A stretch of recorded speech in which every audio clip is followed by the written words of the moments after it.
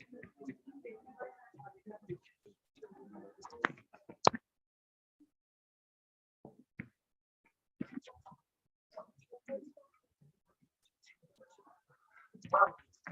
warm welcome to all our faculty members and research scholars who have joined us today. All our ministries and eminent guests to the Faculty Development Program on Qualitative Research Tools and Techniques, with special reference to APA format 7th edition, organized by IPM Ghaziabad in collaboration with ARNI University, Gujarat. Our resource person and speaker for today, Dr. Samrath Singh, has joined us for leading this session.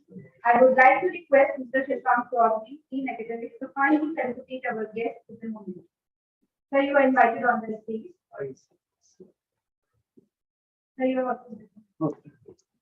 That's exactly what you did. Teaching the resume. एक memory लगती है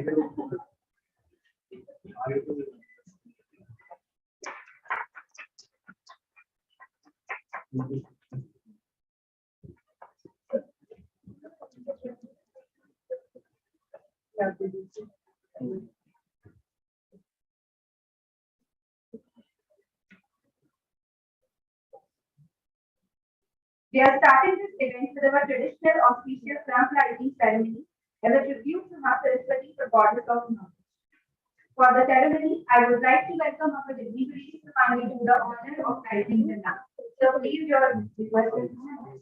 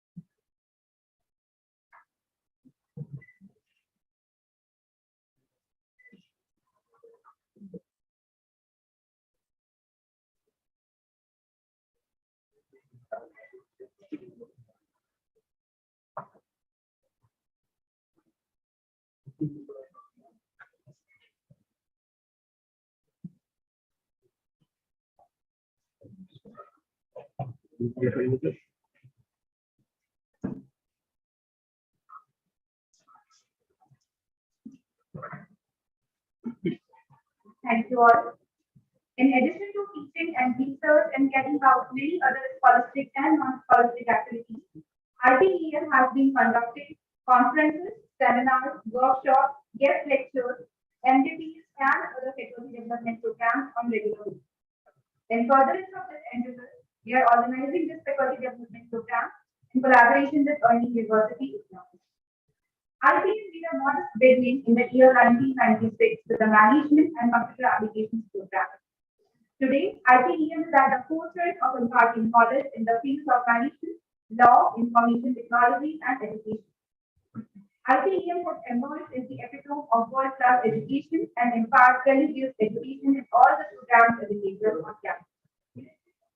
Backed by knowledge and well-learned faculty, the college advances innovation and excellence by organizing intellectual sessions, spirited and testimonial debates, interactive lectures, and many more.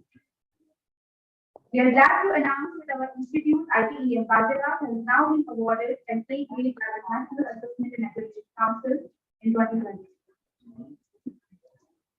Granted by its 8 days, IPEM is continuously winning laurels and achieving prestigious awards, honors, and milestones in higher education. The A grade by MAP is a performance indicator that indicates the sound governance, teamwork, operations, academic performance, and sports spirit of the youth. The FGD that we are conducting today is a sincere attempt to provide an overview of qualitative research tools and techniques. The objectives of the program are to develop an understanding of writing and academic qualitative research cases, to create awareness of the contemporary research trends, including the APA format, to help in the identification of suitable journals for publishing.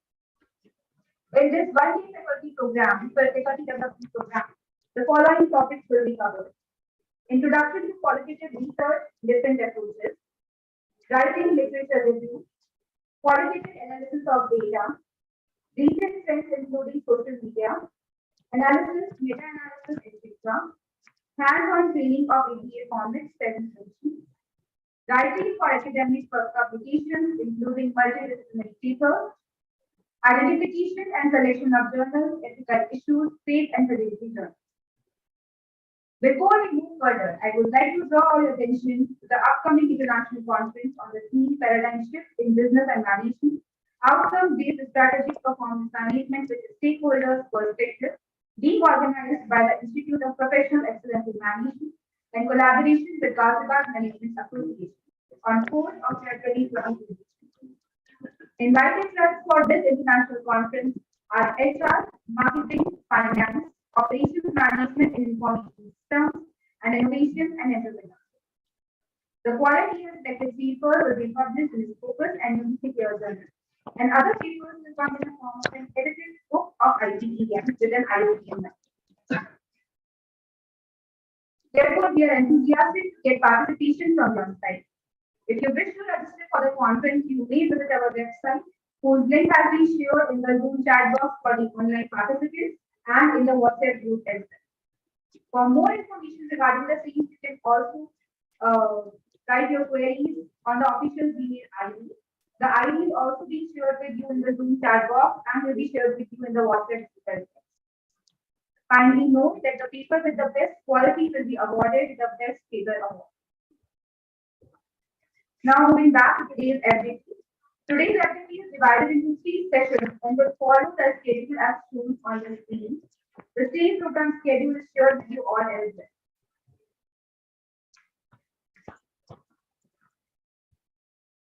Now for welcome address, I would like to invite Mr. Samrath Singh, the academic on the stage.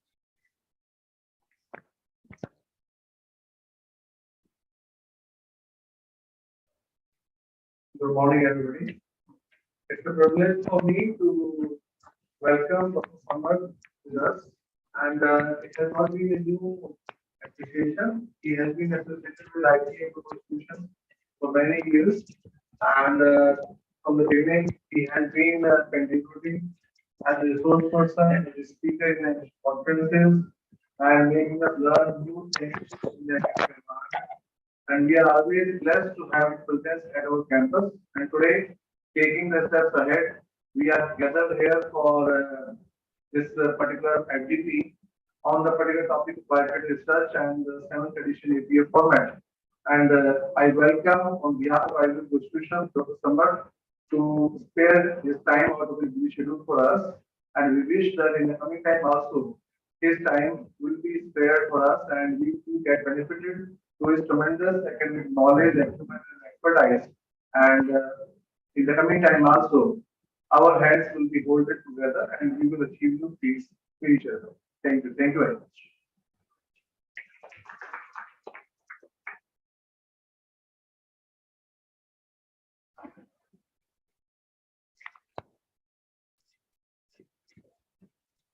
Thank you, sir.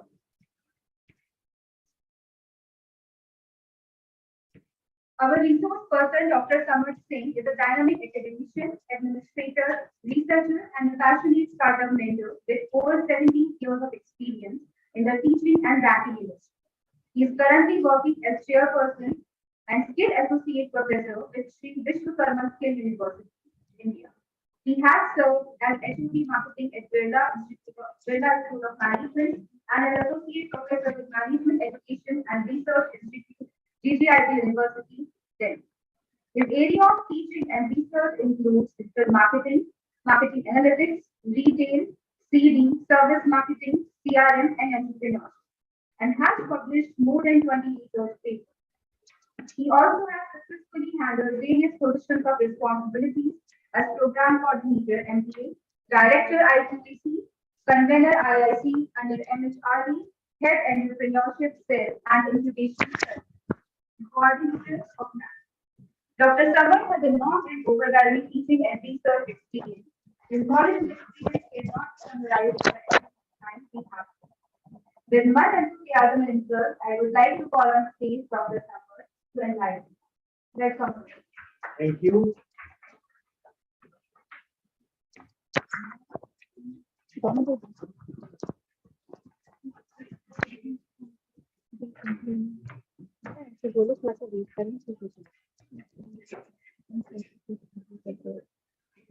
Sir हमारे पास आपकी PPTs हैं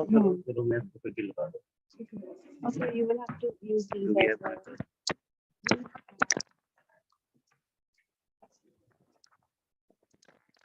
This is for online studies, right? Yes. So if someone can let me know, because I cannot do that easily.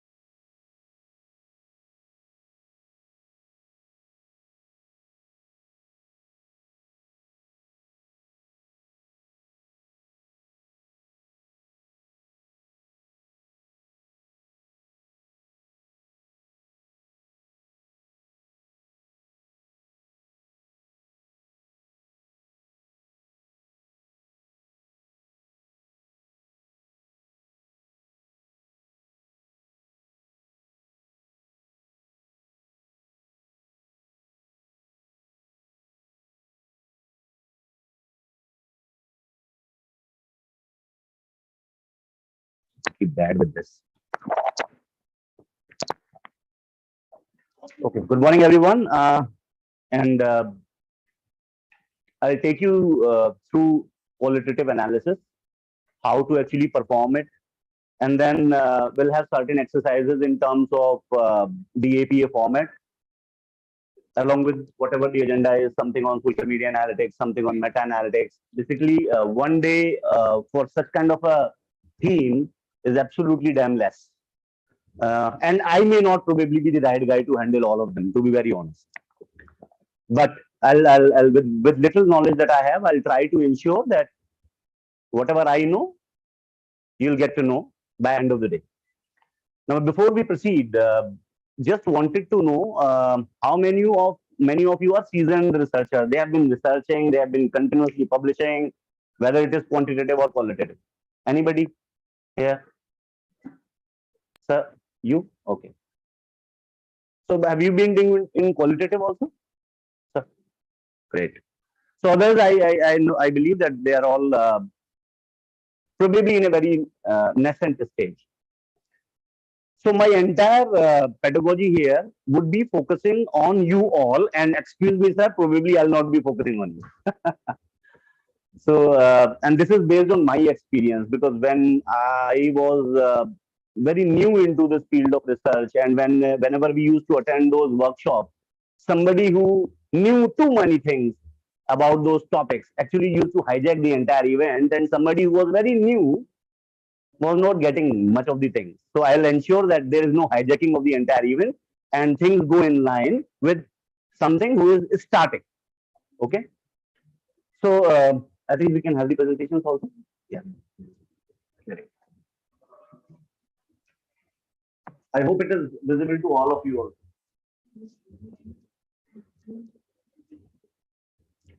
also. Ma'am, have we mailed the papers? Have we mailed them the papers?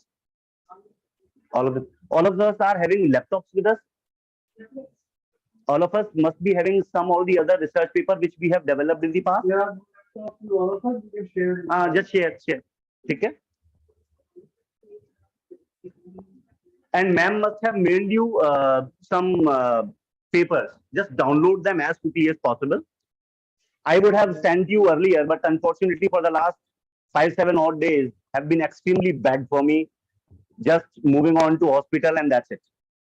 Right now also I'm coming from hospital. So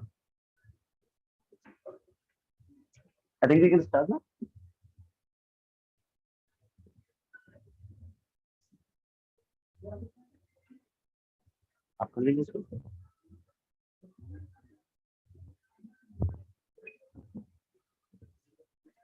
Please.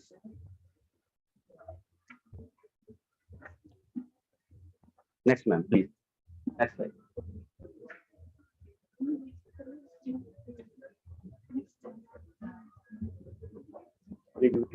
I'll take care of the next.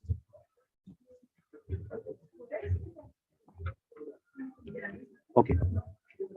Okay. So when we talk about qualitative research, there are few things which are, in fact, the utmost requirement. And those requirements are a bit different from what you have been doing in terms of quantitative research.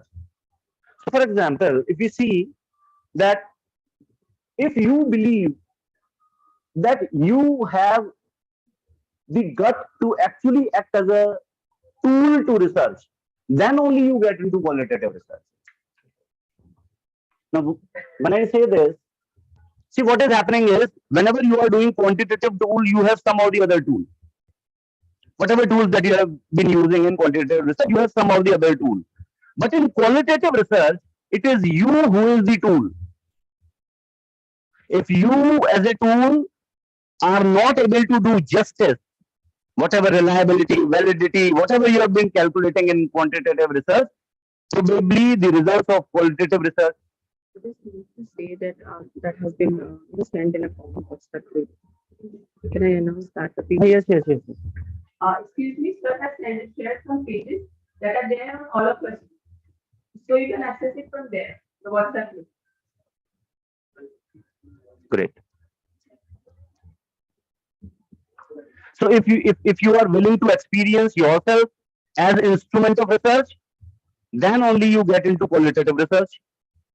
And if you have a uncanny knack to find something which you have not even anticipated, then only you get into qualitative research. Because in quantitative research, we generally go with some of the other things in mind, and then we try to explore it further. In qualitative research, probably if you have gone to the market, to the field, thinking that I will be producing a laptop, probably you will come up producing a car. You never know what emerges from the field study.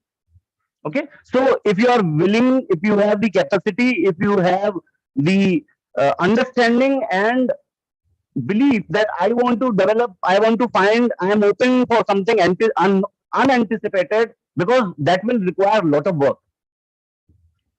You are in the middle of your field studies and something new is emerging. You have conducted almost 40 odd interviews, but at the end of the day, nothing is emerging.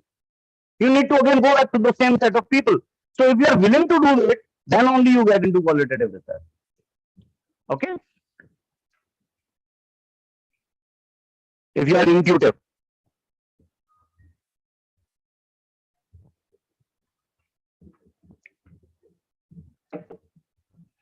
If you can think independently, probably there are no the software tools that we have been studying and we are so obsessed with. Probably they are of absolutely damn no use to academic researchers. They are of use to people in the industry. For an academic researcher, absolutely damn no use. Because you will be the only instrument. Whether you talk about Atlas, whether you talk about NVO. And if we talk about Indian environment, yes, softwares will not help you much. Okay? And if you do not mind ambiguity, if you love to have deep knowledge about concepts, because theories may emerge over a period of time. So if you believe that you are looking for that, then yes, qualitative research is that area. If you love observing patterns, you have an uncanny knack of observing people, You love observing what patterns are emerging. What patterns are emerging among faculties in, let's suppose, IP university, associated with in the Pulse University. So if you love observing that, then probably qualitative research is for you. And if you have the audacity and if you can dare to challenge the traditional approaches, then only you get into qualitative research. So this is just a background that probably most of you must be having it, because what I have seen over a period of time, that the young generation uh, of researchers, they have this uncanny knack of coming out with something which is very interesting and probably not been encountered in the past. Then comes the big question that if I have to conduct a qualitative research, what all approaches do I have? So if you see, then these are few approaches which are basically available with us. So you can conduct ethnography. So we have ethnographic studies, we have grounded studies, we have case studies, we have narratives, and we have phenomenology. I hope some of you must be aware of a few of them, or are you listening about them for the first time? Just be very honest. First time, all of us, most of us. You okay? See, so just उसको ज़हन में उतार लो. So when we talk about qualitative approach, we have these approaches available. So either we conduct an ethnography, or we grounded theory, or a case study, or a narrative study, or a phenomenology. And let me tell you one thing, all of them are very easy. Very easy to execute if you have patience. Okay? They will not give you quantitative data, but they will give you interesting facts and figures, which you may develop them into theories. So let's take the first one, that is ethnography. So as the name suggests, ethnography basically has its origin, or is being derived from your anthropology and sociology. And here the researcher is basically interested in examining the norms within the culture, norms within the group. For example, I as a researcher decided that this is one community, this is one group.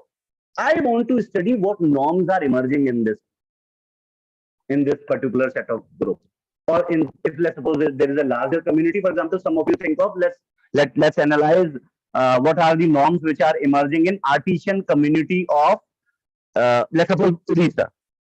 There are a lot of artisan community which is there in Odisha. So you want to understand what norms are there.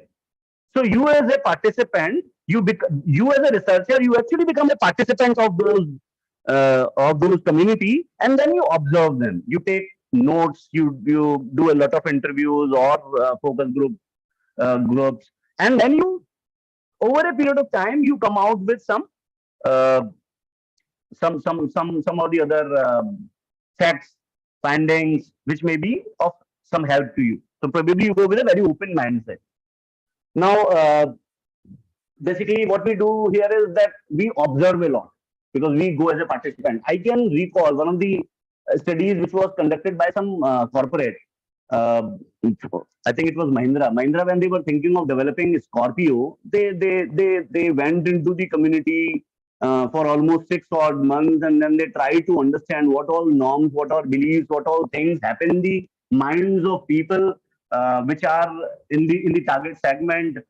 How do they see cars? How do they value it? What happens? What is the exact scenario?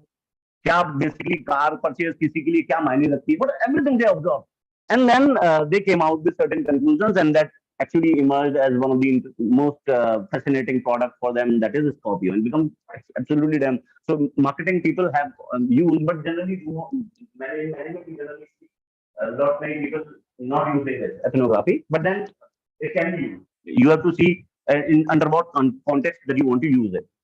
So generally you will see that people will get into observation. You actually get immersed in that culture. You become an active participant, and you actually record extensive field notes. So lot of writing is required. Okay? And in fact, this is something that it should be kept on.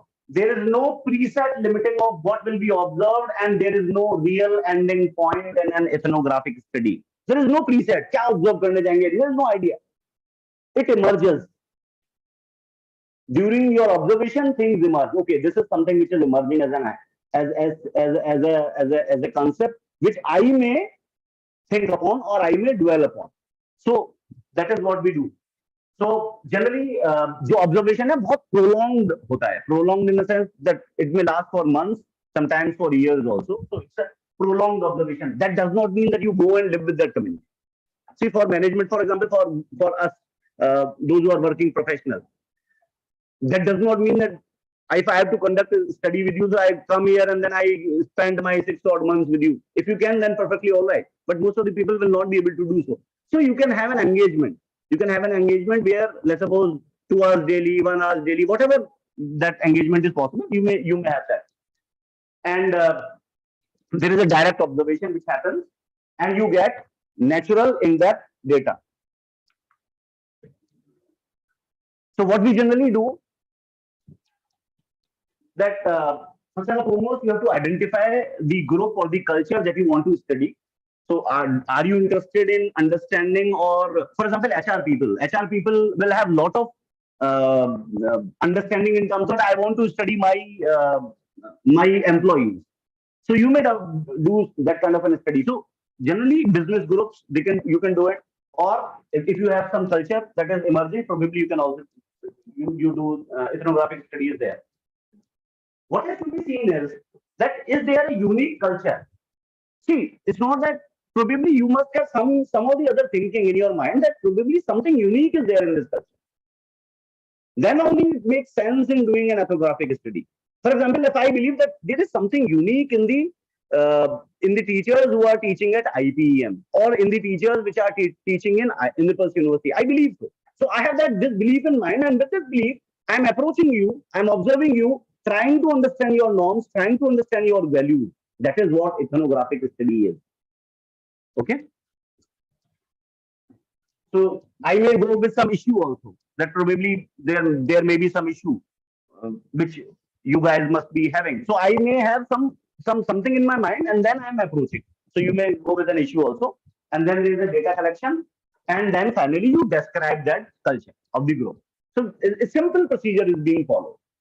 Now, there is one paper that is being forwarded to you. Just see, there is a paper by the name Cultural Politics of Wages. Just open that paper, all of you. Cultural Politics of Wages. Oh, Cultural Politics of Wages. All of you, please just open that paper so that you have a broad overview कि ethnography में technically हुआ क्या.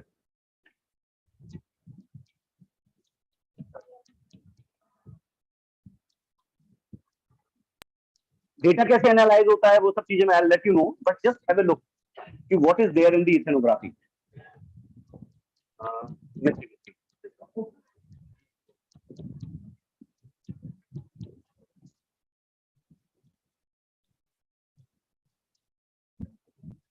Read the methodology, read the abstract, and just quickly go through it. I'm giving you around 5 to 7 odd minutes. Just quickly go through it. You will have an idea.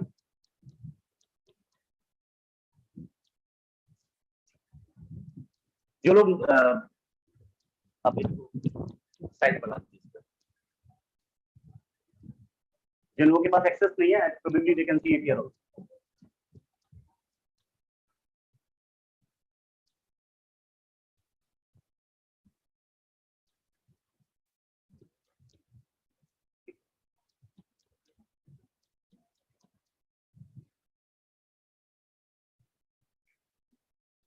So Maitri did a ethnographic study of construction workers in Kochi. So they talk about the politics of wages. So when this study was undertaken with the construction workers, then how in and around wages, what things actually emerge. That kind of an ethnographic study is being conducted. For example, we can conduct an ethnographic study on probably, for example, during examination, what kind of culture, what kind of norms that basically emerge within the student community also. So we can conduct an ethnographic study for that also. So just very quickly go through it. So थोड़ा धीरे-धीरे, just give them an overview. Abstract.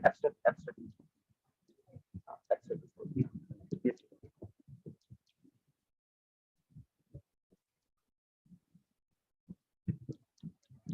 So he examined the wages of migrant workers and local unionized labor in Ernakulam,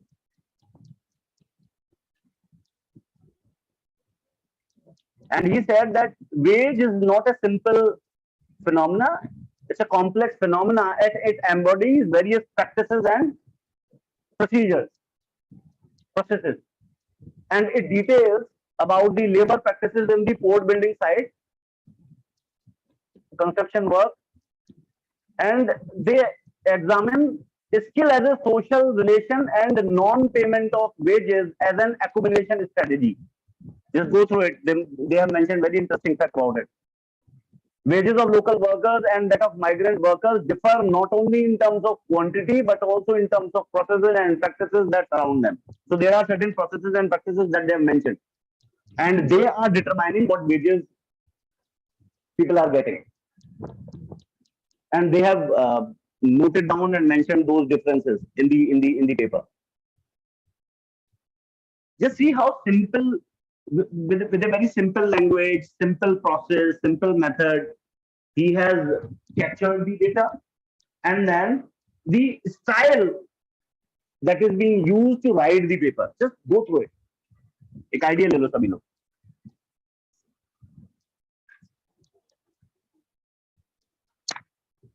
नहीं मतलब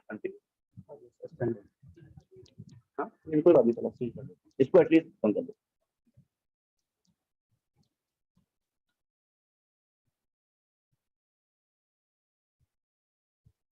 Go through the methodology, what they did.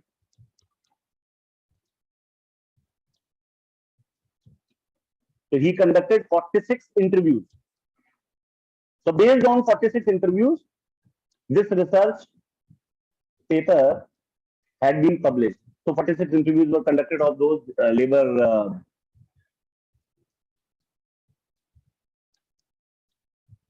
And if you see, there are certain themes that have emerged. You see, these are various themes. He has mentioned about various themes that have emerged.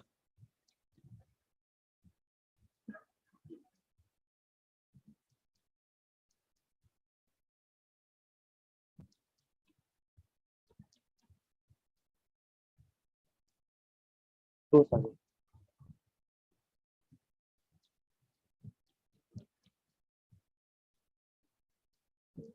Quick reading. Do not get into details, but a quick reading, just to get an overview.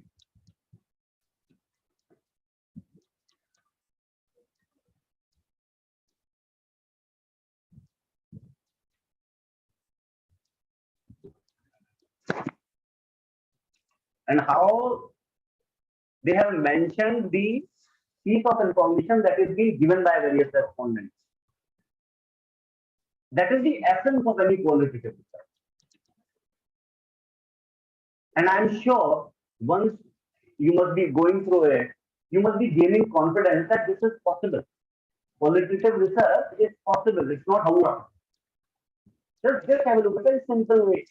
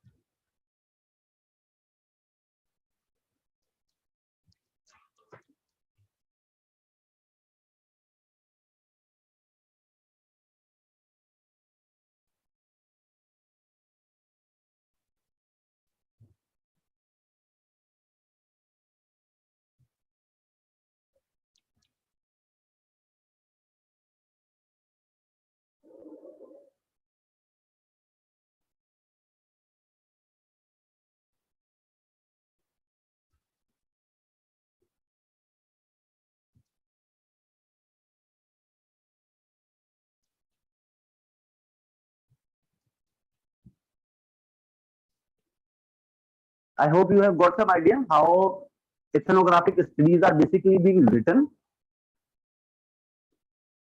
Or you need one or more minute to just quickly go through it. And तक पहुंचो जल्दी से, अंदर मत पढ़ो बहुत ज्यादा, थोड़ा सा आइडियल होगा. वो तो paper I am already circulating it to you so that you remain connected.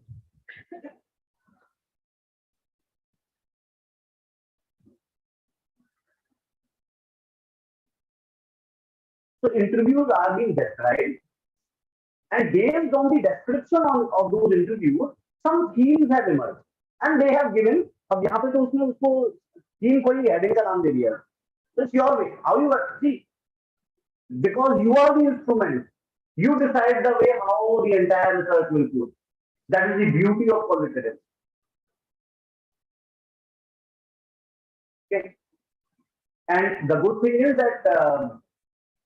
There was time when quantitative research was gaining too much of traction, but qualitative research has again become important now because there is a lot of superficial content that is being floated because of quantitative research. Because हम लोग कभी tool लगा रहे हैं, हम लोग बहुत सारे लोग कोई SPSS में कर रहा है, कोई R में कर रहा है, without checking whether the data has quality or not. कुछ उसने नंबर दिए, हमने उसमें result में टेस्ट किए, that is my result. Somebody is publishing it also because nobody can challenge,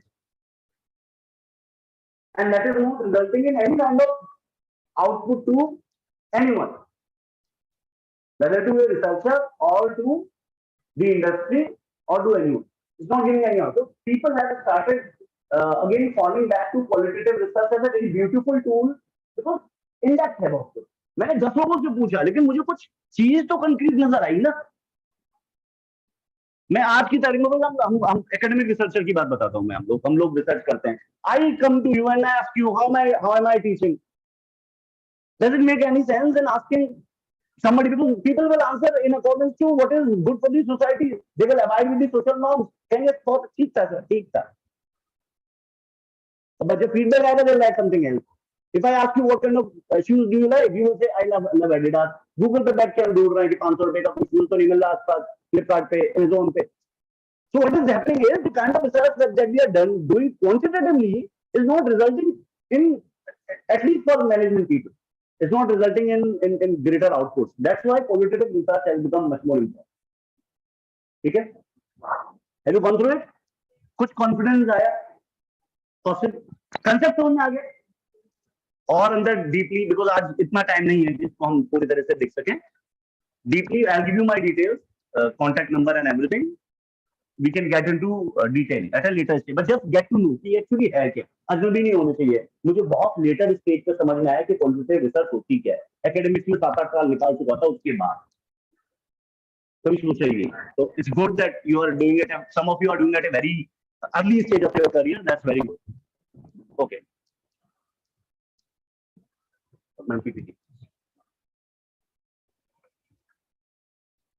So how we analyze, I'll let you know at a later.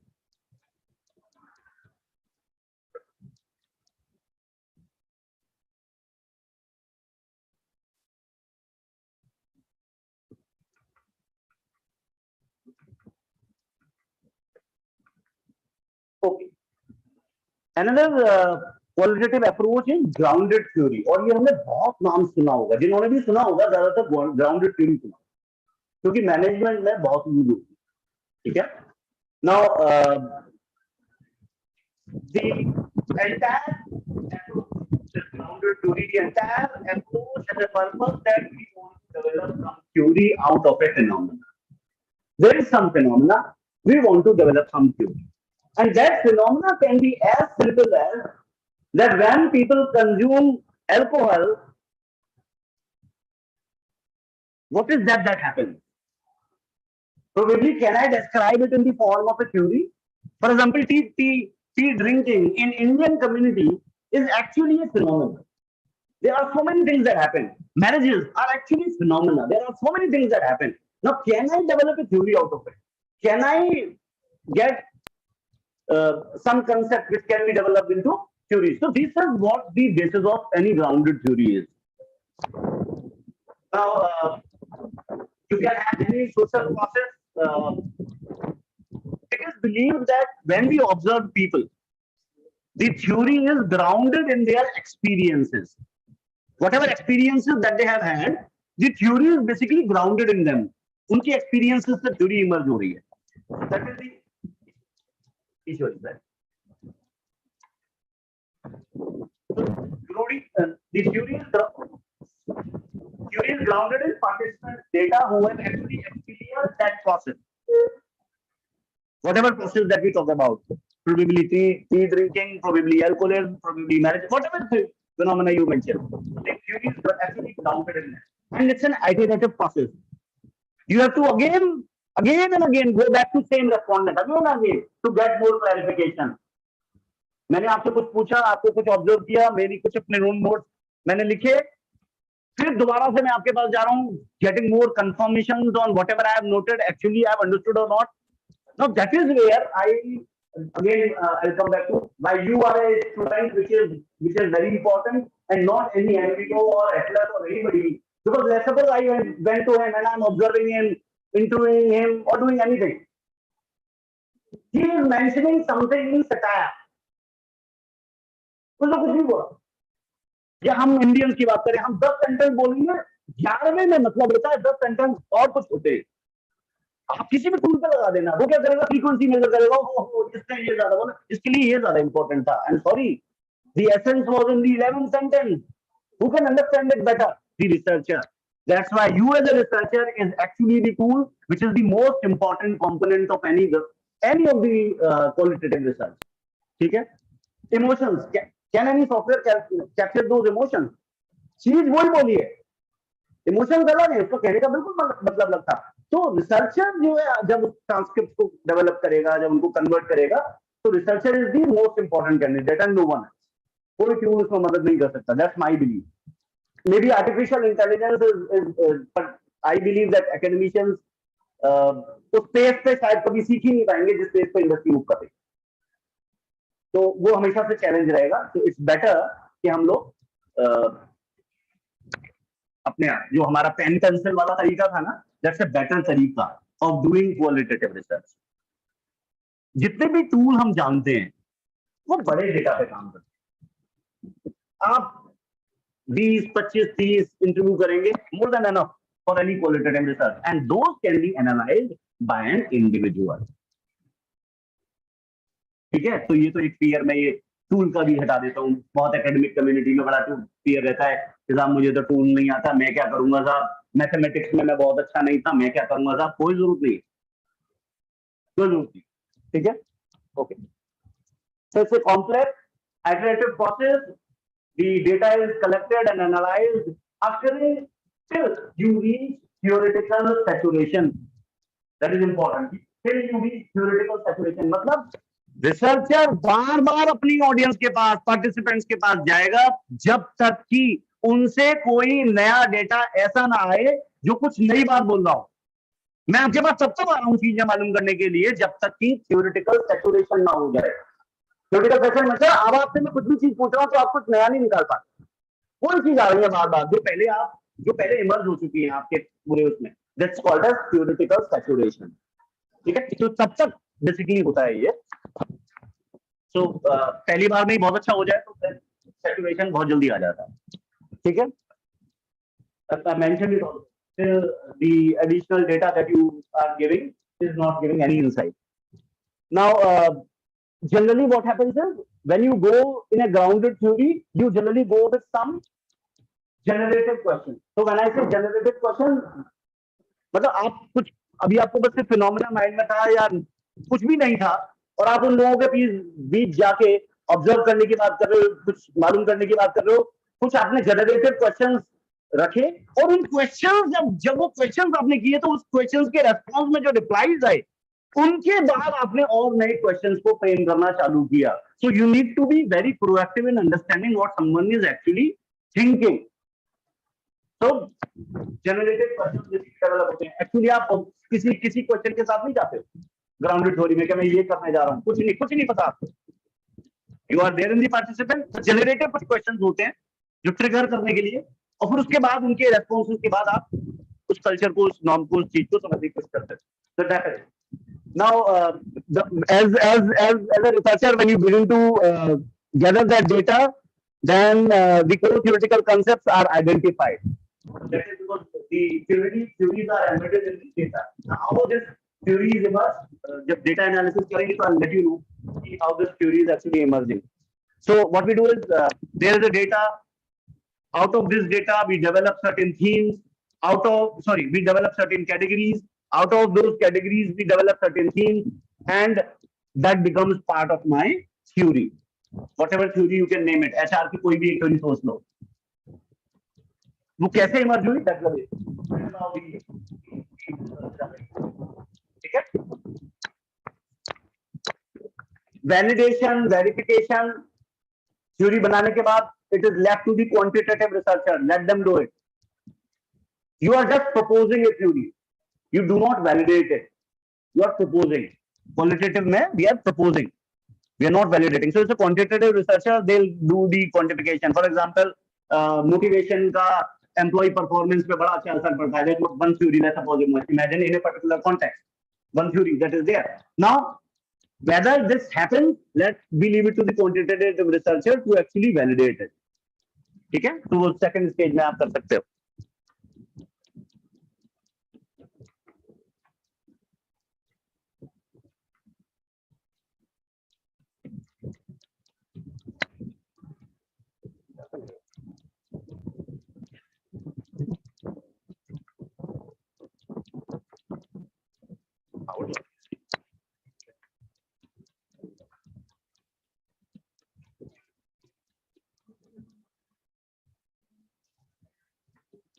Tell the what else?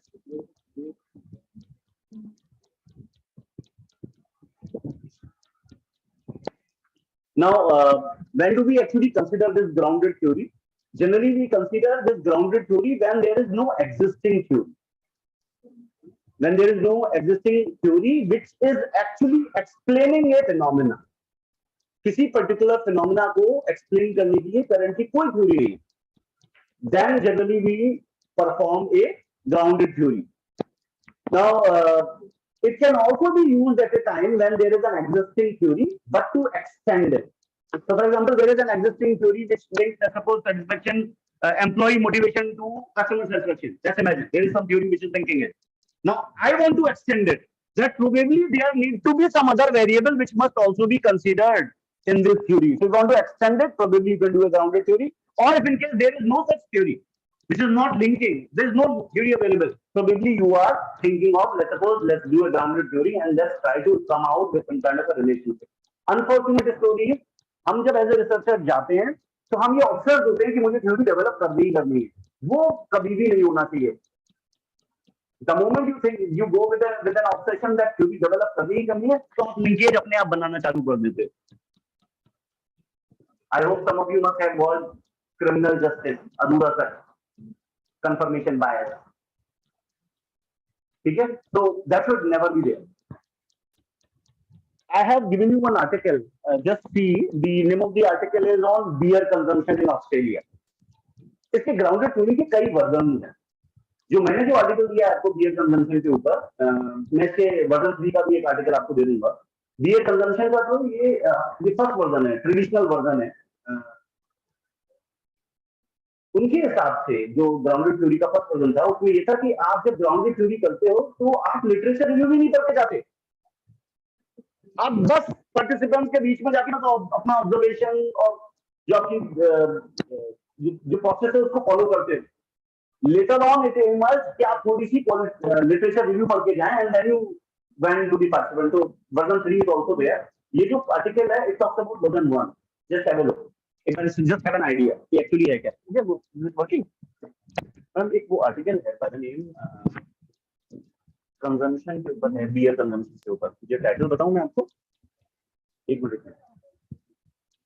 ये आपको होगा just see grounded theory article. तो देखिए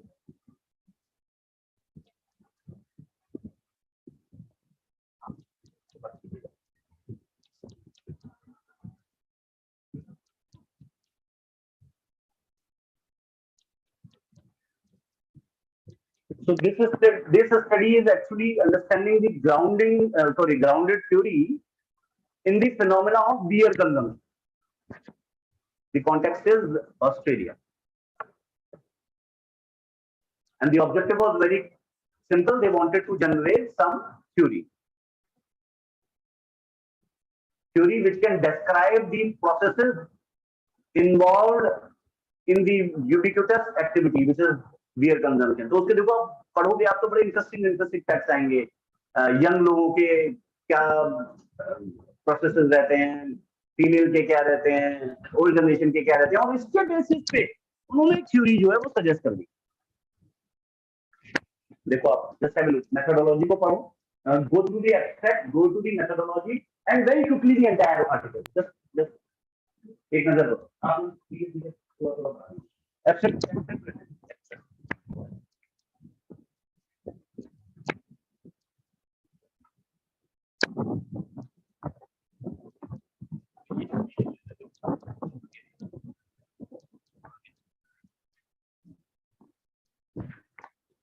आगे आगे.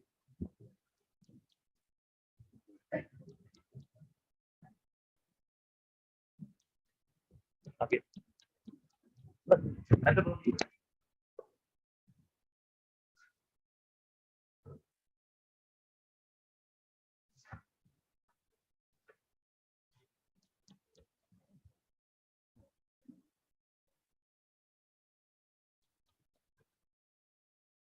So this is a traditional version. So I think you can see that literature review was conducted mainly after data was.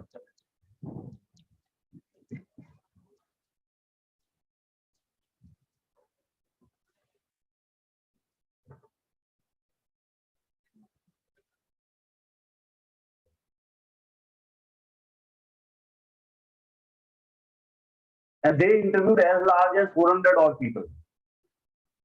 It's not necessary that you need to have 400, a sample size of 400. Even a sample size of 20, 40 is more than enough. Even a sample in qualitative research, even a sample size of 1 is also okay. For example, you conduct a study, narrative जिनको हम बोलते हैं. मैं किसी CEO के पास गया जिसने अपनी ऑर्गेनाइजेशन के केस में टर्नअराउंड क्रिएट किया है, तो उसके पास मुझे बताने के लिए इतना कुछ होगा. It's become a part of qualitative study. Even a sample size of 1 is also good.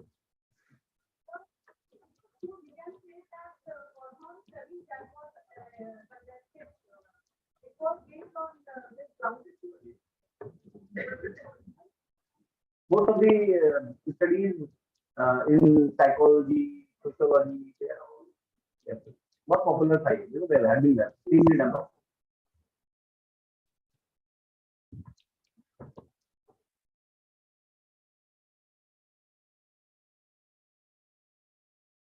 Methodology पढ़ लीजिए आपने सभी.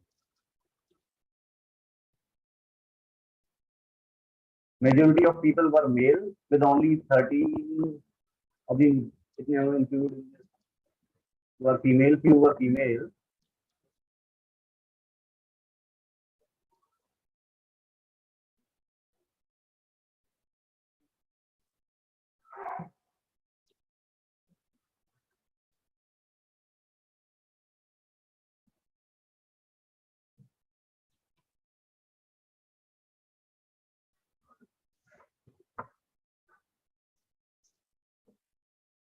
Once you have read the methodology, just very quickly go through the paper, that how the entire paper has been written.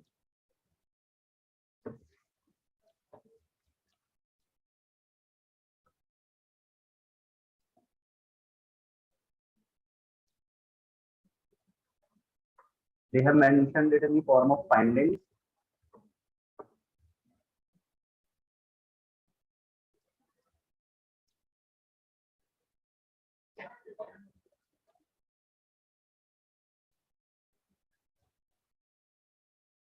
And they very quickly mentioned that the primary concern of those drinking beer, this is for core category, the primary concern for those drinking beer was found to be image management. And then they have mentioned, so the entire phenomenon of consumption of beer, now the description is coming to me. So it's for image management. This concern is just proposed to constitute the core category relevant to beer consumption in office. So somebody belonging to this category for them, for whom the beer consumption is related to image management, they have categorized them as 4 categories.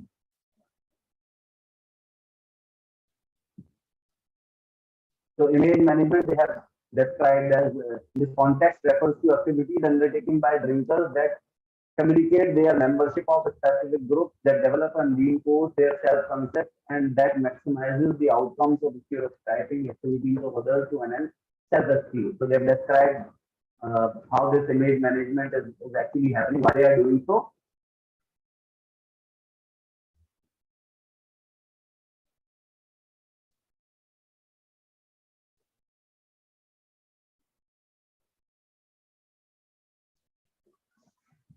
It also mentioned that people have found that majority of beer drinkers are unable to differentiate between their favorite brands and other brands within the same beer. Lot of things have emerged between categories, between male, female, young, age-wise. What is the basic phenomena? And all of them have emerged into one theory which they have mentioned. This is they have described the entire phenomenon.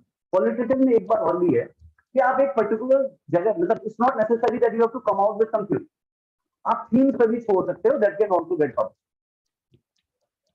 Themes के बाद बहुत सारी themes emerge होती हैं, उनको combine करके हम जो है थ्योरी बनाने, रिलेशनशिप बता के हम बताने की कोशिश करते हैं। So if you want you can leave it till the development of themes also, even till the development of categories also. Whatever description that you have, even that can be published. If not in a great journal, but at least in a good journal. अभी बता दूंगा मैं, analysis बताएंगे, analytic को यहाँ तक भी अगर आप छोड़ दोगे, it can get published. I hope very quickly you have just seen that paper. Laptop लाना चाहिए था, मोबाइल पे मुश्किल है थोड़ा। Probably at your comfort, एक बार इसको just have a look. I hope I have given you idea मतलब कि इसमें technically हुआ क्या है ना, how to write. तो it depends on you basically. How you want to write it, themes के हिसाब से लिखना चाहते हो या पूरे description को ही देना चाहते हो, सब purely up to you. ठीक है, हर एक के अपने तो you can just download few papers, get an idea कि किसकी क्या लिखने की style है, that can emerge. Next है, or you want to read it further? Can we move ahead? Okay. Next.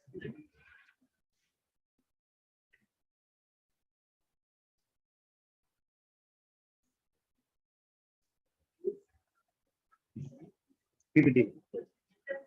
Yes.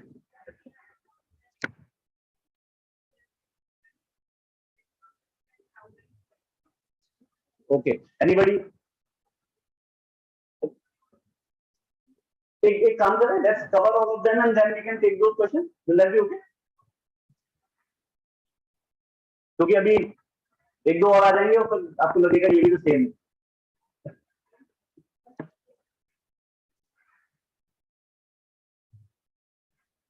Yes. Method I've already let them know. Okay.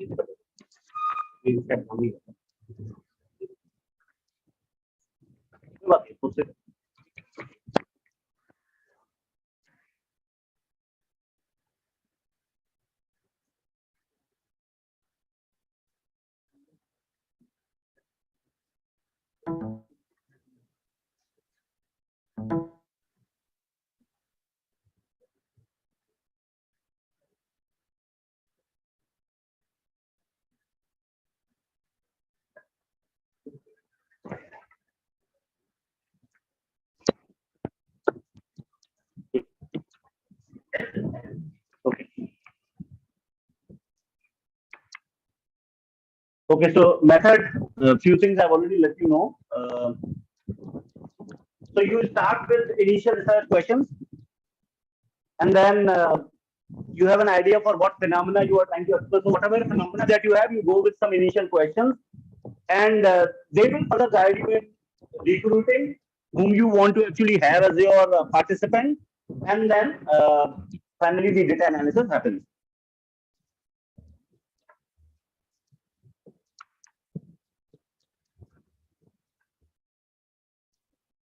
I think I mentioned this. In grounded theory, the recruitment of participant is an iterative process. मतलब अभी इनके साथ है, अभी इनको छोड़ दिया.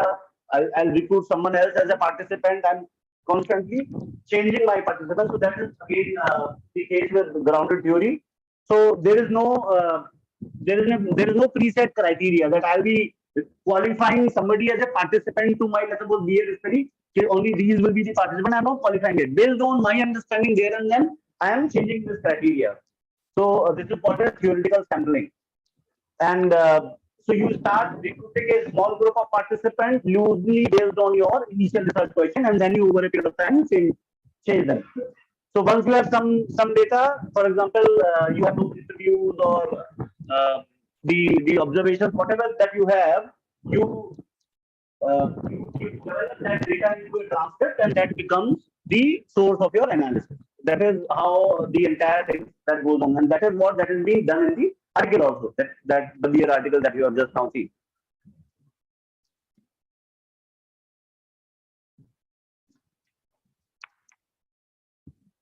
Now, when the data, so what has happened is I qualified few people. So these are, how do I qualify? I qualified, let's suppose these people would be my participant based on my initial research question. Now, based on the answers that I get, that the interviews that I conducted, probably I need to again reiterate, and maybe I need to change my sampling. So I do it constant.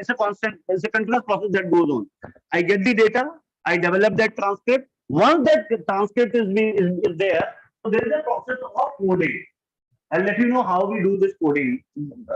मतलब ये कि उनके जो sentences आए हैं उनमें 10 इन्होंने मान लीजिए फॉर एग्जांपल अपने इंटरव्यू में 10 sentences बोले हैं, तो उसमें से 10 सेंटेंस कुछ जो सेंटेंस सिमिलर होंगे, सिमिलर चीज के बारे में बात कर रहे होंगे. Code, we call that as code. It's not computer वाला कोड नहीं है, we call that as code. ठीक है? So we do a coding. Now once, for example, out of 40 odd sentences or 40 odd interviews, there are some codes which are developed from each and every interview. So for example, 100 codes are developed from all 40 interviews. Now then what we do, we club few codes also. कुछ codes में भी similarity होगी. So we club those codes and develop a category. फिर हम category के बीच में relationship देखते हैं और वो मेरी theory बनती है. ठीक है? मैं ये समझा दूंगा. So that is how this entire data analysis actually happens when we talk about any of the qualitative research, whether it is grounded theory or other. So grounded theory को if we talk about, जो पूछ भी रहे थे कि difference क्या हो सकता है. So our objective was to actually identify that core category. Core category उन codes के बाद जो category आई है, that becomes my concept or the background of my grounded theory. That is when I can end my study. ठीक है?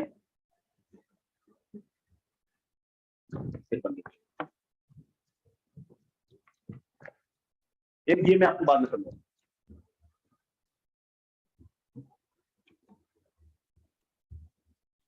Yes. Then another concept is your case study. Now, this is not the usual case study that we have been using in academics. Okay, so generally very common in management. The case study being used, and what is happening is the objective when we talk about case studies is to generate an extended theory or new theory of such a phenomenon. कोई भी theory है उसको extend करना है, नई theory निकालनी है in the form of a case that we try to do. So case का मतलब, for example, we have had discussions with 20 odd organizations, 5 odd organizations. Based on their understanding, we are developing a case. जो हम academic में करते हैं, but लिखने का तरीका अलग हो जाता है थोड़ा सा. So very common when we talk about case. इसमें simple phenomena रहता है. We talk to people, we talk to people, gather the data. Probably this data then forms the basis of our understanding. For example, मैंने एक article दिया है by the name supply chain. Supply chain के ऊपर, तो उन्होंने वो supply chain को स्टडी किया, and then based on that supply chain, for example I think they have done it for 5 odd industry. So and that becomes the basis of your entire case study. तो for example आपके बहुत सारे how you can get into this. For example आपके बहुत सारे alumni हैं, They're working in certain industries. Probably some of them may have started their own organization. जैसे suppose आपने 5 से बात करी, 5 के supply chain के ऊपर issues और उनके challenges और उनके ऊपर एक detail रखा आपने, and you develop that in the form of a case study. So that is also a very common strategy in management. That is very common. Just have a look at what people have done. I think that article, name of the article is supply chain. Exact article नाम बता देता हूँ आपको मैं. ये है आपका case study, Banana case study. Just very quickly, just have a look at it. And they get published in excellent papers, excellent journals. All these things they get published in excellent journals. Most of the journals, they are open for qualitative research, and few of them actually love having publications which are qualitative in nature. Even the next one is also acceptable, but then most of them have started loving qualitative research. Just have a look. So supply chain issues in Indian manufacturing. Insights from 6 cases. Simple case study.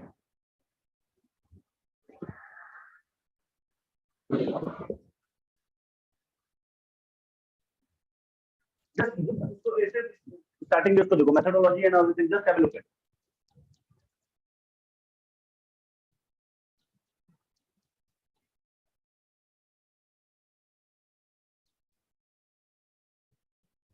Six थे, I think मैंने 5 बोले थे, there were 6. So they investigated 6 manufacturing units based on their supply chain management, and then they came out with a case study. So this is another method which is there in terms of qualitative research. How do you write it? There's no fixed pattern to it.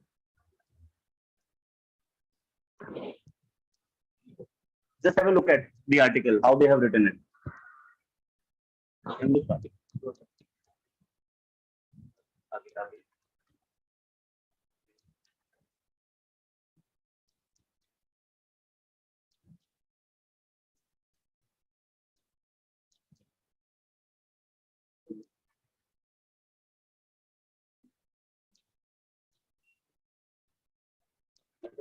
Yes. Just have a look at the methodology.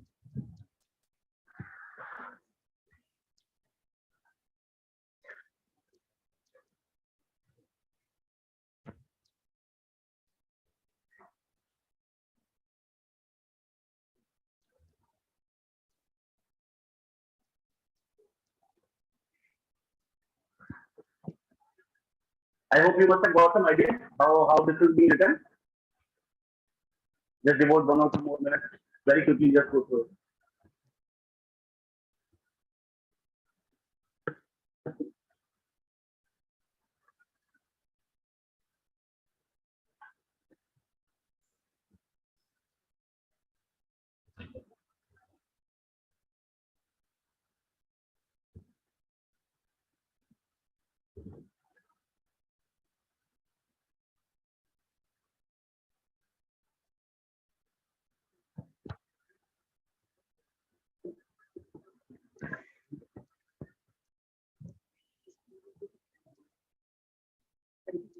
Yeah,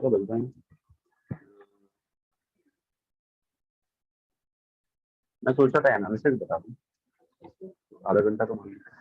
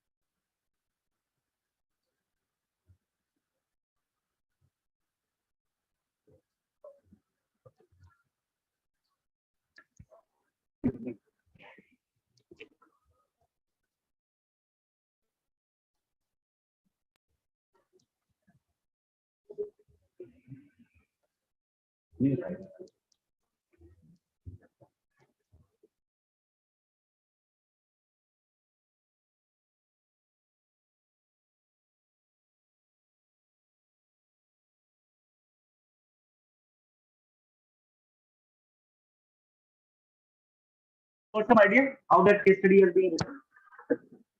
In fact, there is one journal, हमारी अपना FinTech का journal है,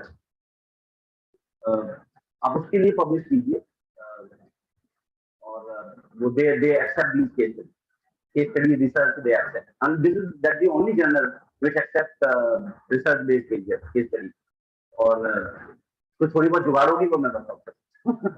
Just giving you the example because I work for the organization.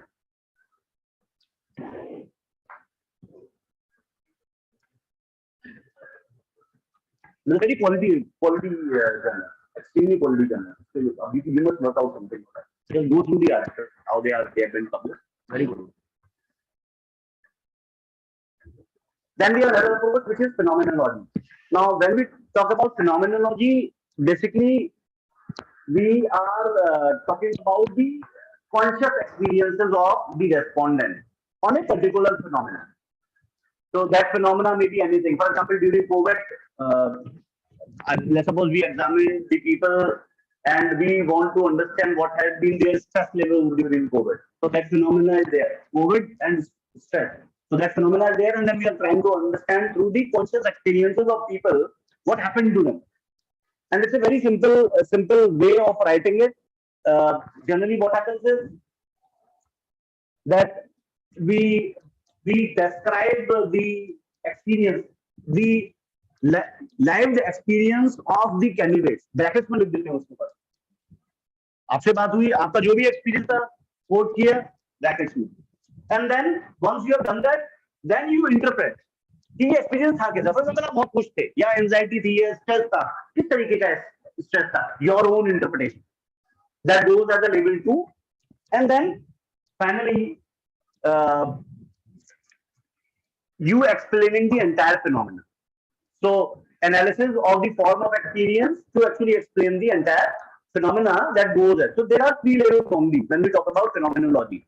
It's a very simple way of actually conducting this. The phenomenology can also be conducted.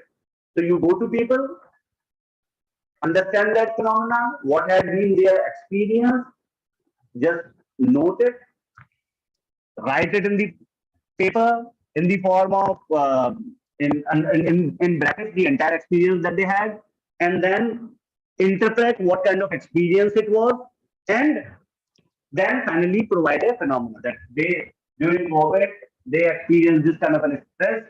So generally people under stress, whatever phenomena that you want to make.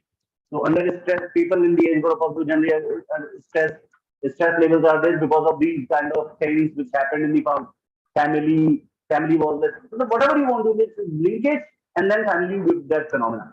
So that is which is very common, and phenomenology can also be, though many people have not been using it, but it can be used. It can be used specifically in case of HR and even in case of marketing. So people can basically get into it. I have sent you an article on this. Just very quickly read this article. Teenager response. Teenager response के नाम से एक उन्होंने article.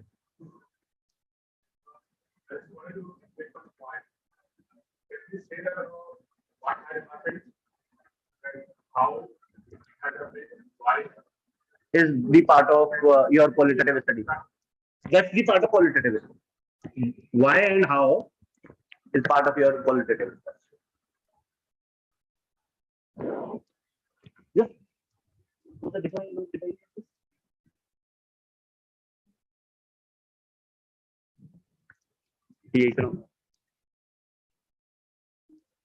Yes.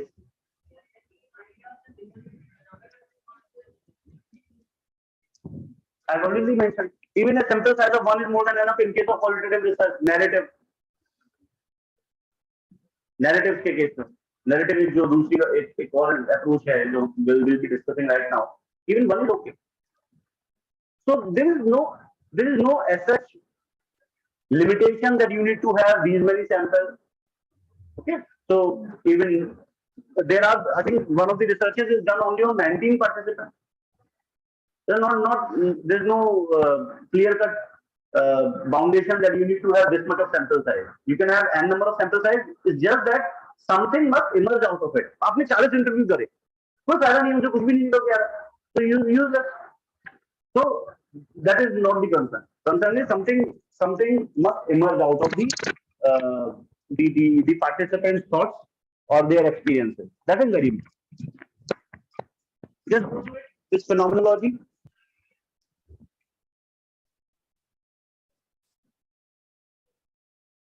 So the phenomena is nutritional education and how teachers have.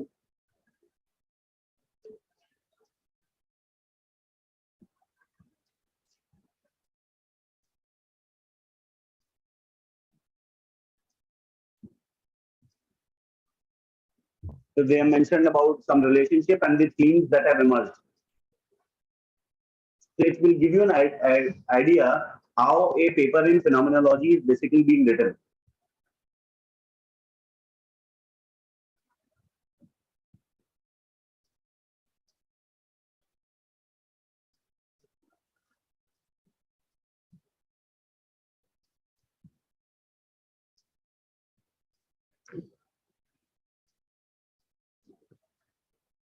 So they conducted some interviews, observations, and they did it for only 10 teachers.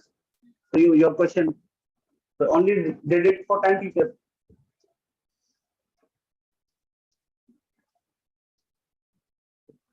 And these teachers were actually delivering lectures on nutrition. If you just see, they were delivering nutritional education. So they try to understand this as a phenomenon.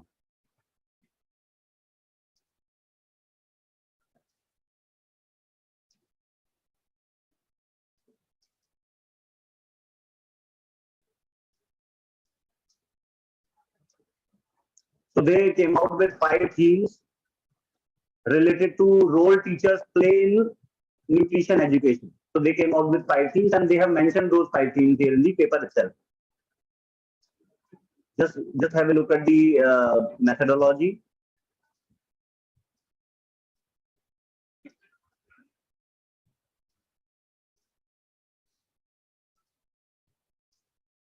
So the 5 themes that have emerged is they have some meaningful roles, importance, perceived influences, and supplementary education and motivation based on the input that came from the participant. तो उन्होंने सिर्फ उसको ये themes identify की.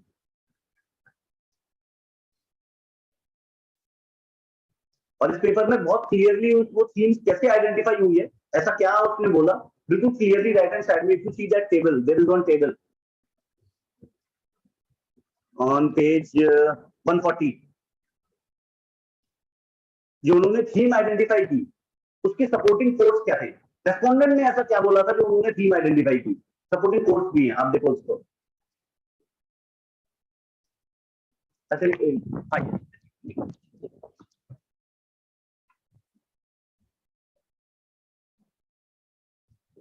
Just look at the support. When they identified that the theme of meaningful role, the teacher has a very meaningful role. The researcher identified that in nutrition education, teacher has a meaningful role. This is one theme that they have identified. Now, what participant must have mentioned? The participant, there were supporting codes. So these are all supporting codes. Somebody mentioned that they are role model.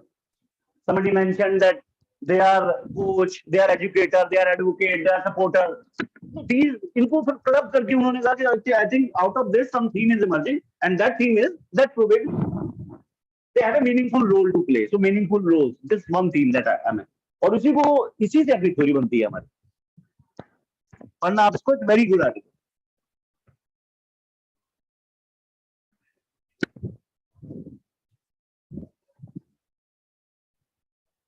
देखो जैसे इन्होंने बोला perceived influences. तो perceived influences से वो basically कहना क्या चाह रहे थे, जो थीम निकला perceived influence, इसका मतलब क्या था रिसर्चर के लिए, तो they have described it. They have described it, just see the description और उसके पीछे supporting quotes क्या है. Just have a look, so you have some idea कि बेसिकली ये थीम बनी गई. That is where any software that you know will not help you. थोड़ा सा आपको मतलब जनरली बेसिकली कैसे होती है, मतलब जिन लोगों के साथ मैं एसोसिएट हुआ कुछ क्वालिटेटिव रिसर्च को लेकर, मतलब हम कैसे करते थे, पेपर आया सबके इंटरव्यू के ट्रांसक्रिप्ट लिया, प्रिंट आउट निकाले।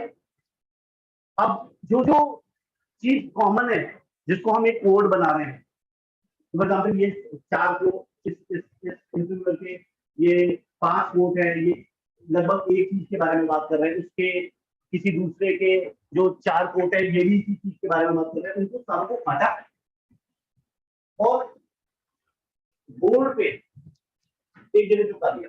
Interviewer 1, sorry participant 1, participant 2, participant 3, वो सारे कोड उनके यहाँ चुका दिया और ऊपर 3 लिख देना, जो भी 3 उससे बात हुई है। That is how we need to do, जो हम लोग पहले करते थे। क्या है, आई एम नॉट श्योर बहुतों ने किया होगा ये काम।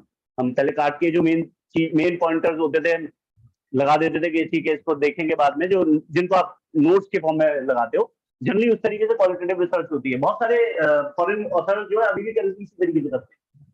तो very good way of doing it. तो उसमें क्या हुआ, आपसे कोई भी चीज लिस्ट नहीं हुई, आपको पता चल गया ये मेरे एक क्लब हो गए, कंफ्यूजन नहीं होगा बिल्कुल। हालांकि you can do it through word also. मैं आपको एक वीडियो दिखाऊंगा, you can do it through word, which is very simple tool. बहुत आसानी से वर्ड में भी हो जाएगा। Those who are tech savvy can use that. But otherwise, for me, I would have loved to do it manually. काट के, या काटो नहीं तो काटो तो बहुत सारे मार्कर्स आते हैं अलग अलग तरीके के। पहले तो नहीं आते थे तो काट लिया करते थे, तो मार्कर्स आते हैं।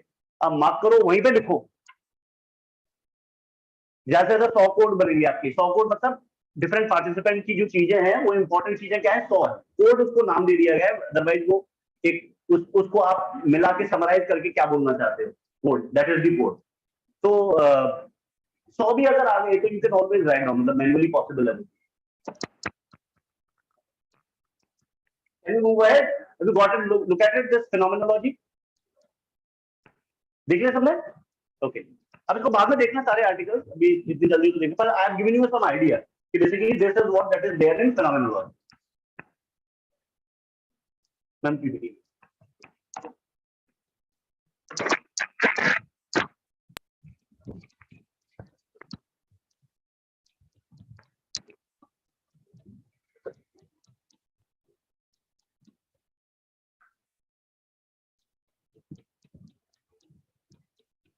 The only difference between phenomenology and GT is that in case of GT, you had nothing in your hand. वो वहीं पे जाके सब आप करने की कोशिश कर रहे थे. You were trying to understand the kind of question that you will be asking there and then. But यहाँ पे आप phenomena पहले से सोच के गए.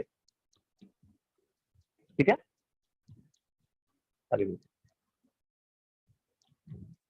The last form is the narrative. जो मैंने बताया, a simple sample size of 1 is also equally good. So somebody is narrating his story. So for example, a CEO who has undergone a lot of transformation in the organization, probably he is narrating the entire story. He has so many things to mention. That can also become part of any qualitative research.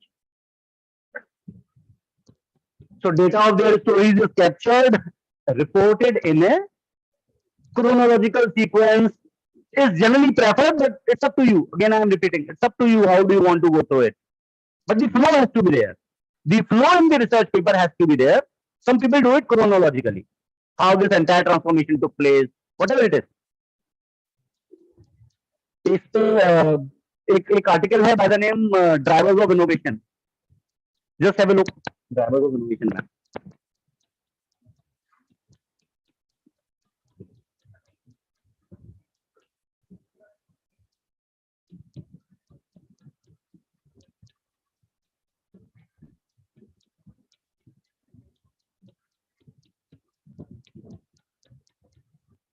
Yes.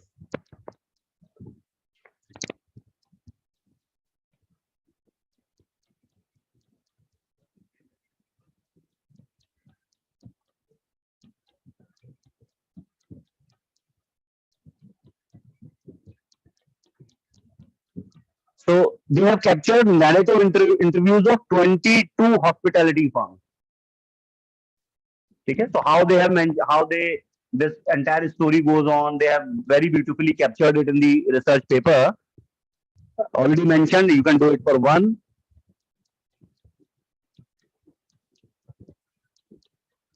So there is some theoretical background that is being given, and that is being given in almost all the kind of papers that you will be writing.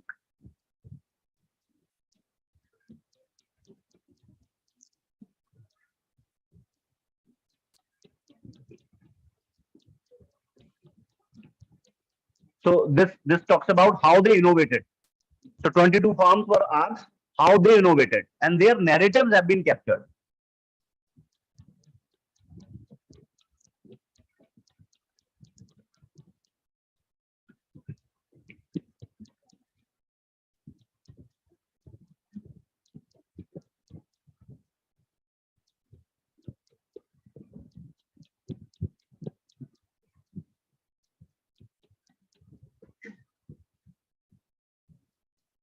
So somebody who is very good in writing, probably I believe should actually try to explore something in qualitative research. Somebody who does not have too much of control on language, then they may find that you need to collaborate in that case. But somebody who loves writing, probably qualitative research is for you. Talk to people. In fact, there can be a phenomenon within your own institution. That can be a research. 3-4 people collaborating, writing a paper on that. Simple. And you need not to go anywhere. Just go through the paper.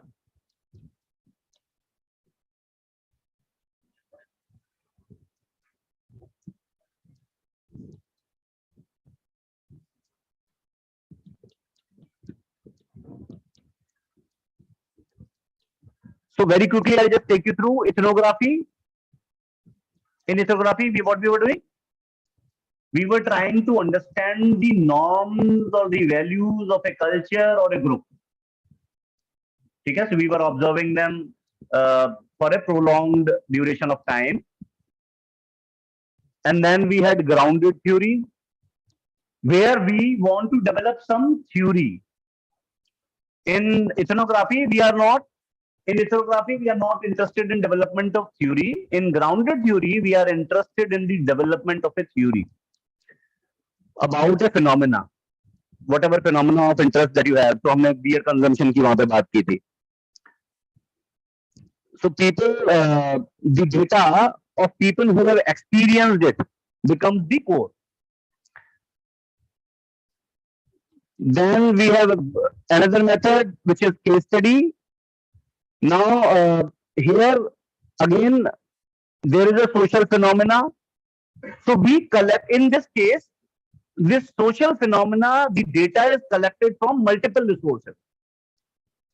It can be secondary resources, it can be people who have experienced it can be somebody who has not experienced it, but then has been observing someone else experiencing it. So multiple resources, primary, secondary, all the data that comes into being when we talk about development of a case study.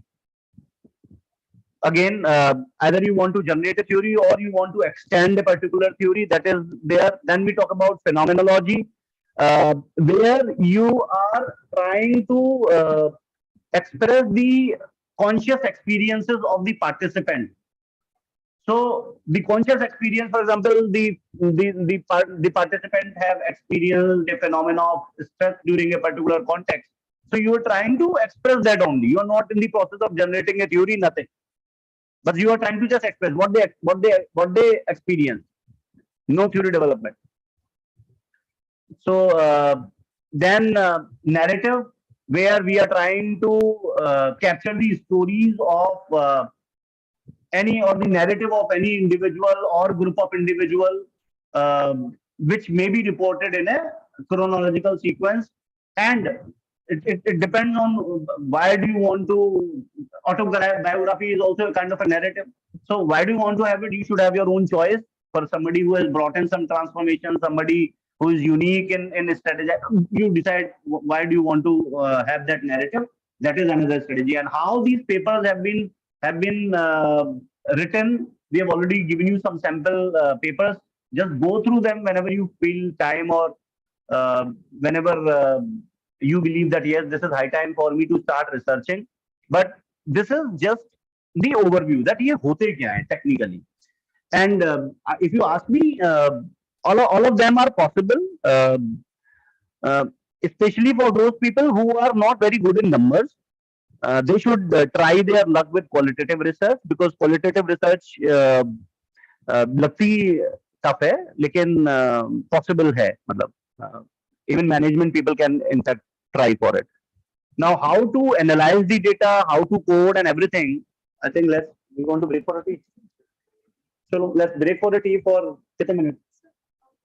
10-15 minutes.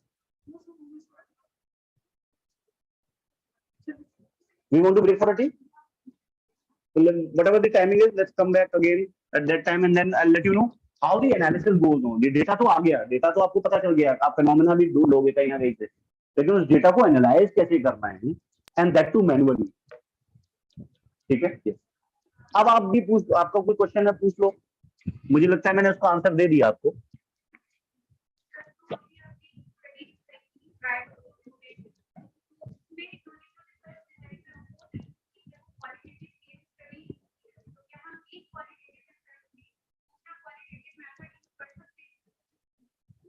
हाँ, it's a case ना, it's a case.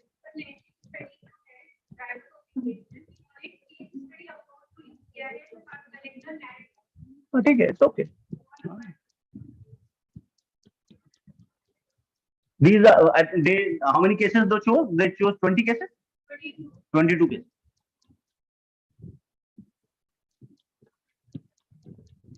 Okay, so let's break for a tea.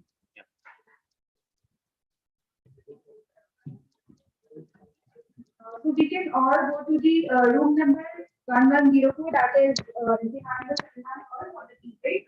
I request the secretary members of IT and kindly guide us after this so that they can have their. Thank you.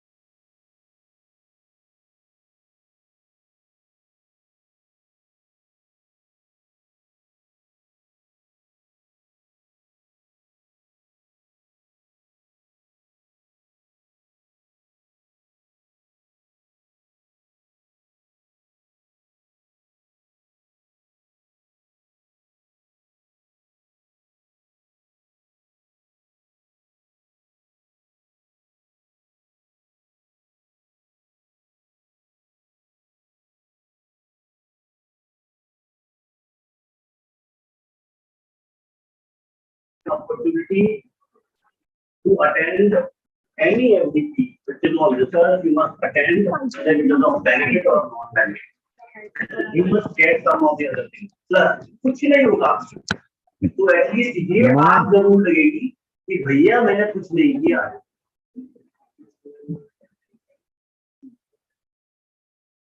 तो उस आपके क्षेत्र में कुछ ना कुछ करोगे, जरूर अटेंड करा करो जो भी कर रहा है। And if you are getting a okay salary, then at least you must give 5% of your salary for your own growth. Enroll yourself into some good courses. Keep doing them. If you want to grow ahead, or अगर नहीं करना है,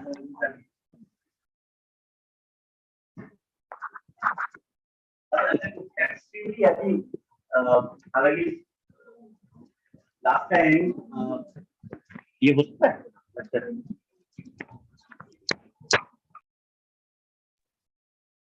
I think my association with IPM started when Mr. Shashank wanted some guidance in NEC.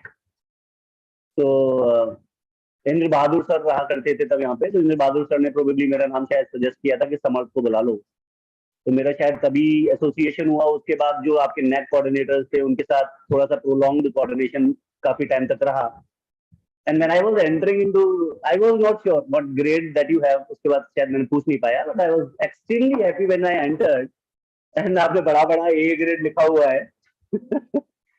I was happy कि at least क्योंकि उस समय भी I could see there were lot many people who were having so much of fear in terms of how we will qualify in the NEC, and especially in case of COPU attainment.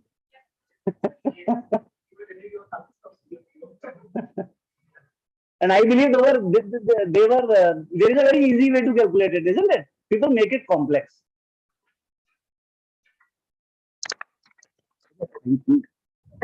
मैं करूँगा उस समय, अभी नहीं, अभी आपने गलत किया हुआ है, नहीं कर दूँ, मैं करूँ।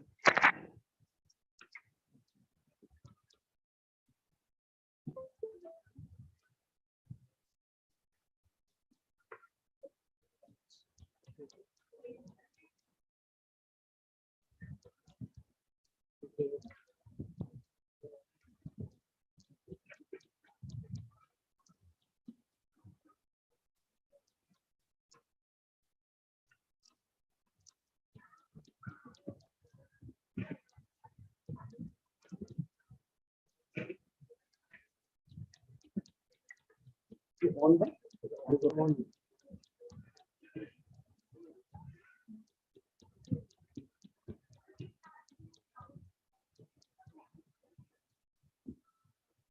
एनालिसिस करें, then we'll discuss.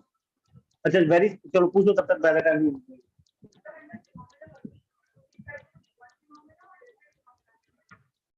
One phenomena at a time. And one phenomena at a time.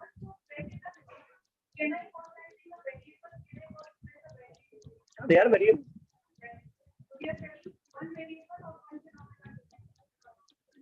You study one phenomena only, and probably with that phenomena there may be so many linkages. But you study one phenomena only. Otherwise, the study will become too complex. Why would you study 20 phenomena at a time? You just study one phenomena.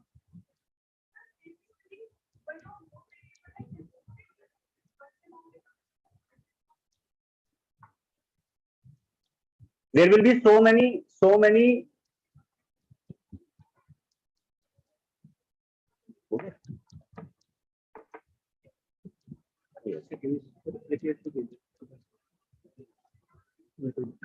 क्या था? आपके का नहीं क्या था बताइए।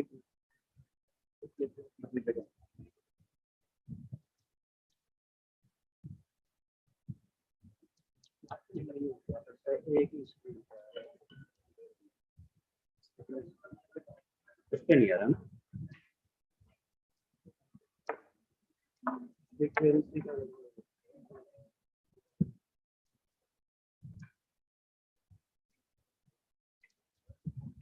Ticket करो, ticket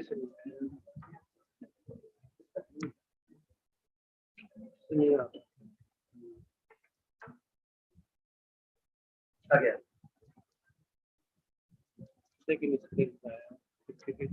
किस पे करना है, क्या करना है, विंडो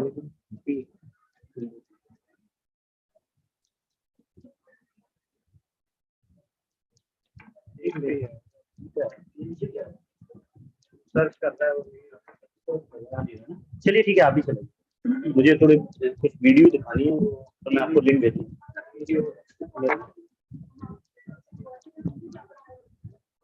मैं आपको भेजूंगा मुझे देखिएगा आप इसको आप उसको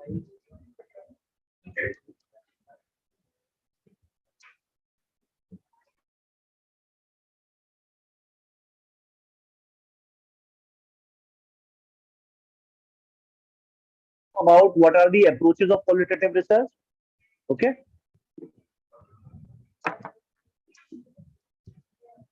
So I'll just very quickly let you know few things related to research design. Can you stop?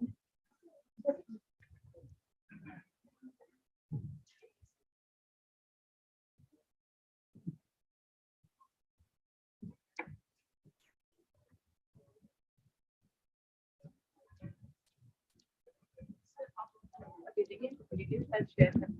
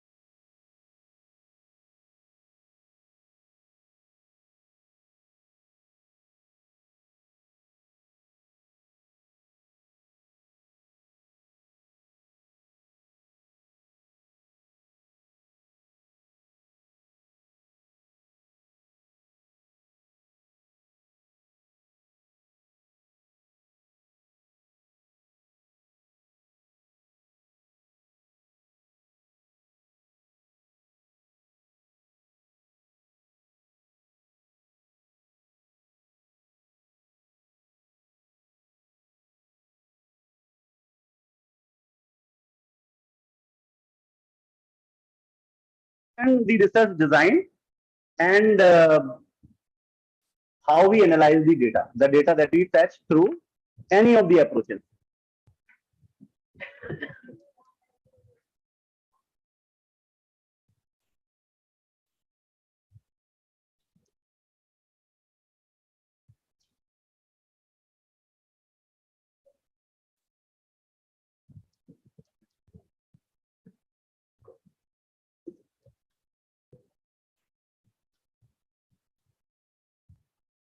Yes.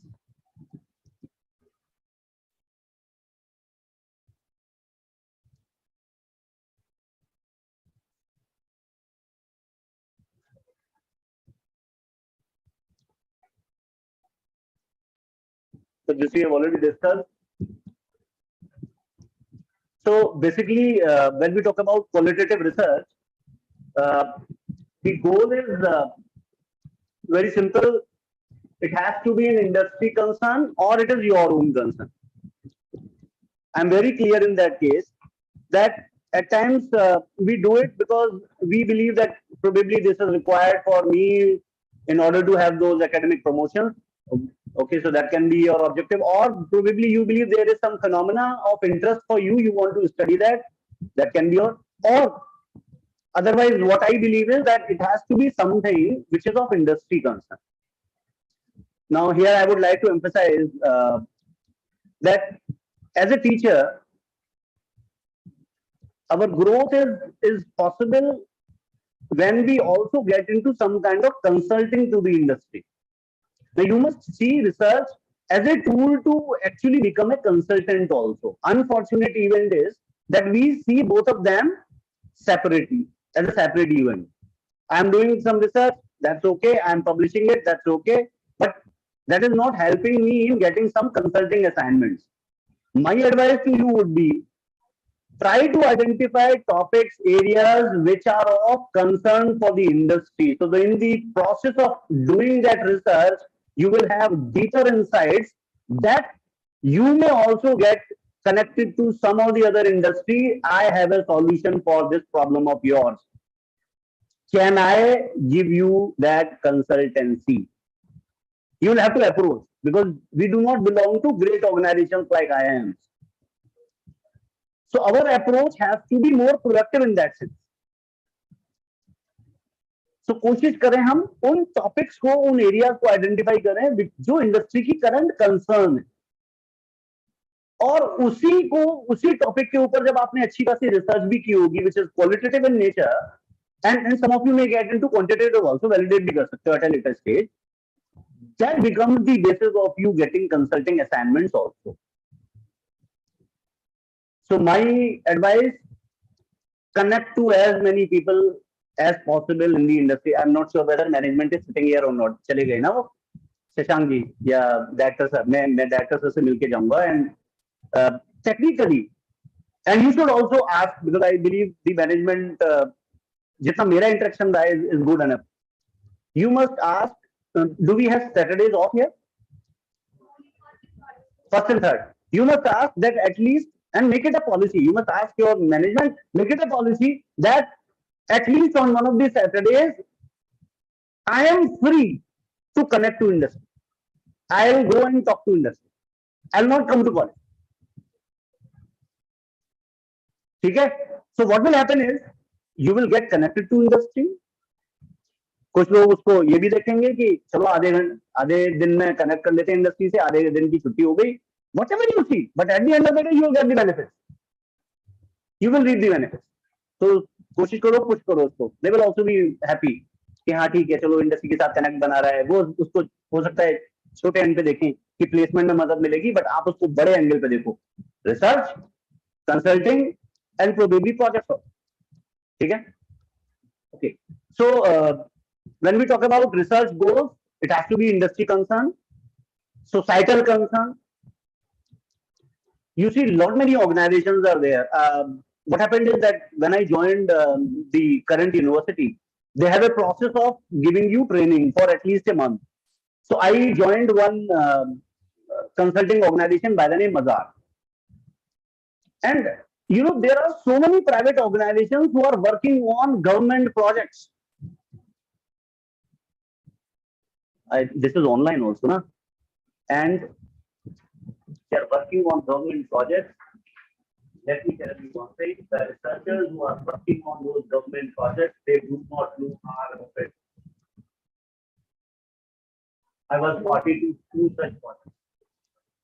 आप नहीं बताओ, और उस रिपोर्ट भी सबमिट हो जाएगी, पैसा भी फंड हो जाएगा, सब कुछ मिल जाएगा. Get in touch with those organizations. ठीक है? बहुत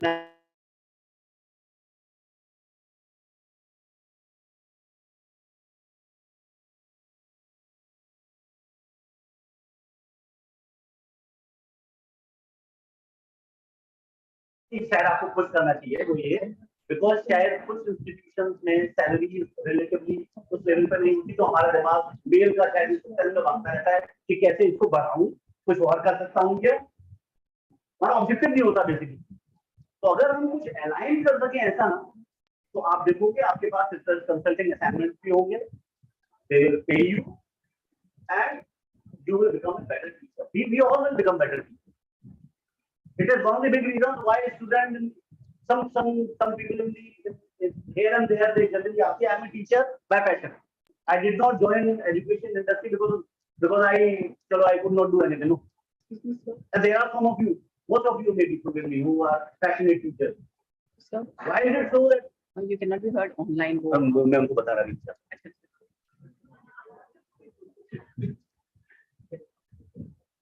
You know, there is only single parameter. I ask each and every colleague of mine or people who are reporting to me in the current system that there is single parameter if you want to judge whether you are doing good or not. अगर आपका बच्चा सुबह दोपहर शाम आपको morning good evening नहीं कर रहा ना, तो अंदर आपको कुछ गड़बड़ है.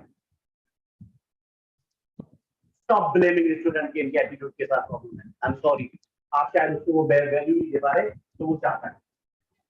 आप क्या उसी चैनल के अंदर पड़े हुए हो कि हम तो सब बहुत अच्छे हैं, बहुत अच्छे हैं, बहुत अच्छे हैं, बहुत अच्छे हैं, यही कर रहे हैं. I am sorry.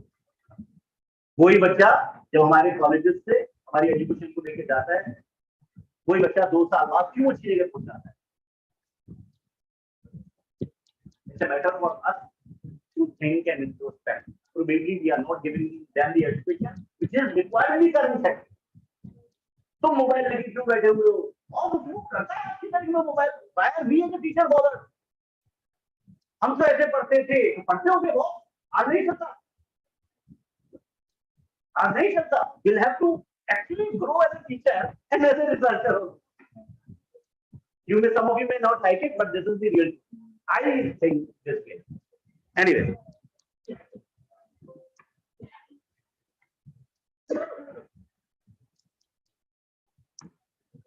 Okay. So, Madam PPT. Yes. So, your research goals can be industry concerns, and based on that, you may frame your research questions. Madam, go ahead. Take it.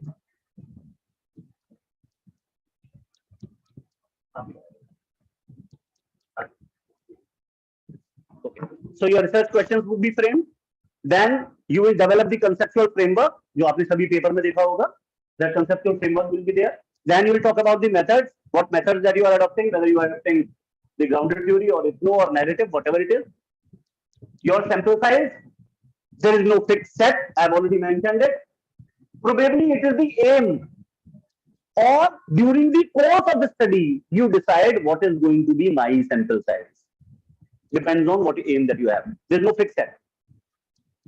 Then you develop, mention about data collection, how you do it, whether it is through observation, interviews, focus groups, and then finally your analysis. So this is one component. Validity and reliability. Reliability is actually not a concern here. So the moment we say reliability, we are basically meaning that if we repeat same study, you will get same result, isn't it? That's what reliability is. Our study is already contextual, so not an issue for us. So reliability is not an issue in case of qualitative research. Validity is. So when we talk about validity, there are challenges. There could be challenge like biasness. As a researcher, you could be biased. So you have some preconceived notion about any community. So that can emerge as a problem to the validity of the data that you collect. And probably there is another problem of reactivity. Reactivity, बहुत आप observe कर रहे हो किसी को, उसको पता है मुझे कोई ऑब्जर्व कर रहा है, तो he may demonstrate a behavior which is socially acceptable. So that's again a problem जब हम qualitative research की बात कर रहे हैं. So there is a problem in terms of biasness and there is a problem in terms of reactivity. Now how to reduce it? One, you do it prolonged, जितना लंबी duration के लिए करोगे solve हो जाएगा. Or what you can do is you talk to the peer group, अपने ही किसी को उससे, या फिर आप इंटरव्यू ले लो, 2 इंटरव्यू हो जाओ, कुछ उसने किया कुछ उसने किया, तो that biasness come down, maybe tone down a bit.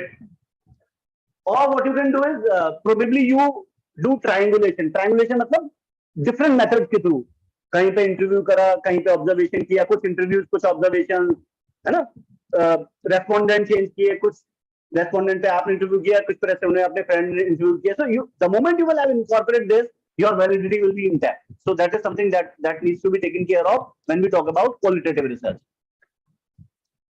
Now, when we say analysis, you have the software available, NVivo Atlas, download करो, बहुत easy tutorial available है, बहुत आसानी से execute हो जाता है, कोई rocket science नहीं है उसमें.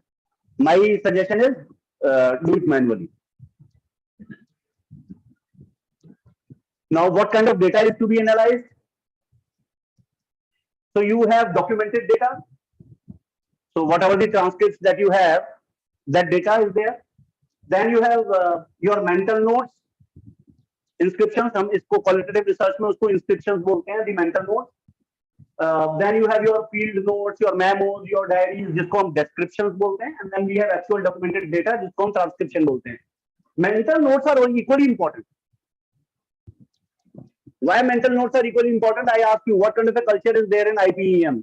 Sir, awesome, बहुत अच्छा है. लेकिन जैसे ही आप बाहर जा रहे हो, आपका बिहेवियर कुछ और है. तो I am noting it down here. तो जब आपके जो रिटन जो इंटरव्यू के टाइम पे जो इंफॉर्मेशन होगी, मैं I will see it in the light of कि बॉस कहते कुछ है करते कुछ और हैं, ऑब्जर्वेशन कुछ और थी, मेंटल नोट्स, ठीक है। तो mental notes are equally very important, which you as that's why I mentioned you are the tool. Now how good you are as a researcher, you are as good as a tool, ठीक है। Then we have secondary data in some cases. Now how do we do this analysis, data analysis? We do coding, so we do data management, so we develop codes. We then do a reduction of data wherein we classify those codes into categories, and then finally we integrate them to develop some theme. Now how we do it, I'll just let you know. So data analysis, 3 components: data management, जिसमें हमने code बनाया किसका, जो मेरे पास data आया, फिर उस code में से हमने उसको क्लासिफाई करा डिफरेंट कैटेगरीज में, एंड देन फाइनली उन कैटेगरीज के बीच में क्या रिलेशनशिप है, integrating it and developing a theme. That is the component of any qualitative analysis. We have 2 ways of doing it, popular ways. Either we do a content analysis or we do a thematic analysis. Generally हम 2 analysis करते हैं qualitative research में. Thematic analysis थोड़ी ज्यादा depth study हो जाती है, content analysis उस level पे नहीं है, उसी depth नहीं है, but then both of them has a equal chance of getting published. Thematic maybe had a better chance, but then both of them are finding appropriate numbers of journals where these kind of publications are actually emerging. Now let's talk about content analysis.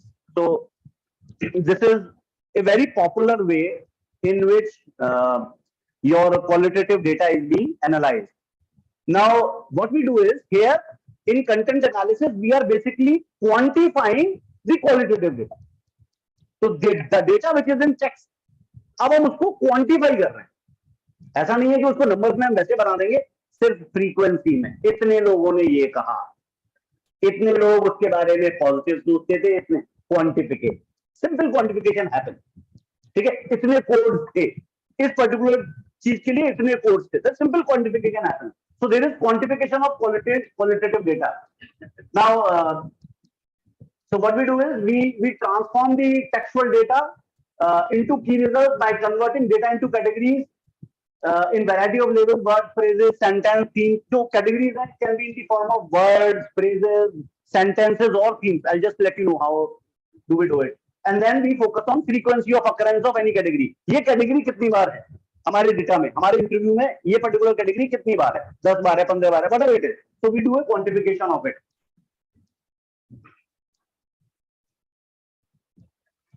How do we do it? First, read your data, the interview data or whatever data, the transcript again and again and again and again. You should be absolutely damn familiar with the entire data.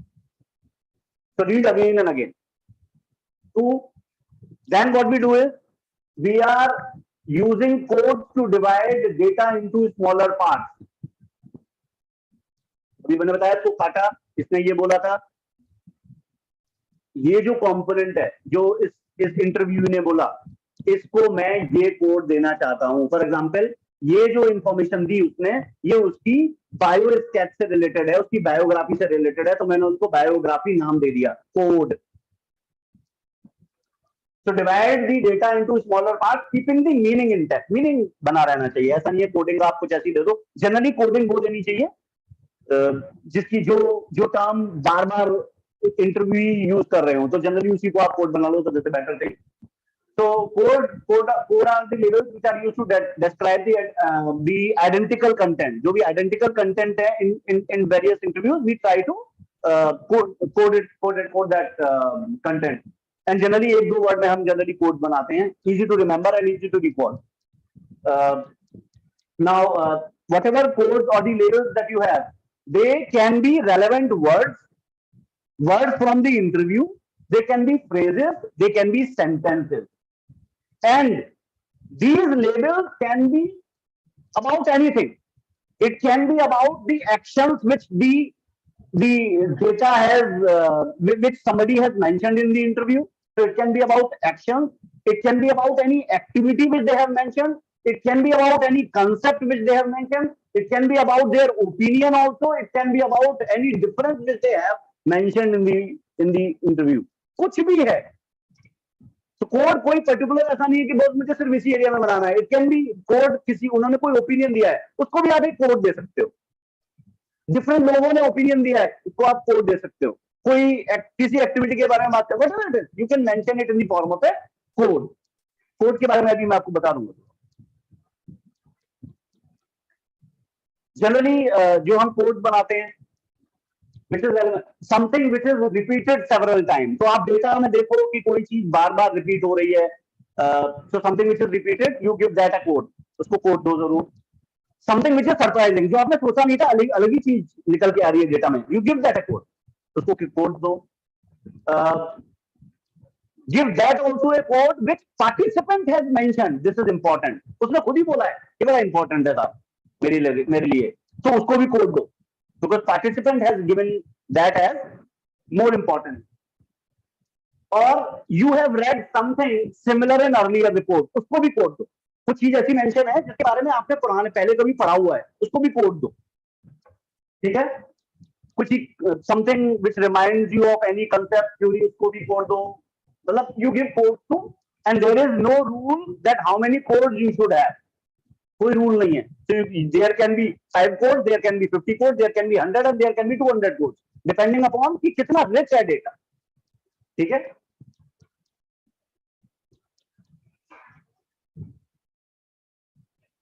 Then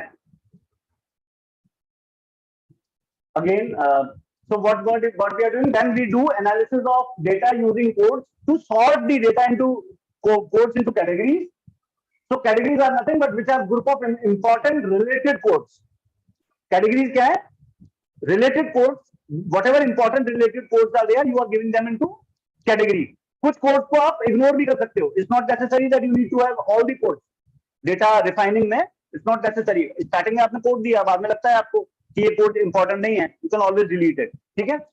So then you develop categories. Categories are nothing but they are group of codes.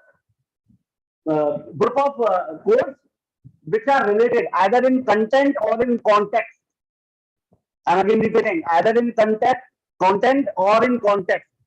दोनों में भी अगर कहीं है commonality हो या तो या differences हो. Context में differences आप उसको एक कैटेगरी बना सकते हो. Commonality है तो भी बना सकते हो. You can drop some non-important codes there at the time of analysis. You can always drop. If you want, आपने मान लीजिए 100 कोड बनाए, एनालिसिस के टाइम में आपको लगता है कि ये 3 कोड तो आपस में खुद भी रिलेटेड है, उसको हटा के तीनों को उनको एक नया नाम दे दो, एक नया कोड बना दो, वो भी पॉसिबल है. ठीक है. You can create new code by combining code, so that is again possible. Category need not to be of same type. तो कैटेगरी जरूरी है. It can be about any object, it can be about any process, it can be about anything. Category किसी, तो जब naming दोगे तो जरूरी नहीं है कि आप इसी तरीके से करें. It can be about any process also, which you believe that is there in the code.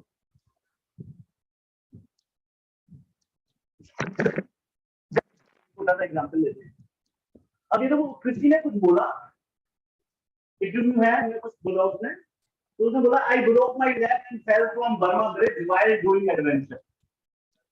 बोला होगा साहब, ठीक है. इंटरव्यू में उसने कुछ और भी कंटेंट बोला.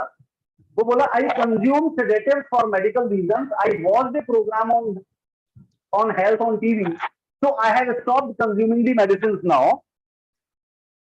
And कुछ और भी बोला. वो बोला I have now accepted that with age we must act wiser and stop certain activities. Interviewing है, he has given this as our content. So this is our meaning that we have developed out of the interview. ये चीज बोली. अब हमने देखा कि ये particular चीज किसी एक पर्टिकुलर, इसको मैं कोड दूंगा. इंपॉर्टेंट क्या कोड देना है? For example I am giving here the code of dangerous experience. तो वो गया उसने इधर को माना you giving them dangerous. What do you want? It's up to you. आप बिकॉज़ आपको बहुत सारी ट्रांसक्रिप्ट पढ़ोगे, जब बहुत सारे पढ़ोगे तो you come out with some. Probably you can identify a name from here also. Adventure को लेके जा सकता है, ठीक है। यहाँ पे ये जो कंटेंट है मुझे लगा पब्लिक इंफॉर्मेशन से रिलेटेड है, तो पब्लिक इंफॉर्मेशन, और ये वाला कुछ कंटेंट है I have kept it as gaining insight. This is code. This is one. These are codes. ऐसे बनते हैं कोड सिंपल। तो जो कंटेंट है उसका टेक्निकली कोशिश ये करना कि उसी के कंटेंट से अगर मिल जाए वो, देखो उसकी फ्रीक्वेंसी, बार बार लोगों ने यही बोला हुआ है क्या, देखो, and then you identify, okay let me give this as one code, ठीक है। अब इन कोडों को मिला के हमने कहा कि ये तीनों कोडों को मिला के मैं एक कैटेगरी में क्वालिफाई करा सकता हूं, और वो क्या हो सकता है, रिकॉग्नाइजिंग इंडिविजुअल्स ऑल रिस्क, हो सकता है कैटेगरी। तो इस तरीके से हम जो हमारा डेटा होता है उसको कोड कैटेगरी में इस तरीके से डिफाइन करते हैं। तो ऐसे मान लीजिए हमारे बहुत सारे कोड होंगे, बहुत सारे हमारे पास होगी, 20 लोगों का इंटरव्यू है, किसी ने कुछ बोला होगा, किसी ने कुछ, आप क्यों चीज से रिलेटेड रहे हो, कुछ ऐसा बताओ, तो कुछ अपने एक्सपीरियंसेस आएंगे, तो कुछ सिमिलरिटीज आएंगी। तो मान लीजिए 10 लोगों के बारे में 10 लोगों ने इससे रिलेटेड तो सिमिलर कंटेंट दिया, तो आपने उसको एक कोड दिया किस तरीके का, ऐसे तो you are giving those code, और इस तरीके से आपकी डिफरेंट कैटेगरीज आएंगी, यू क्लब दो categories to emerge as a team. 3-4 मान लीजिए कैटेगरी आ रही जो आप, जिनके बीच में कोई इंटर रिलेशनशिप मालूम कर सकते हो आप, recognising individuals all the risk, और मालूम करा कि ये मालूम करते हैं सब female which are at a certain age with having some mental problem, उसमें ज्यादा है, तो यू आगे इस तरह लिंकेज है, that becomes your team,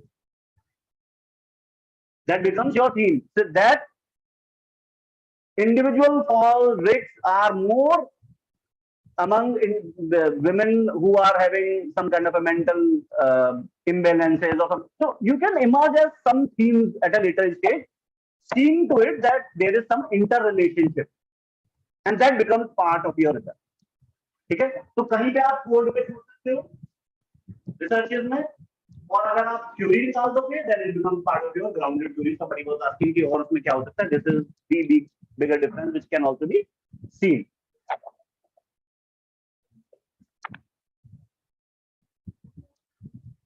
Now then what we do, then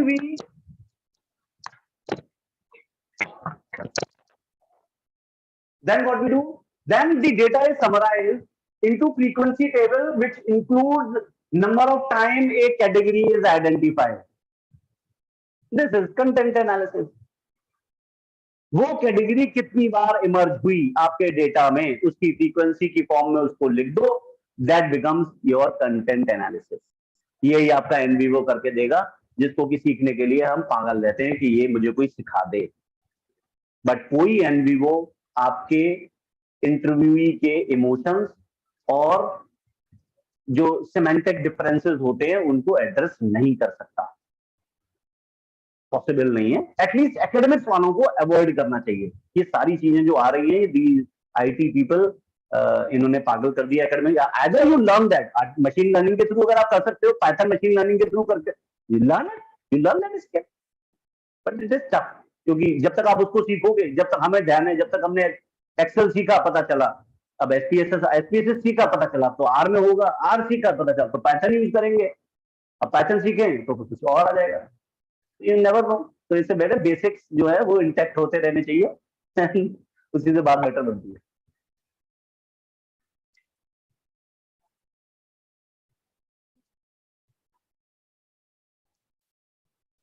एक ये केस लेते हैं, एक थोड़ा सा देख लेते हैं इसी में। फॉर एग्जांपल आपने कहा समझो ट्वीट, हालांकि सोशल एनालिटिक्स में आएगा, but then anyways let's interrelatives and everything. For example हमारे पास डेटा है, ट्वीट्स है, जस्ट पहली बार देखो सभी लोग, just have a look, then will discuss, just read.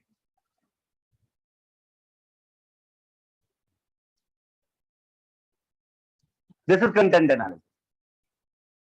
तो डेटा है ट्वीट वन ने कुछ बोला, इंडियन सिटीजन और कुछ भी, मतलब कोई कोविड हो गया या कुछ भी, कोई कंटेंट आया, किसी ने लिख दिया। ट्वीट 2 ने बोला IMA has issued guidelines on Covid. तो हमने क्या किया, ये जो इस तरीके की ट्वीट थी उसको हमने एक कैटेगरी में ले लिया। हमने कहा ये तो इंफॉर्मेशन रिसोर्सेज है, I want to name that as information resource, this is one category, ठीक है। और दूसरी ट्वीट देखी, तो ट्वीट इसने बोला कोविड मेड मी समथिंग, किसी ने बोला my friend has got Covid, फलाना ठिकाना जो भी है, हमने इसको कैटेगराइजेशन कर दिया एज पर्सनल एक्सपीरियंस। फिर और ट्वीट हमने पढ़ी तो हमने देखा people are not wearing mask it is causing something, तो ओपिनियन है, हमने कहा काम करते हैं इसको कैटेगराइज कर देते हैं as personal opinion. And then फिर देखा somebody is mentioning that buy X sanitizer, so quoted as marketing। किसी ने कहा कि we die each day, COVID does not have any guts to, किसी ने लिख दिया, so some humor is there, categorized it as humor। So that is how these the data that we have, वो interview का हो कोई भी हो, the data is there, we identified similar content, coded it, categorized it, and ये कितनी बार आया, frequency, that becomes your content। इसको आप टेबल की फॉर्म में बनाओ, that becomes your। एक चीज और क्योंकि याद आ रहा है, कभी कभी ध्यान नहीं रहता, हालांकि हम पब्लिकेशन के बारे में बात करेंगे। Write and send to good journal only. You know, when I started, तो डर था यार, तो कोई अच्छा जर्नल मैं क्यों लिखा, हम कौन से ऐसे फंडे खाए, हमने ऐसा कौन सा बड़ा काम कर दिया। Write to good journal only, ensure कि आपका आर्टिकल स्कोप में हो, उस जर्नल के स्कोप का होना चाहिए। स्कोप का नहीं ध्यान देने का, वो तो अपना रिजल्ट करके भेज देगा। आप लिखिए, अच्छे जर्नल को लिखिए, उनके जो रिव्यूज आएंगे उसको इनकॉर्पोरेट करिए, then you will develop a good. और हर जर्नल आपको 2 महीने के अंदर अंदर रिव्यू दे ही देता है। तो वो जो रिव्यू को जब आप इनकॉर्पोरेट करोगे, एक रिव्यू हो गया, दूसरा रिव्यू हो गया, वो रिव्यू जो है वो आपकी एक्चुअल लर्निंग, फिर आपका आर्टिकल अच्छी जगह पहुंचे। पहली बार में ये सोचो मैं तो आप बेस्ट निकाल दूंगा, लिखो, भेजो, रिव्यू आने दो, रिजेक्शन होने दो, फिर भेजो। जिसने रिव्यू भेज दिया उसको इनकॉर्पोरेट करो, that is when you become a researcher, और आपके आगे पब्लिश होगी, ठीक है। तो वो डोंट हैव एनी फियर, सबसे पहले भेजो।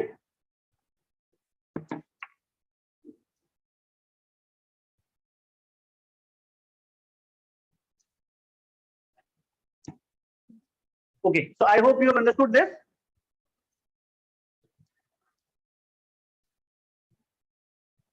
Okay, so फिर हमने बात की, तो फिर हमने क्या किया, तो हमारी कैटेगरीज थी। You identify the connections, identify the connections between those categories. Now, whatever connections that you identify, the category and the connections are actually the result of your study, which is actually new knowledge about the phenomena from the perspective of your participant. You know, जो इस तरीके की theories आती हैं, they can be challenged any day. You can challenge such studies any day. For example, उसने कहा कि साहब मैंने मेल की स्टडी की है, तो जनरलाइजेशन नहीं होता है क्वालिटेटिव स्टडीज में, ये समझ लो आप, क्योंकि कॉन्टेक्चुअल होती है ये, जनरलाइजेशन कभी नहीं होता, कॉन्टेक्चुअल है। फॉर एग्जाम्पल आपने बोला आपने फीमेल के ऊपर स्टडी की थी, साहब मैं नहीं मानता ये मेल भी ऐसा करते होंगे, यू कैन ऑलवेज चैलेंज, ठीक है। तो यू जस्ट प्रपोज, आप उसको और अच्छा दिखाना चाहते हो पेपर के हिसाब से, तो वो जो रिलेशनशिप्स आई हैं उनको थोड़ा डायग्राम्स की फॉर्म में इसको दिखा दो, जो आप SEM में करते हो ऐसा दे, पर इसमें SEM नहीं होता, बट इस तरीके से आप इसको दिखा दो, ग्राफिकली इसको प्रेजेंट कर दो, that becomes part of your research paper.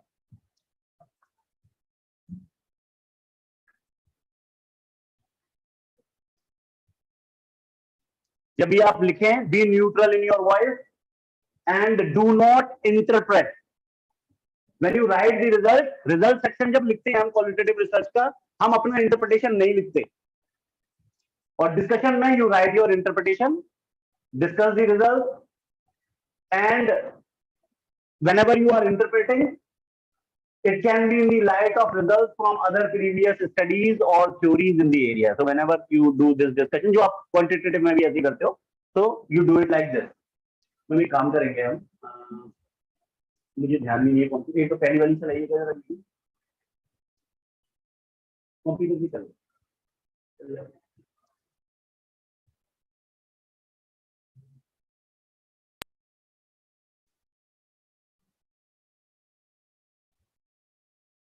Copy करके करिए.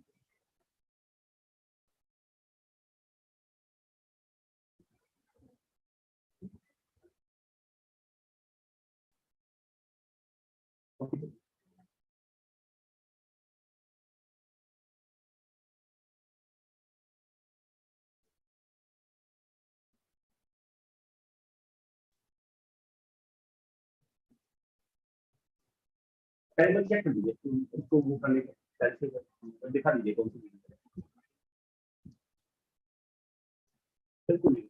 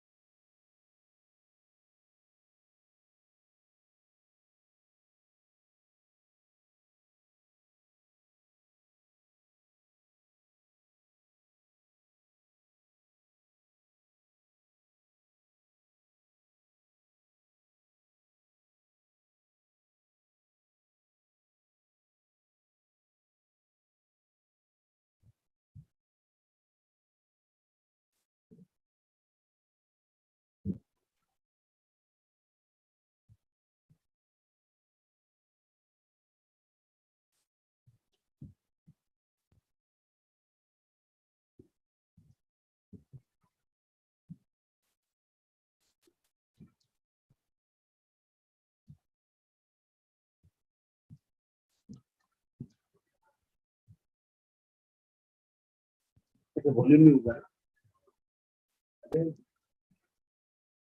ठीक है.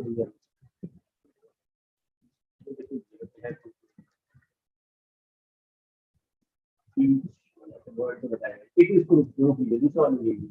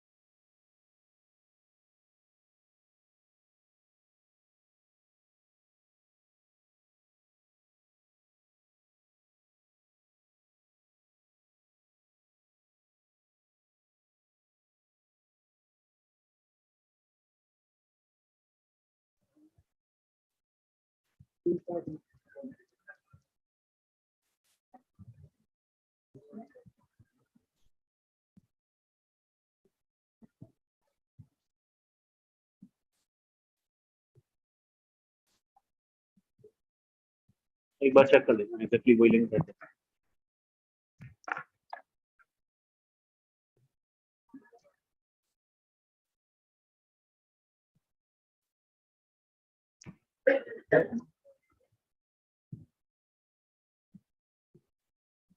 ब्रॉडकास्ट नहीं है, मुझे लगा प्रॉब्लम आएगी ब्रॉडकास्ट प्रॉब्लम।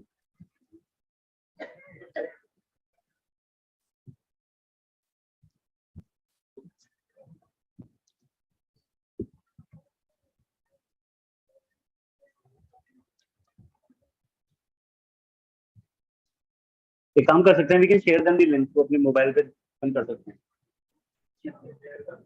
वो दैट्स बेटर। ये तीनों लिंक्स मैडम कॉपी करके इनके व्हाट्सएप ग्रुप पे दे दीजिए, तीनों लिंक दे दीजिए। Three videos, one will talk about ये जो कोडिंग हमने की इसको वर्ड पे जो हम कहते हैं यहाँ पेस्टिंग कर लेंगे, तो वो how it is possible in word, very very beautifully it has been described, तो उसको फॉलो कर लीजिएगा। तो प्रोसेस है, उसको क्या स्टेप्स हैं they have mentioned, so good step, very good step. Then the other one talks about coding. WhatsApp कर दिया मैम, WhatsApp कर दीजिए आपने।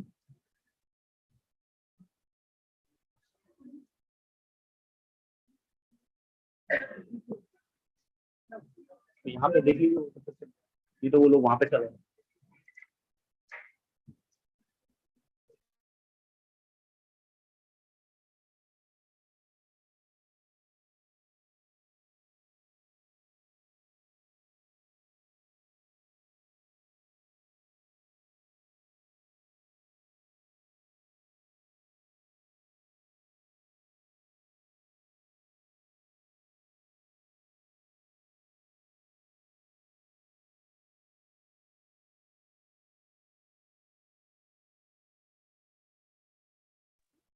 And the third one is about coding.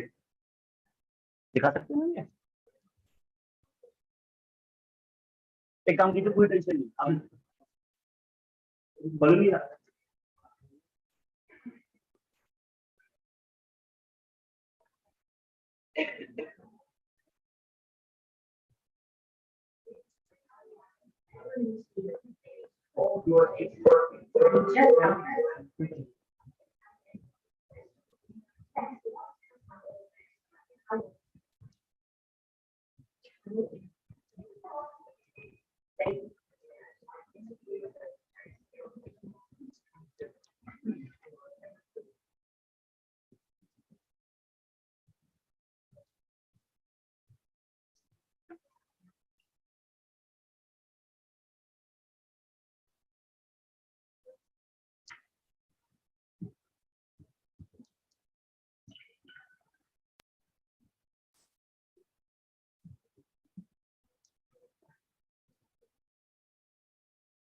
How do you begin to analyze them?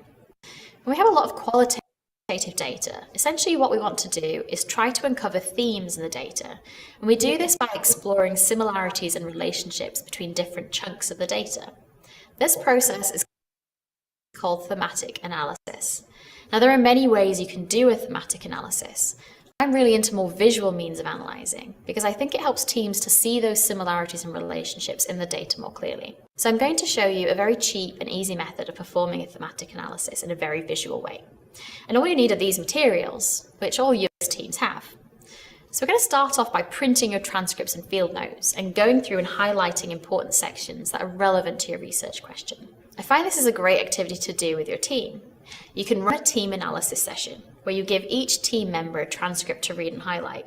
They can also make notes in the margin of anything that comes to mind. Once complete, they then pass that transcript on to the next team member on their left and receive another transcript from the team member on their right. By the end of, say, 2 hours, everyone in your team is engaged with all the raw data, and you've just helped them to have a greater understanding and empathy for their users. Next, we want to cut out all the sections that have been highlighted, and you'll want to fix them onto stickies and get them up on a whiteboard or a wall. When you're cutting out sections of the transcript, it helps to cut out fairly large sections as opposed to really small sections like these, because you want to be able to look at the text and understand enough about the context. Also, make a note of the participant number on each sticky so that you can refer back to the full transcript if you need to. We now have all of these stickies on the whiteboard.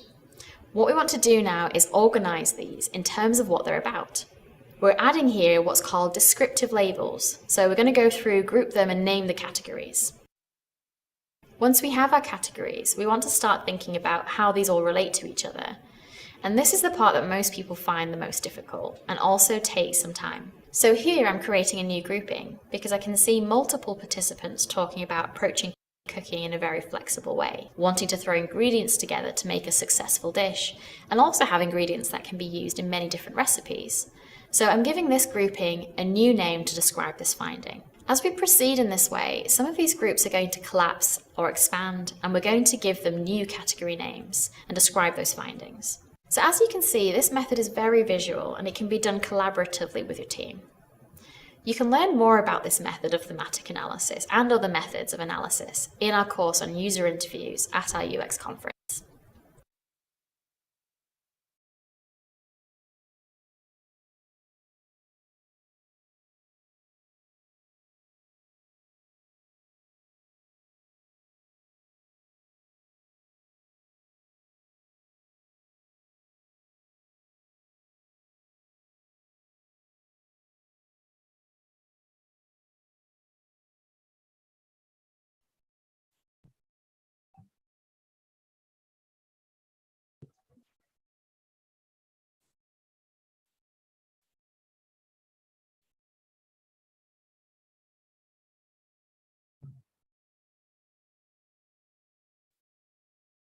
Of it will be textual data. And so what I would like to show you in this video is how to use Microsoft Word to code textual data. You might use this if you were coding transcripts. It could also be used to code a paper that you were reviewing, or a book, or really any going through a text document looking for snippets of text that are relevant to the research you're doing and assigning them a code of your choosing, some term that will help you to identify that text later. In the case of what we're doing here, I am going to show you a transcript that Oxford University has posted on the web of a student that they interviewed.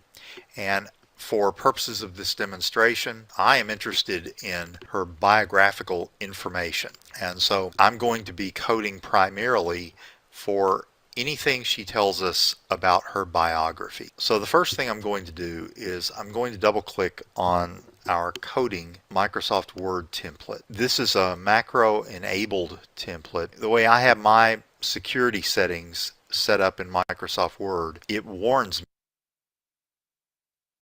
And so some workplaces will have the settings by default in Microsoft Source, or do you have the knowledge of how to write macros that would allow you to evaluate the program and make sure you were in a school setting where macros were disabled by default? You can click on the File tab, go to Options on the Trust,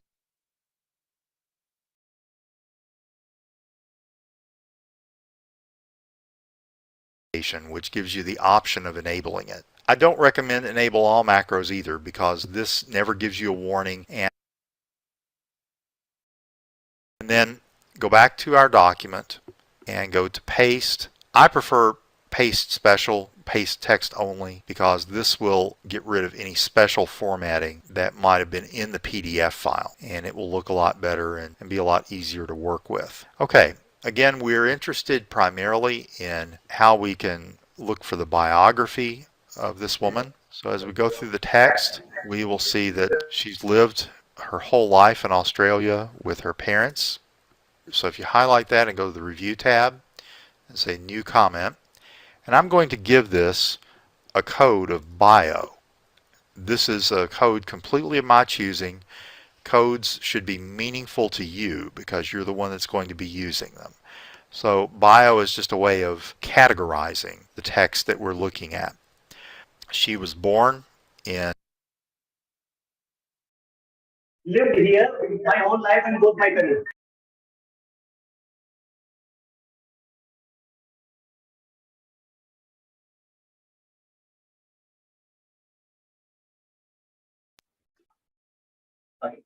Tasmania.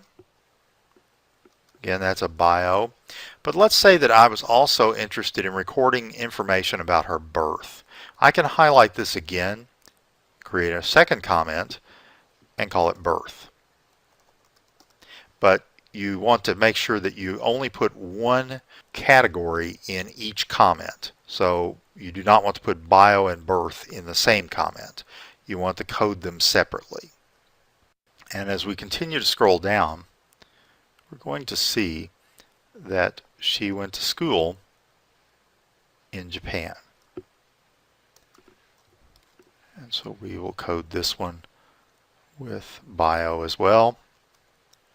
But I'm going to also code this for schooling. Finally, we will notice as we go through this that she went to school in Tokyo.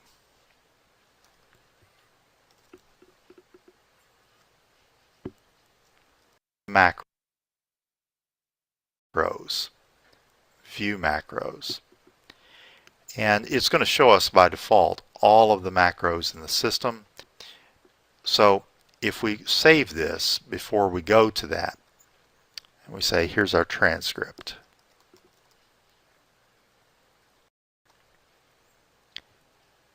And then we go to view macros. It will show us the macro that is associated with our transcript document. And if we simply run this macro, it will say, do you want to extract all comments to a new document? Yes, we do. And it will create for us a document, a new document. Notice it no longer has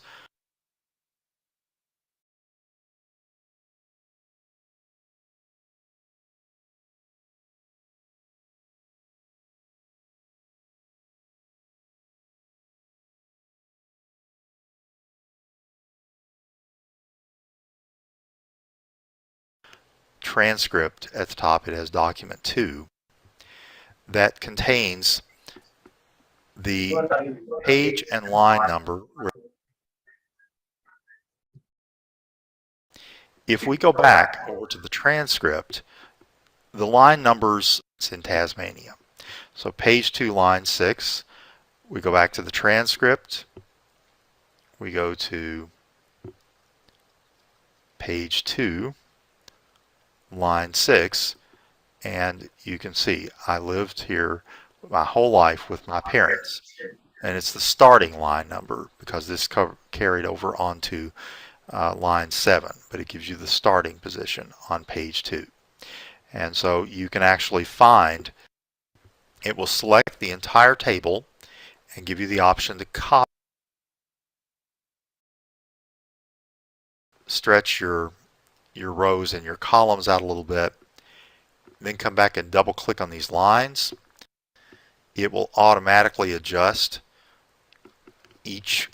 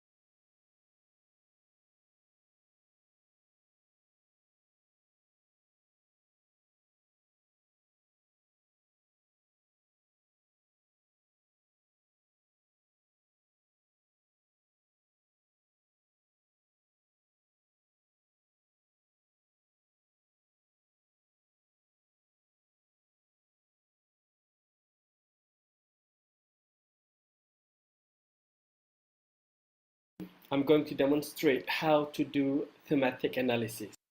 And I just give them a read through. All right, so basically these are the 4 steps, the 4 important steps that your mind as you read the transcript, because this thought usually it will not come back to you in like the meaningful chunks in your data, and then you have until I really understand what is going on there, and then I will start doing the open coding. So this is an example.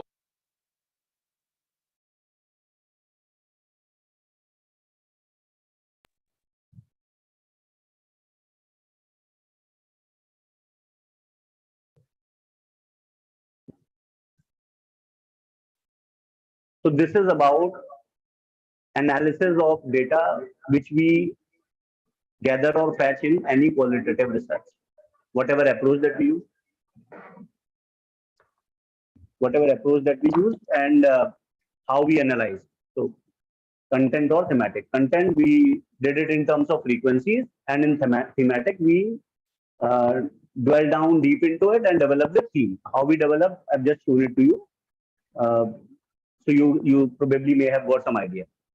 Now, you want a 5-minute break, or shall we continue? Continue. Good. So let's talk about the next topic, that is about writing literature review. I think this we can deal very quickly. Ma'am, if you can just.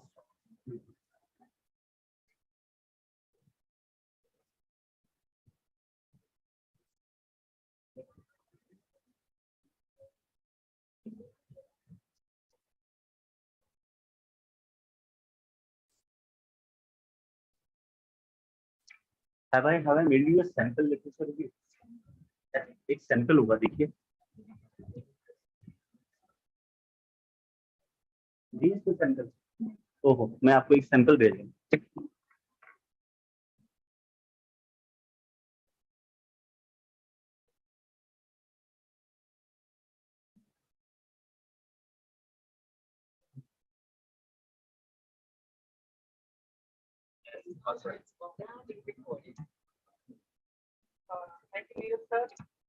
Introduction and honored and humbled by. So how many of you have been fetching? So do you have access to journal database, Emerald or any of the database? Do we have any access, whether through institution or somehow? नहीं। अब मुझे seriously बताओ, आप में से actually research कितने करना भी चाहते हैं?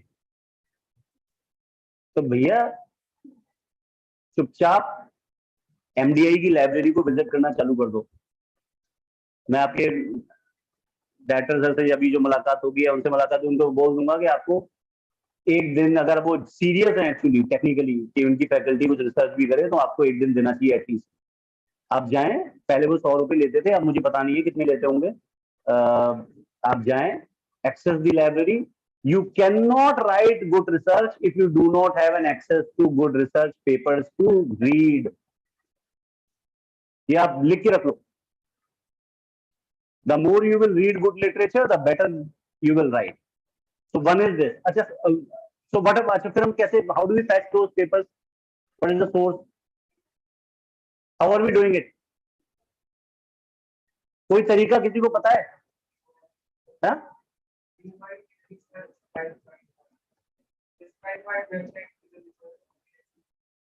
सभी लोग? No, he knows, I think, some of the ideas, some of the tricks of the game. How do we fetch articles? किसी को कुछ पता है? For example, you saw some article on Emerald. You want that article. Paid है. So how do you fetch it?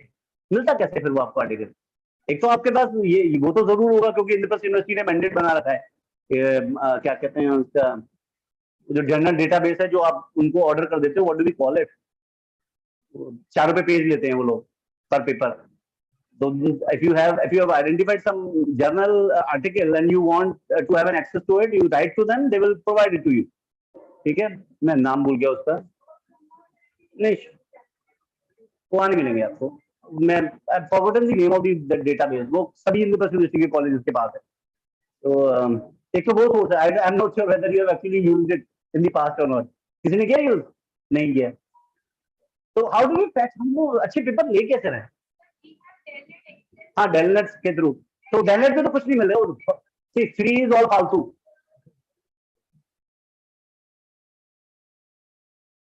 DELNET से कुछ नहीं मिलेगा, पर डेलनेट से आप अगर आइडेंटिफाई करके you can ask them to give it to you. I think they charge 4 और 5 रुपीज पर पेज। वो पॉसिबल है, मैंने यूज किया है उसको, वो कर देते हैं सिलेबस। हाँ, इसके अलावा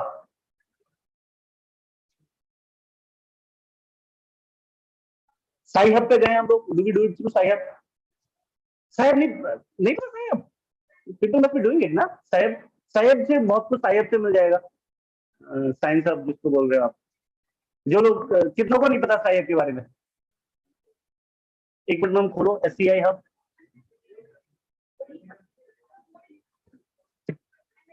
खुल के बोलो।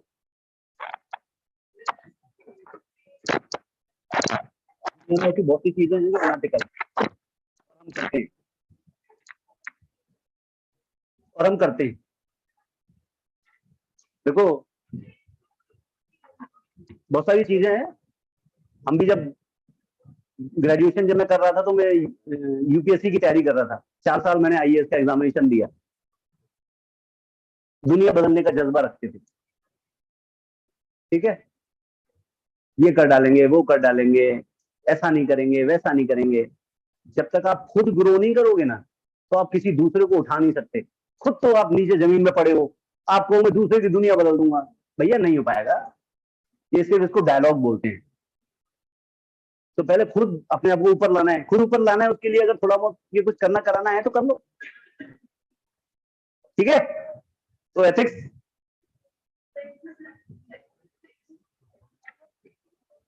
हाँ साहिब, साहिब पे जाओ पेपर।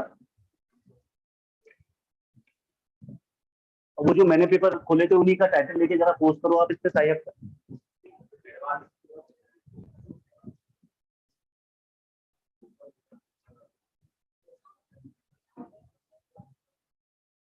अरे इनकॉग्निटो कर दो, अदरवाइज नहीं आ रहा।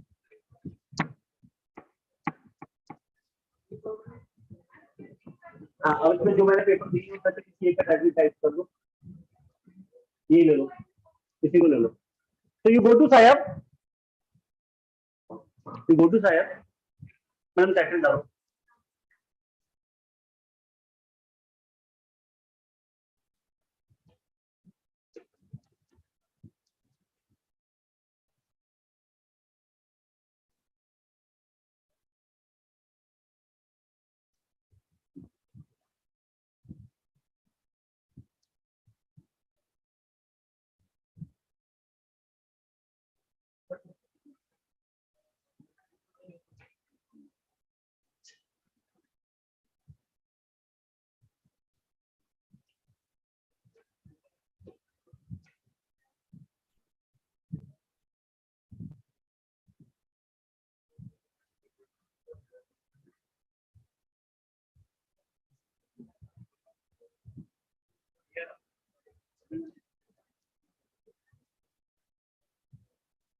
दूसरा डालो,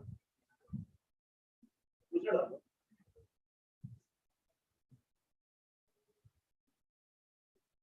नहीं डालो।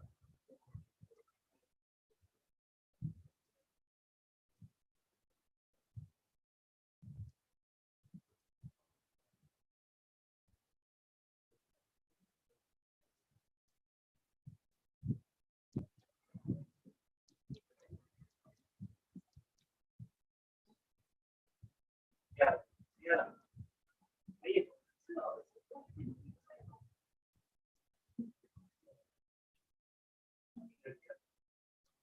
इसका नहीं। एनीवेज आपका हो सकता है वो आपके ऑफिशियल वाले में नहीं ओपन होता। हाँ, ठीक है। So you go to Sire, go to Amazon, go to whatever publication that you want, copy the title, post it on Sire, you get the paper. Most of the time, not all, most of the time. ठीक है, जैसे बोला वो फिर उस पे आपकी official है, otherwise do it on incognito.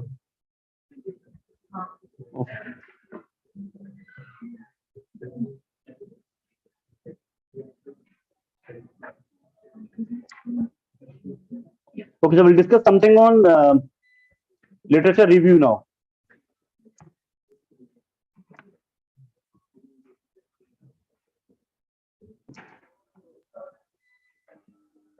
मैं एक आपको सैंपल भेज रहा हूँ.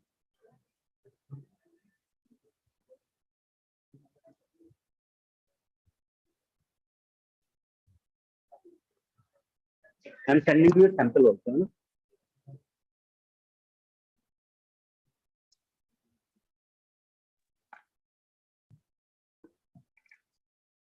PPT दिखा दो.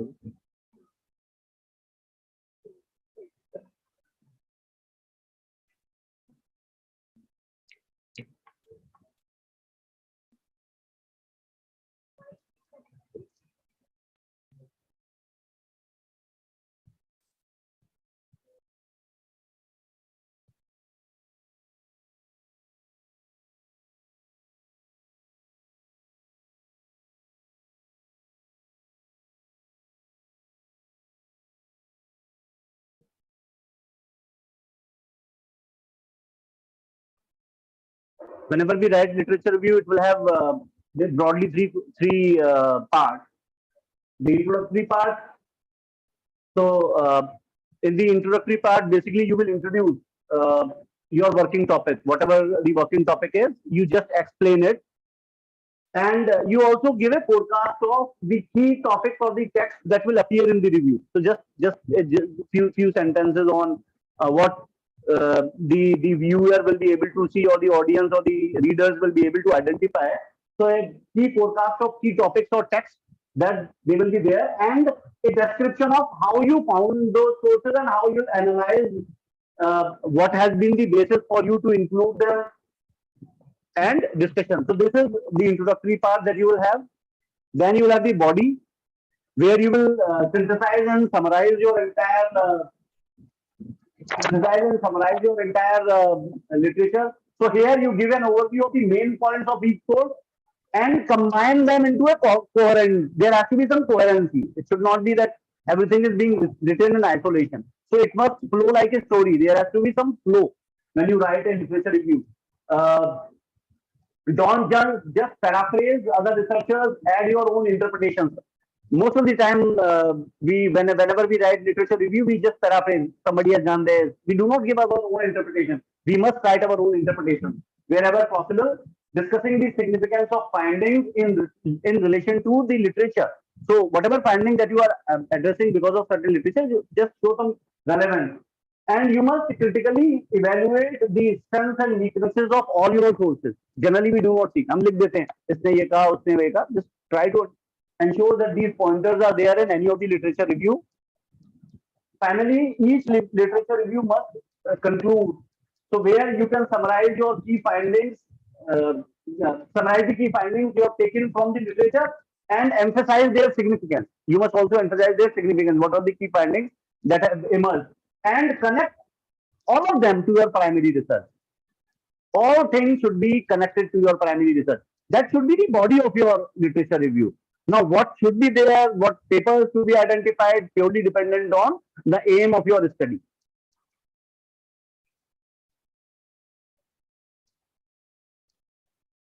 This is poor synthesis. Just go through it. Poorly synthesized literature review. I'll give you a sample literature review.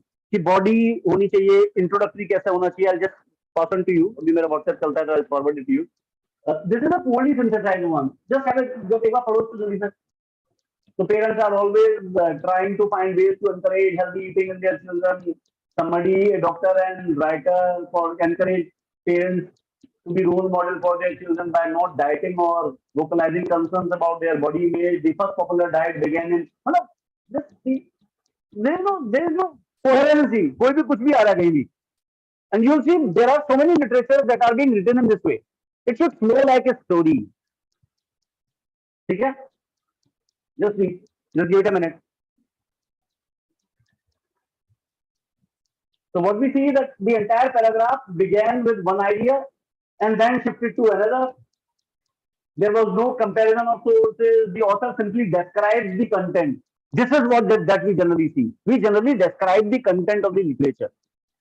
Ideally, it should incorporate some other things also, which we have just now seen. So that should not be the case. Now this is relatively better synthesized. Just see.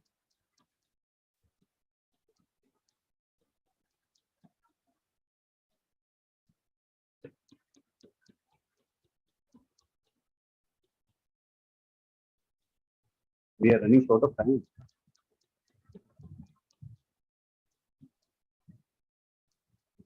So what the author has done here is that all the sources are in conversation with one another. There is some sync. The story is flowing. Everything is there is coherency in what the writer has written. He is not simply describing. He is using beautiful transitions. For example, similarly. So just similarly. So generally, yes. So these transitions are there. So whenever we write literature review, we must ensure that there has to be coherency. Whether it is a chronologically written literature review or it is a thematic literature review. Generally, we have two ways.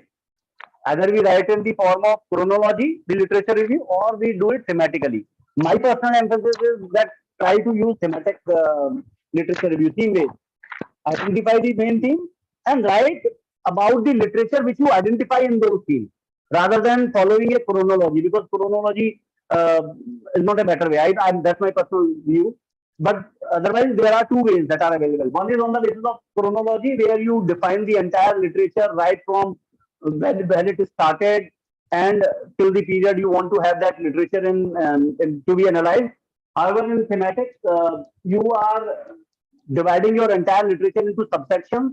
For example, अगर मान लीजिए आपने retail के ऊपर कर रहे हैं तो रिटेल में कस्टमर सेटिस्फेक्शन को एक थीम दिया, डिफरेंट मॉडर्न रिटेल आउटलेट्स को दूसरी थीम दिया, प्रोडक्ट एट्रीब्यूट्स को तीसरी थीम दिया. Whatever themes that you have identified, you give them the theme, write your literature based on those themes, but it should flow like a story, the entire thing. It should not flow like a thesis. Thesis वाला literature review papers में नहीं चलेगा, ठीक है? So when we talk about chronologically, then you may do it by in terms of years, or you may divide it in terms of decades also. 10 साल का एक साथ दिखा दिया, फिर अगले 10 साल का एक साथ दिखा दिया. That is also a possibility which is very highly used.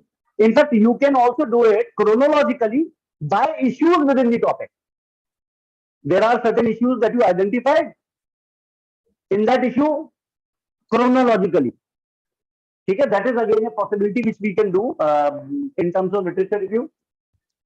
Some people do it on the basis of grouping of authors also. Somebody has spoken about that particular topic. Then we group those authors and then we write their literature. So that is again a possibility.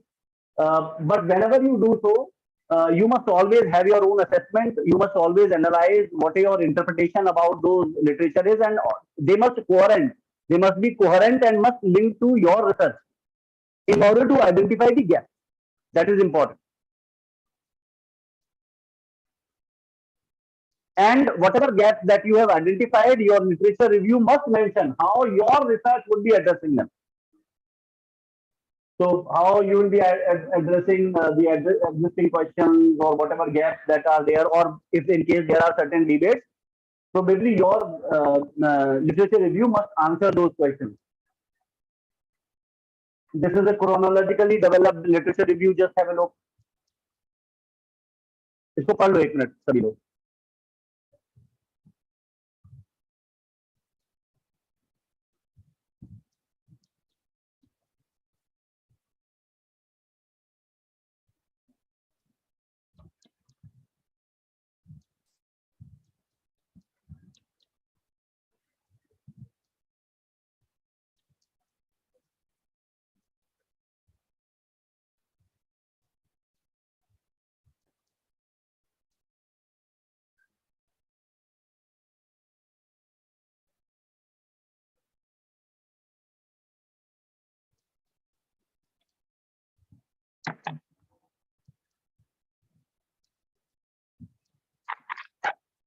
I'll forward a sample literature review. तो उसमें highlighted है कि starting जो आपको starting में अपने topic को introduce कर दो, end ऐसे कर दो.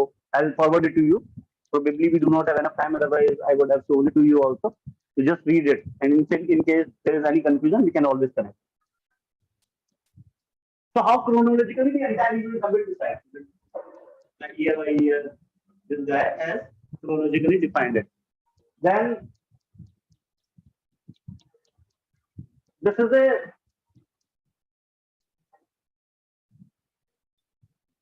just read. This is a thematic.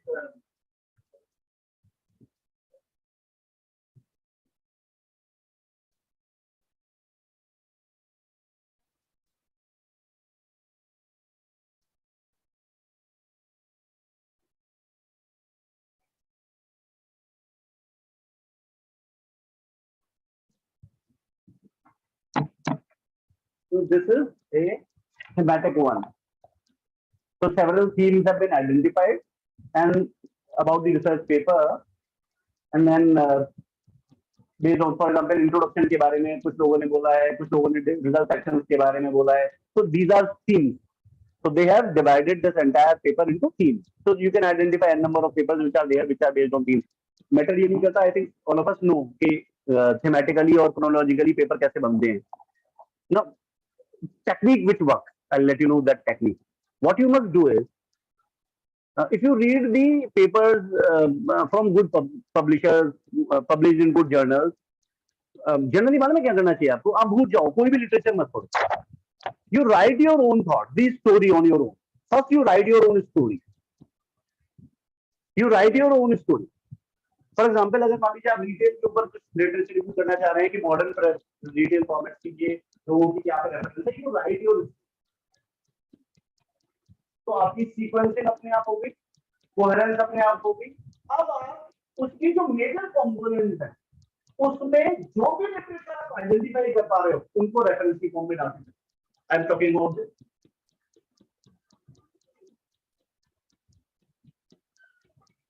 अब आप उसमें कोई तो स्टोरी हो, राइट द स्टोरी.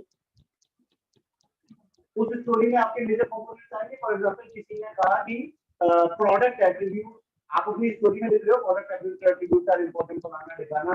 तो प्रोडक्ट एट्रीब्यूट आपने बोला आर इंपॉर्टेंट. अब किन किन रिसर्चर्स ने उसके बारे में बोला हुआ है अपनी स्टडीज में, उनको कोट करते जाओ. Thematic is the best. Identify करो, उनको कोट करते जाओ. तो आपकी स्टोरी लिटरेचर से इन्वेंट हो गई, अपने आप हो गई, और स्टोरी भी बन गई. फिर जब आप पढ़ रहे होगे तो अपनी स्टोरी को उनके मेथड के हिसाब से थोड़ा थोड़ा और कनेक्ट करते थे. बट उसमें क्या कोहेरेंसी मिस नहीं होगी. The more you read literature, तो कोहेरेंसी को मेंटेन करना बहुत टफ हो जाता है. तो पहले आप लिखो अपने थॉट्स, बना दो पूरा पैराग्राफ, जैसे राइटिंग कंपोजिशन जो भी करते हैं उसको लिखो, फिर उसको लिटरेचर को फिट कर दो. आपकी कोहेरेंसी कभी मिस नहीं. और आपका मेरे हिसाब से लिटरेचर अपने लैंग्वेज को भी आप अपने आप को प्रोफेशनल करते चलेगा, तो वो आपका बेटर, मतलब मुझे ऐसा लगता है कि that is good way of writing literature. You can work it out, बस करके देखना आप लोग. नहीं तो क्या होता है, हमारे पास बहुत ज्यादा लिटरेचर होता है, फिर हम उसके पॉइंटर्स को लिख रहे होते हैं, फिर हम देखते हैं इसको कहाँ फिट करें, इसको कहाँ फिट करें. अपनी स्टोरी लिखो और सभी जगह उसको फिट करते चले. अगर मान लीजिए एक राइटर ने एक कंपोनेंट के अपने उसमें 4 कंपोनेंट्स के बारे में दिया है, तो हम चीजें तो लिख नहीं रहे यहाँ पे. तो एक को डिफाइन करना है कि इसने ये मेथड किया था, इसने ये किया था, ये इसकी फाइंडिंग नहीं है, हमें कुछ नहीं करना. हमें तो ये फिट करना है कि मेरी स्टोरी में कौन कौन से लोग और जिन्होंने पहले भी काम किया हुआ है और उन्होंने क्या बोला था. एक राइटर है, उसने 4 चीज बोली हुई थी, मैंने भी अपनी स्टोरी में उन 4 चीजों के बारे में बात की है. चारों जगह तुम्हारी कोहेरेंसी में मेंटेन हो गई, वो भी आ गया. ठीक है, और यही थीमेटिक है, यही थीमेटिक. ओके,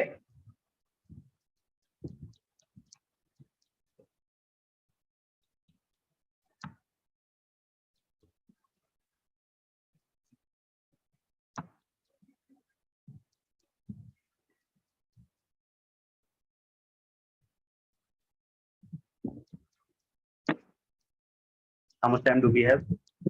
APA हमारा सेकंड सेशन था ना, second, and we are running short of time ना.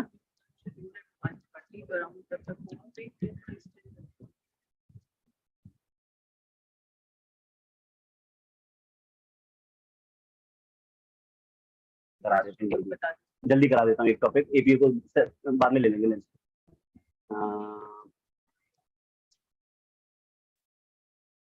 एपी में थोड़ी एक्सरसाइज कराऊंगा। Social media analytics new private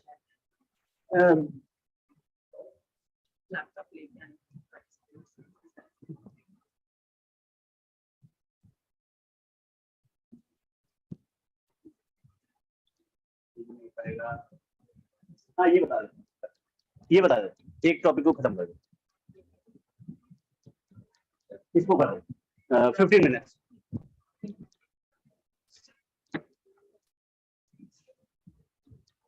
Publication. Let's I'll give it to you. I'm not carrying it right now. I'll give you some journals. जो भी आपका group है आप मुझे भी इंक्लूड कर दो। I'll give you some journals जहाँ पे आप दे सकते हो, but उसके beyond you have to be researcher on your own कि कहाँ देना चाहिए और कहाँ नहीं, ठीक है? तो let's थोड़ा सा इसके बारे में देख लेते हैं।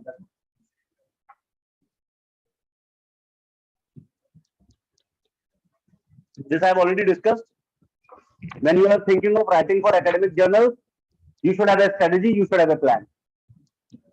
My recommendation, always have a plan wherein it not only helps me in academics, but also helps me in growing as a researcher and being a consultant.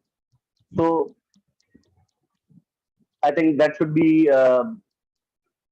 that I believe is a good way. So this should be your strategy. So whatever topics, whatever things that you are choosing, ensure they can help you in being a better consultant, or it should help in solving some social problems.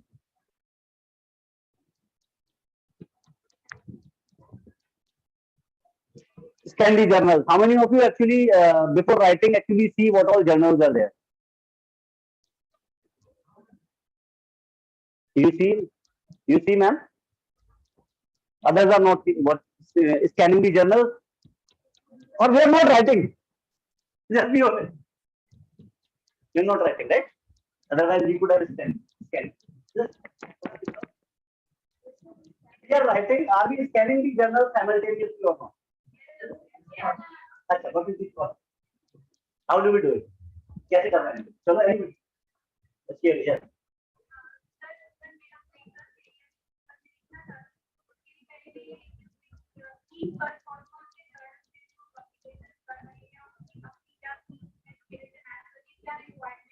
फिर क्या देखते हैं आप?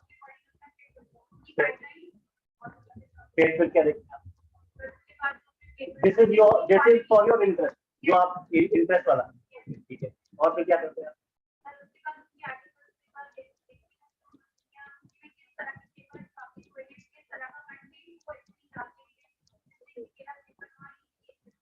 ठीक है, और क्या आप सलाह लेना चाहेंगे अपने पास? सलाह दीजिए, सलाह। Anything else?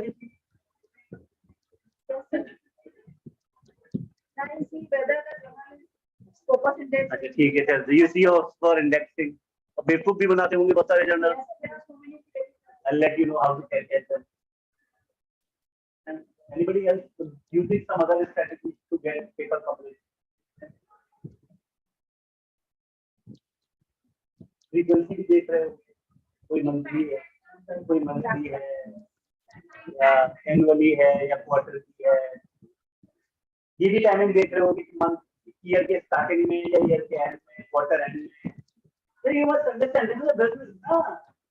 बहुत समूह का teaching and management this is also a business.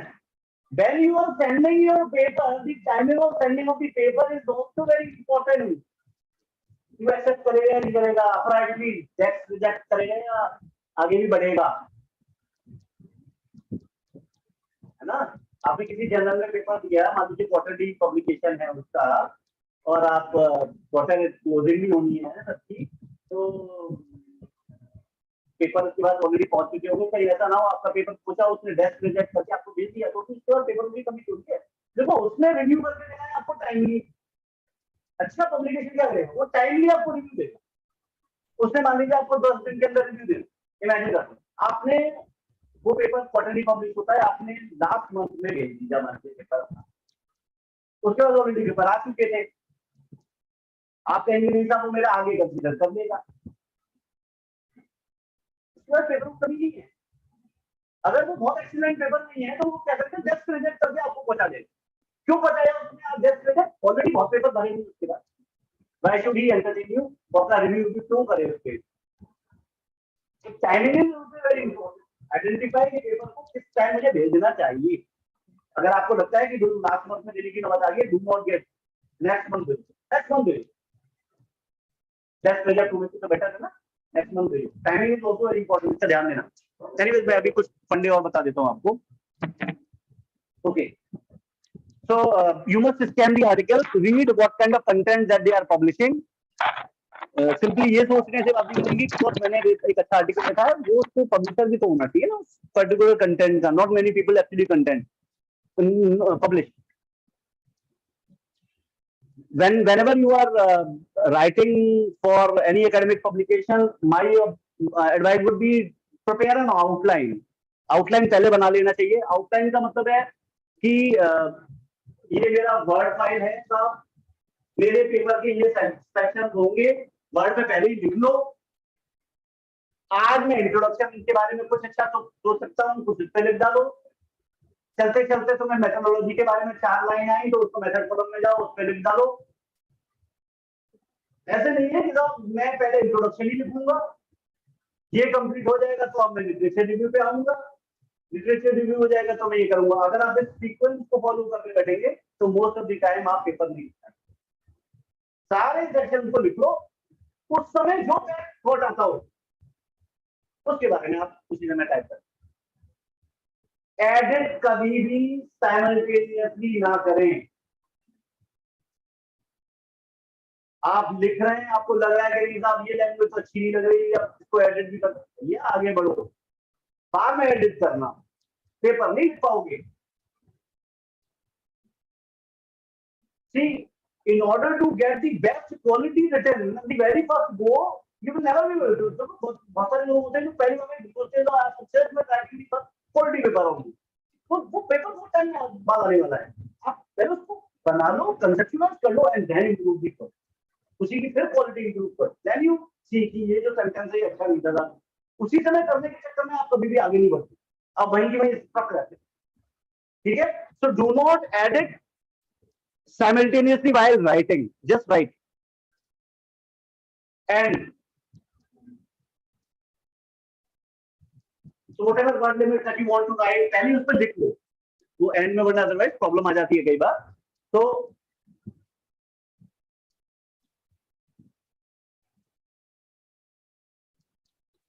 Set specific goal writing का, पब्लिक एकेडमिक राइटिंग का बिल्कुल सिंपल फंडा है, सेट एकेडमिक गोल। आज आप सोचो, मैं जब किसी प्राइवेट ऑर्गेनाइजेशन में था, 10 काम और थे, 10 काम और है, कैसे पेपर लिखेंगे। आज किसी गवर्नमेंट ऑर्गेनाइजेशन में हूं, तब भी नहीं मिलता टाइम। एकेडमिक राइटिंग के लिए आपको कभी टाइम नहीं मिलेगा। You will have to set your goal, you will have to set your goal. 200 word daily, 250 word daily, 500 word daily as a price. Then only you will be able to publish.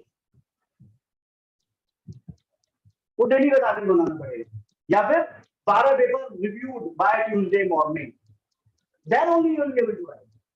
नहीं तो क्या होता है, एक आपका break आया, आपने लिखते चालू करा, ब्रेक आ गया, तो फिर आप जब ब्रेक के बाद स्टार्ट करोगे ना, तो शुरू से स्टार्ट करते नजर आओगे, वो कभी कंटिन्यूटी नहीं होती पेपर में। You have to write daily. वो टारगेट कोई 500 में लिखता है, कोई 50 में लिखता है, कोई 100 का लिखता है। इजी तरीका बता देता हूँ।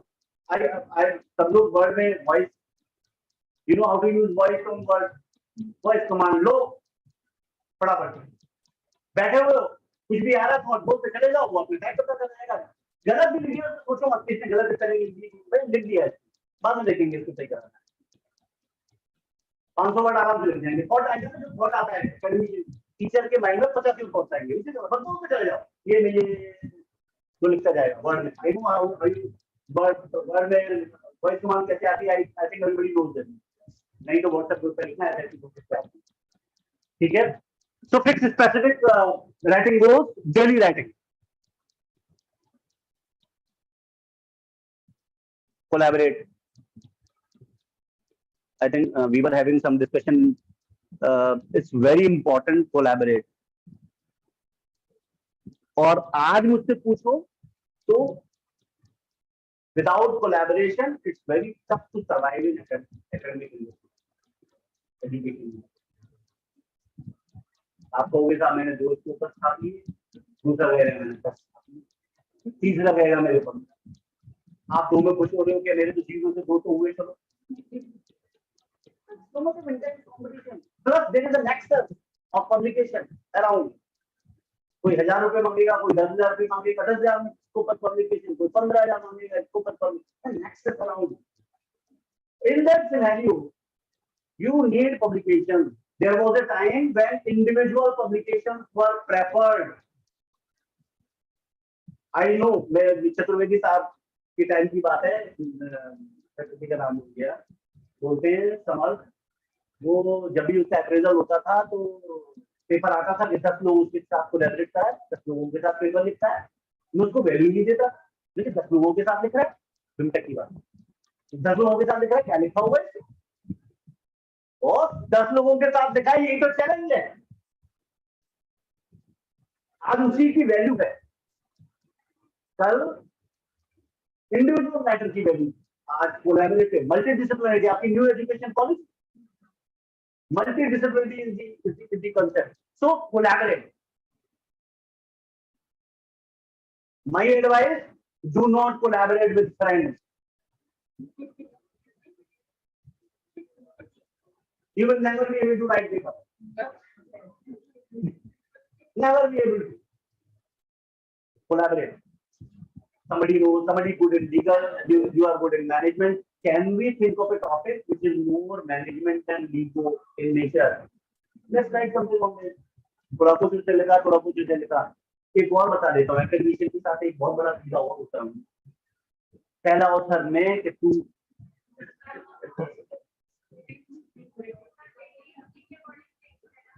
मैडम दो लिखो ना, एक में आप, एक में मैं, एक में आप, एक में मैं, एक में आई एम द लीड, दूसरे में you are the lead, you take charge, you ask me question, where is your content, इसमें I will ask you the question, where is the content. अब सोचो 4 लोगों के साथ कोलैबोरेशन हो गया तो 4 पेपर, और that is the only way. आप ये सोचो कि साहब अकेले हम पेपर लिख देंगे, आइडियली इवन हियर कोई भी एक बंदा फुल पेपर 2 से ज्यादा नहीं लिखा,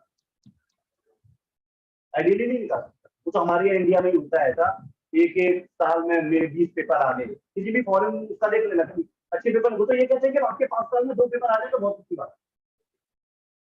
हमारे यहाँ 100 पेपर है सामने, 150 पेपर है, 200 पेपर, इससे कोई इश्यू है, विल नॉट कमेंट ऑन।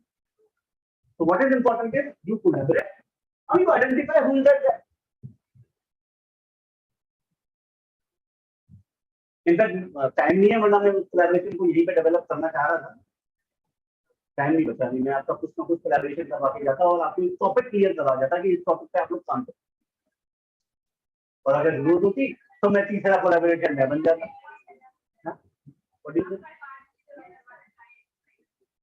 ठीक है, तो let's have how much time, lunch के बाद काम कर लेते हैं, लंच कर लेते हैं, लेट्स हैव लंच, ठीक है, and then will do.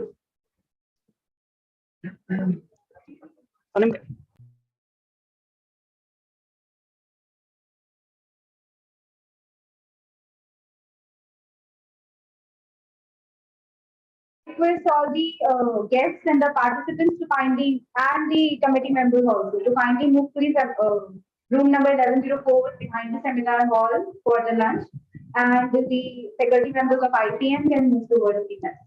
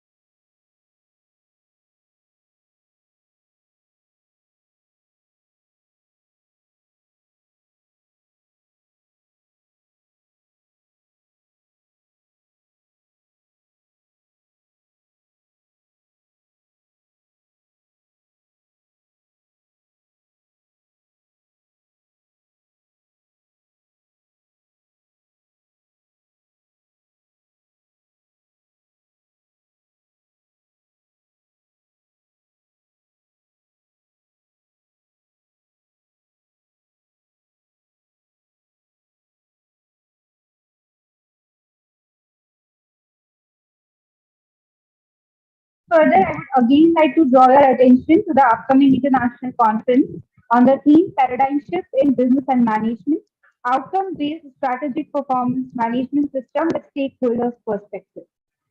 The international conference is being held on 4th February 2023 and is being organized by IPEM in collaboration with GM. Now, I would like to invite Dr. Samrath sir on stage, please, for continuing the session, please.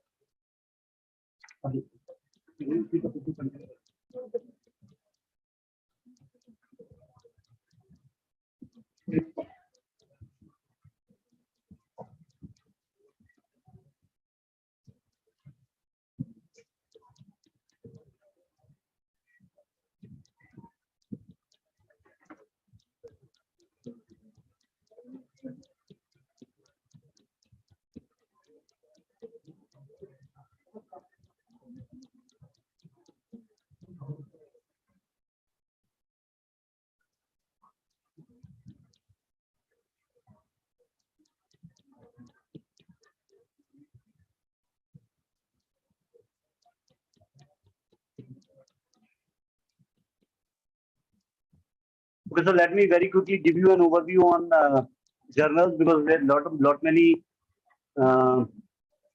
fake journals, clone journals are available, and you must be encountering them on a daily basis. So whenever you choose your journal metrics, I hope you must be aware of that are very critical. My advice to you would be at least choose Scopus as an indexing partner. Do not try to publish any publication if it is not Scopus or Web of Science or ABDC, even for C or D, whatever it C. Do not publish publication just for the sake of publishing in peer-reviewed or journals. They're not going to help you in any case. So try to write something good. If it is not good, do not publish. It's of no use in publishing. Nobody recognizes them. There was a time when the people who used to sit in the interview board or otherwise, they used to give a lot of weightage to how many publications that you have. Now the time is no more talking about numbers, but they basically talk about what quality publication that you have. So in terms of number, there are so many offers that are being made to researcher each day. Some are monetary basis, collaborative basis. So I don't think just publishing is a good app.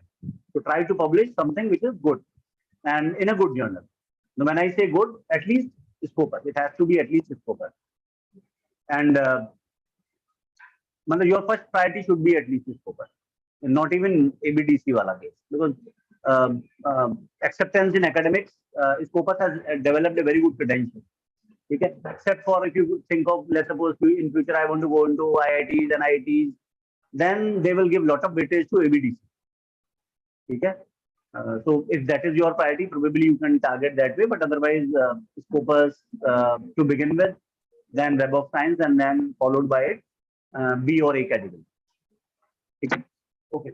So few things when you think of publishing, one of the big reasons why the journals have been rejecting a lot of articles has been that because your article does not lie in the scope of the journal.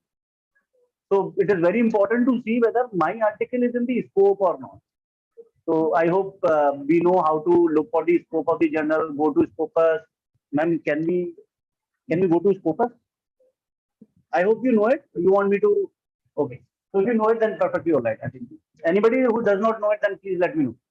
You want, ma'am? Can we log into Scopus? मुझे अगर आप दे देना access तो that will be good. मैं जल्दी कर दूंगा इस काम.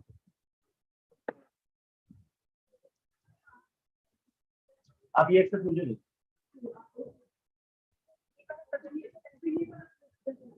अरे फिर रहने दो, आप ही करो.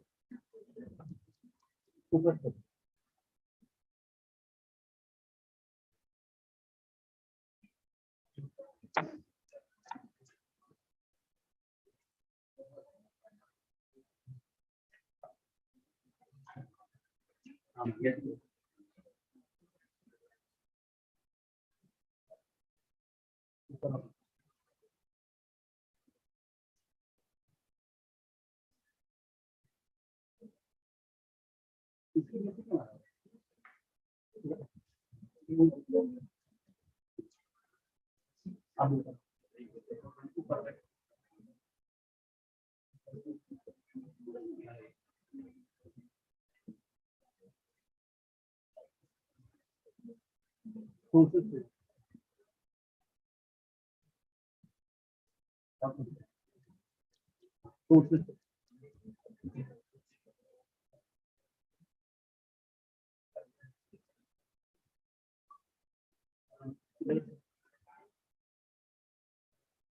Subject area to subject area.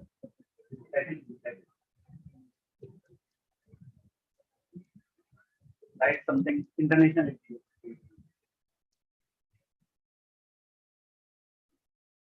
कोई भी एक सकता है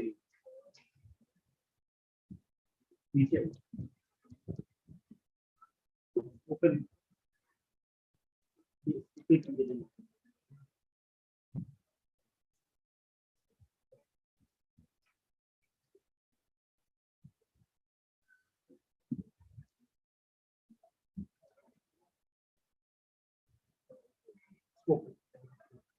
or you may download the Excel also. उसमें scope already available होता है. Look for this whether they are. So this is the scope. So there are certain cases where people say that no, this article will also be published. Unless and until it is in the scope, people will not accept it.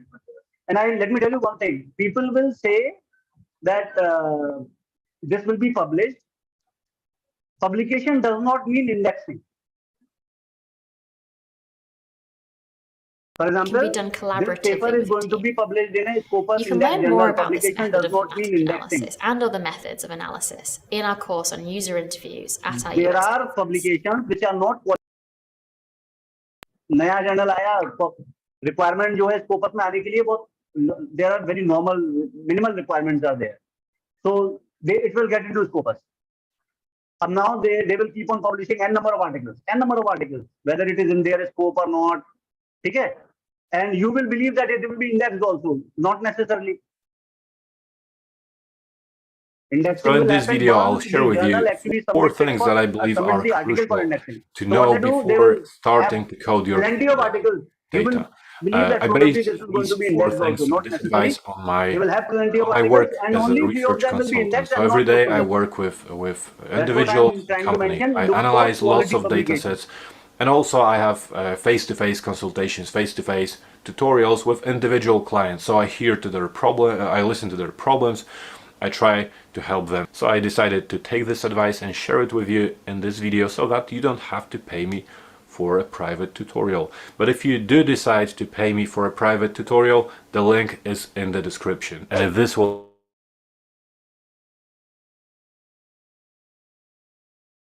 Okay, so scope, yeah, scope is very important. Also look for whether the target audience for this journal actually reads it or not. Because when you talk about that my paper is being cited by so many people, if it is not being cited, your target audience is actually not reading it. That also does not make any sense. So this will be tough, but then at a later stage, probably you will be able to do it.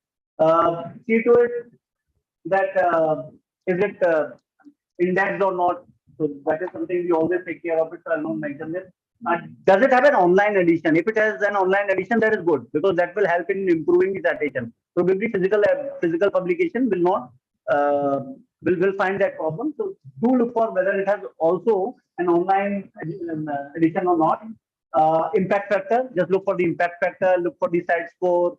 These matrices are very important, very critical. It should have a good site score, average value of the citations of the articles published in the journal, whether it is good or not, it has to be good enough. So you must look for those journal metrics. You must also look for not to mention the whole literature, reviewing the literature, frequency of publication. about Just go through individual the publication, read how notions much from time the are they actually literature that I taking was in publishing interested the in. article. So, for example,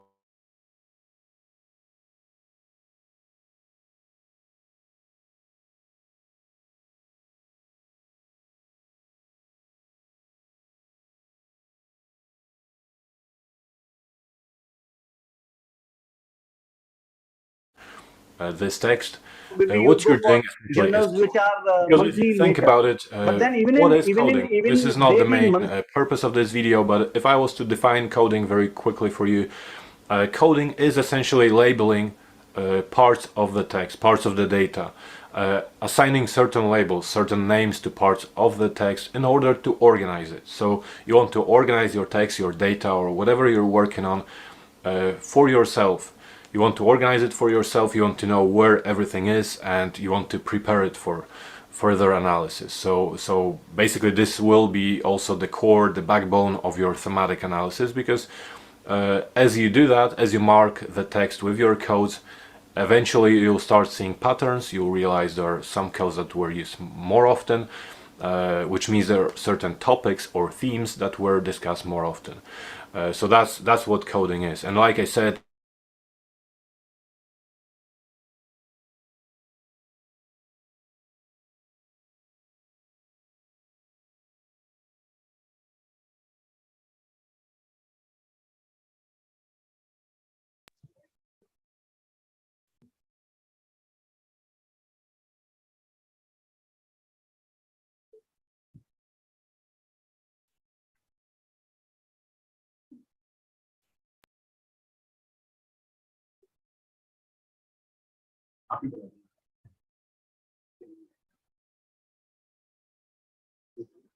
now what you must do in order to check whether the journal to whom I am publishing, I have checked all the indices. You will see that there are so many journals who will publish very good indices, but we may spend 40 days, 50 days, 6 months in writing an article, but generally when it comes to identifying the journal, we do not spend much time.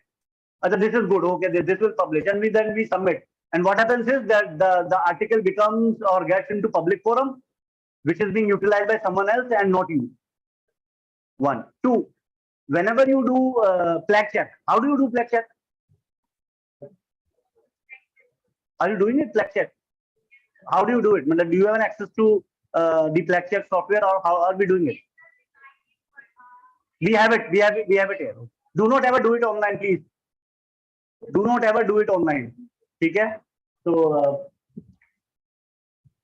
okay. So indexing, well, I'll just let you know. Next नहीं मुझे आप उसी पे आओ, general पे आओ. तो एक काम करो, आप ये जो जनरल की लिंक है इसको ओपन करो.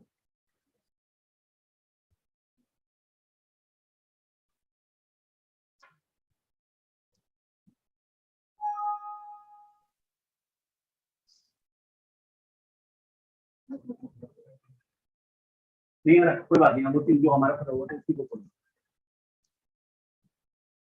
जो हमारी इसको करो, ठीक है. Just see, this journal is available in ISS. It has an ISSN and it has an EISSN. Both. So it will have a homepage.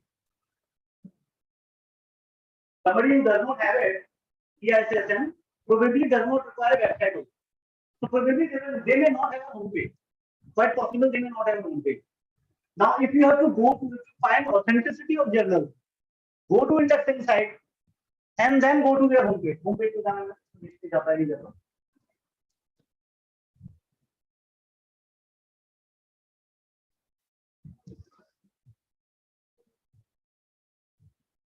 It goes to the homepage of the journal, which is being mentioned here. Now, when we directly search it on Google, generally cloned, predatory, whatever journals you call them, वो search engine के साथ they manipulate. They play with the Google ads, Google AdWords and all these things they play, and they get into a better search result. पहले या दूसरे number पे ही आ जाते हैं वो, और ओरिजिनल जर्नल नीचे होता है.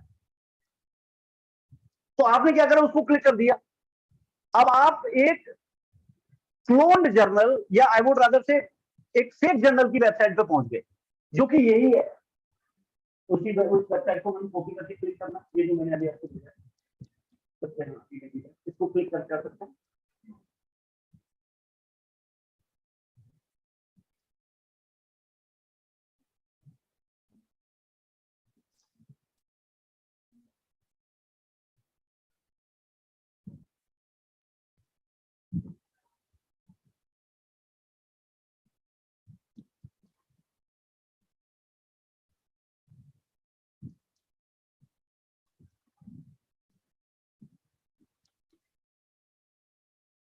Yeah.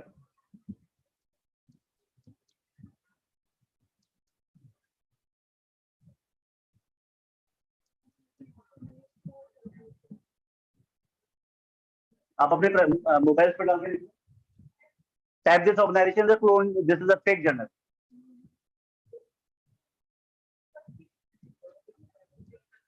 JUSSC.org आ रहा है सब, किसी के करके देखो. Okay, this is a fake journal. University Journal of University of Shanghai for Science and Technology. Otherwise, this is a good journal. अब इसको पे जाइए ना, इसी जर्नल को उसको देखिए, इसको पर जाइए, यहाँ पे लिखिए यही वाला journal, journal of university of science and technology, और उस पे जाइए सोर्सेज. यहाँ पे इस जर्नल का नाम टाइटल, ये जर्नल ऑफ यूनिवर्सिटी ऑफ, मैं बता journal of university of, university of Shanghai university, journal of ये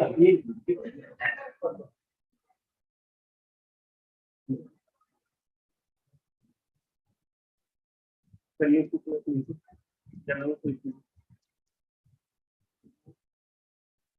नहीं, ये science and technology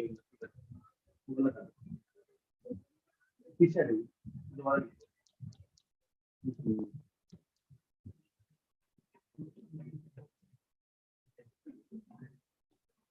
journal of university of science and, मैं एग्जैक्ट नेम बता देता हूँ.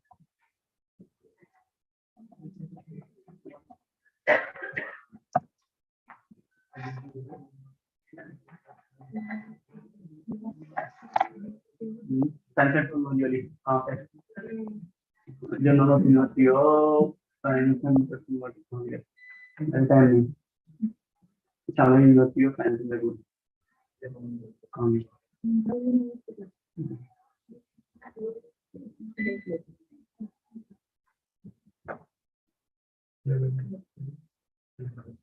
अब देखो ये कर लो,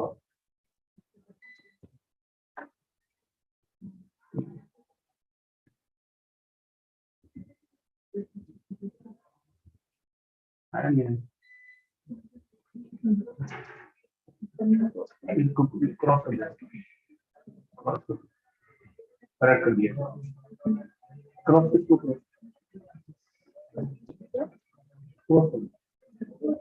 I think they have done the corrective action. This journal, otherwise, ये University of Science and Technology का journal है. It's a good journal, available in Scopus. उसके होम पेज से जब आप जाओगे, यहाँ पे होम पेज वाले ऑप्शन से जाओ हमेशा. आपको कभी जर्नल चेक करना हो, आप स्कोपस पे या उसके जो भी इंडेक्सिंग प्लेटफॉर्म है उस पे जाइए, उसके होम पेज से उस वेबसाइट पे जाइए. डायरेक्टली जब भी आप जाएंगे, देयर इज अ पॉसिबिलिटी, जिस लेवल की क्लोनिंग है, there is a possibility you land up in a fake journal website. This is a fake journal website. और वो यूजीसी में भी दिखा रहा है अपने आप को. अब देखो जस्ट नीचे. अच्छा, somebody was asking कि कैसे पता करें. मेरा ये मानना था कि जर्नल की वेबसाइट देख के ही उसकी औकात पता चल जाएगी कि ये एक्चुअली जेन्युइन होगा या नहीं होगा. 2 मिनट लगाओ उसके साथ. इतनी स्पेलिंग एरर्स होंगे, एब्स्ट्रैक्ट्स मिसिंग होंगे.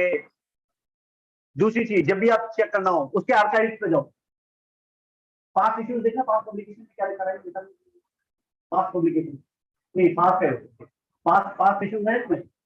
पास्ट इश्यूज नीचे आ जाओ. कहीं है पास्ट इश्यू? ऊपर देखो, ऊपर है. फास्ट है, वो फास्ट है. और ऊपर आओ, कहीं है ही नहीं, कहीं है ही नहीं. या फिर होगा, अगर होगा तो आपसे वो एक्सेस मांगेगा पासवर्ड की. इज इट पॉसिबल कि मैं पास्ट इश्यूज के लिए पासवर्ड की एक्सेस चाहिए? अच्छा देखो, हम हल्का देखते रहते हैं क्या वो.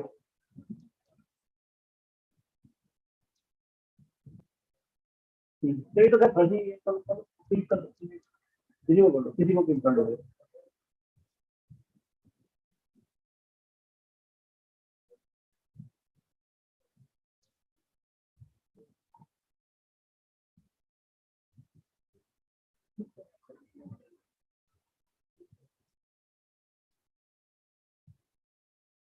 अगर आप जेन्युइनली चेक करना चाहते हो, डीओआई की वेबसाइट पे चले जाओ, डीओआई चेक कर लो, आपको पता चल जाएगा. दूसरा चीज, ये इन्होंने कुछ राइटर्स के नाम लिखे होंगे यहाँ पे, ठीक है, कि भाई ये राइटर्स हैं, इन्होंने पब्लिश किया है. राइटर का नाम कॉपी करो, स्कोपस में जाओ और स्कोपस पे ऑथर में डाल दो इसके नाम को, और देखो उसके अंदर ये पब्लिकेशन दिख भी रहे हैं. थोड़ा सा रिसर्च करना पड़ेगा. ऊपर आओ, उसी पे स्कोपस में और ऑथर सर्च, ऑथर सर्च में आप डालो उसका नाम. उसके नाम से जितने भी पेपर्स होंगे वो दिखने लगेंगे इसमें. आप देखो कि वो टेक्निकली जो उसमें पेपर दिखा रहा है उस वेबसाइट पे, वो इंडेक्स भी हुए या नहीं हुए. मतलब ये कि मेरा पेपर जो वहां पे पब्लिश तो हो गया, वो इंडेक्स भी हो रहा है. रीचेक करो एक बार. आपने कहा, मैं मान लीजिए नया है, आपको लगता है कोई नया पब्लिकेशन आया, इसमें होने के चांसेस ज्यादा हैं, तो एक काम करो. वो कह रहा है साहब मेरे सारे इंडेक्सिंग होती है सब, तो उसके जो भी इश्यू है पास, उसमें से 2-4 पेपर्स के टाइटल उठाओ. टाइटल तो नहीं चेक हो पाएंगे स्कोपस में, आप ऑथर को उठाओ, ऑथर को टाइप कर लो, उसके नाम से इंडेक्सिंग दिखेगी. अगर वो टाइटल जो उसने अपने पब्लिकेशन में क्लेम किया हुआ है वो इंडेक्सिंग में नहीं दिख रहा, इसका मतलब वो इंडेक्सिंग नहीं करने वाला. हमें बहुत सारी चीजें पता नहीं चलती, वो अंडर स्क्रूटनी होते हैं स्कोपस में. वो तो दिखा रहा है मैं तो स्कोपस में हूं, क्योंकि स्कोपस का डेटा तो हर क्वार्टरली वो होता है, तो वो तो टाइम लेगा आने में. नेक्स्ट लिस्ट सब तक वो आपके पब्लिकेशन कर देगा और आपका पेपर बेकार कर देगा. तो आप चेक कर लो कि पुराना भी आ पा रहा है, नहीं आ पा रहा है इसका. पुराने जो आर्टिकल इसने पब्लिश किए हैं, ये ऑथर की सर्च में जाके देखो कि उनकी इंडेक्सिंग भी हुई है. अगर नहीं हुई तो वो तुम्हारी अब भी नहीं होने वाली. Do not publish, do not give your article to the journal. ठीक है, ये समझ में आ गया लॉजिक.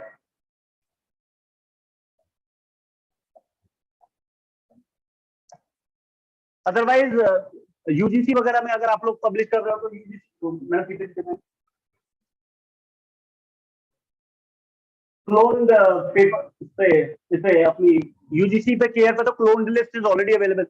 थोड़ा सा हमें रिसर्च इसको कॉपी कर सकते हैं, इसको ऊपर खुलेगा.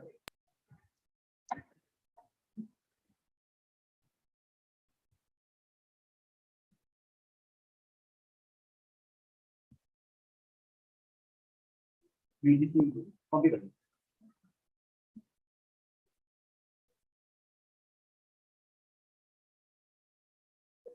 ऊपर ऊपर नीचे क्लोन करना था. हाँ, ये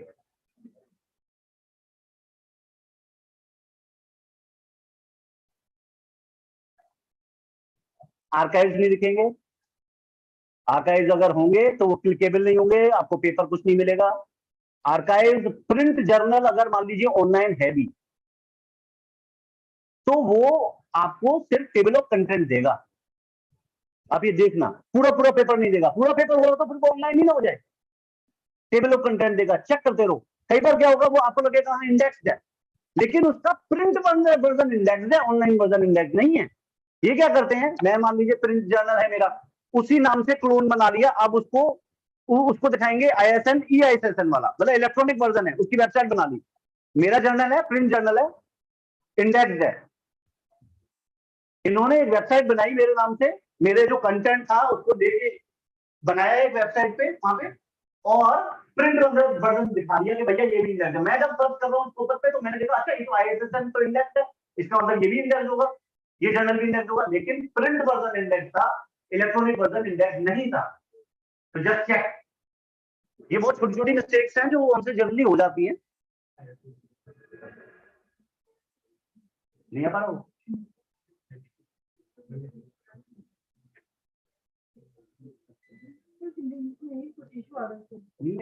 कोई बात नहीं, अब वैसे ही डाल दो क्लोन जर्नल UGC के है। मैं आपको दिखाता हूँ, आपने देखा है इसमें वैसे, have you seen clone journal UGC के है कभी लिस्ट? अब देखो कैसी छोटी छोटी वो करते हैं बेवकूफ बनाने के लिए, जैसे साउथ इंडियन मूवीज होती है ना, क्या मूवी हमारी इंडियन नॉर्थ इंडियन मूवी मान लो आई तेजाब, तो उन्होंने क्या कहा, तेजाब द टेरर मैन। तो ऐसे करेंगे आपके जर्नल के आगे मतलब कर देंगे कुछ तो कुछ ऐसे टाइटल ऐड कर देंगे कि आपको लगेगा वो ये मेन टाइटल तो है, यानी कि है, और वो जबकि उसने क्या किया, उसको छोटा सा एक आगे सफिक्स कर दिया कि बहुत आपको जो है वो बेवकूफ बना रहे हैं उस समय आगे वो। नहीं नहीं ये नहीं, ये नहीं।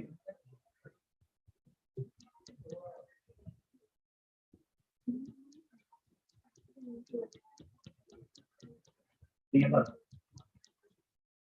आगे आगे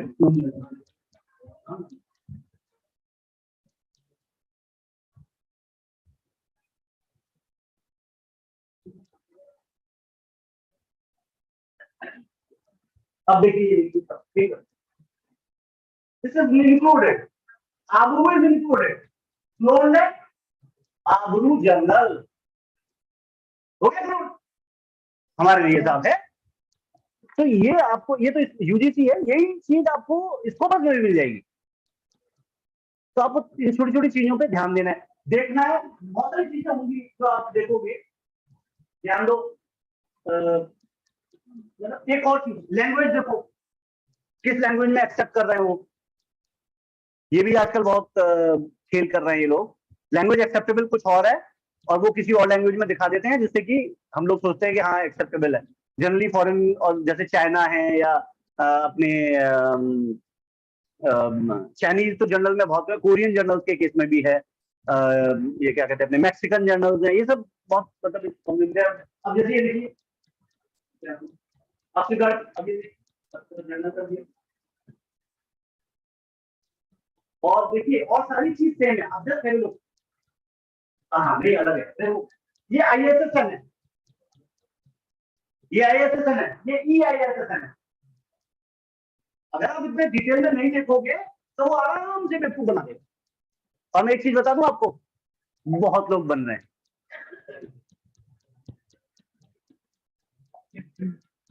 ठीक है, I think you can take care of this. Even in fact you can go to Scimago also, Scimago journal rank देता है। शिमागो पे जाओ, आपको वहां पे होम पेज मिल जाएगा, ऑथेंटिक होम पेज मिलेगा जर्नल का। शिमागो की वेबसाइट पे जाइए, right the journal title, you will get the home page, तो वहां से आइडेंटिफाई दी जर्नल। अदरवाइज आप डायरेक्ट गूगल पे सर्च मत करो, बहुत गलत मिलने वाला है इन्फॉर्मेशन। ठीक है, अब हम लोग बढ़ते हैं अपने APA पे। आप लोग लैपटॉप लेके नहीं आए, otherwise we would have done, we would have converted your paper into an APA format paper, but you are not there. So anyways, I'll let you know that. In that case, I'll let you know what are the things which are required.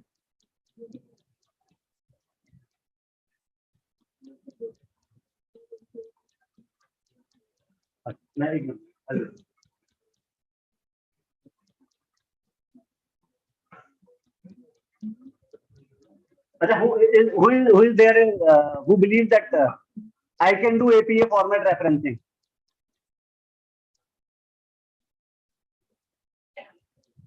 Right. We are running short of time. Otherwise, एक exercise थी APA को लेके. I wanted you to execute, but what I'll do is I'll give it to you. You try it at your home. और उसमें कोई observation है तो we can always come back.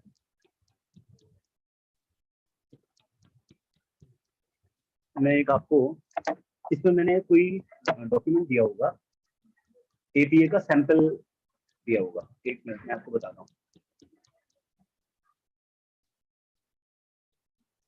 Sample literature review मैंने आपको नहीं दिया है अभी, तो मुझे देना. मैं एक आपको व्हाट्सएप पे भेज रहा हूँ APA रेफरेंसिंग. एक मैं APA रेफरेंसिंग भी भेज रहा हूँ आपको, आप इसको भी भेजिए.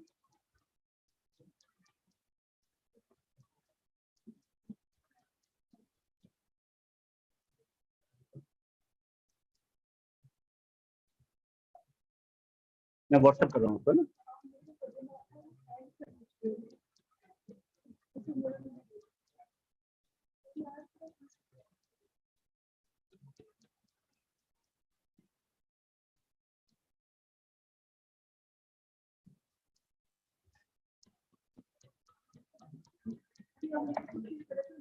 मैं व्हाट्सएप कर रहा हूँ ये आपने भेजा अभी.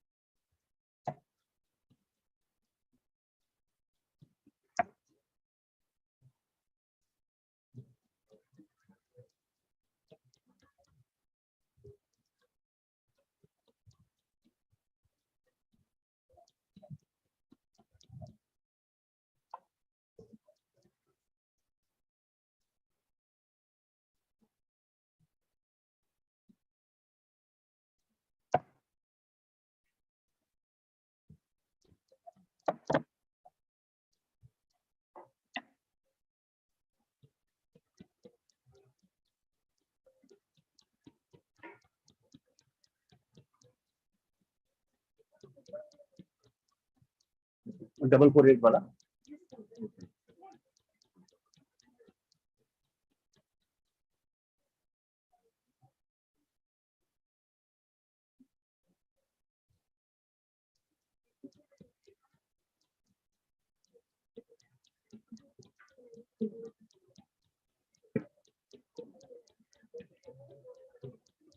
ये भी आप पार्टिसिपेंट को भेज दीजिएगा.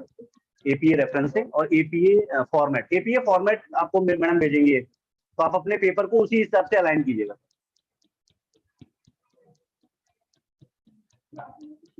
मैं भी करूँगा.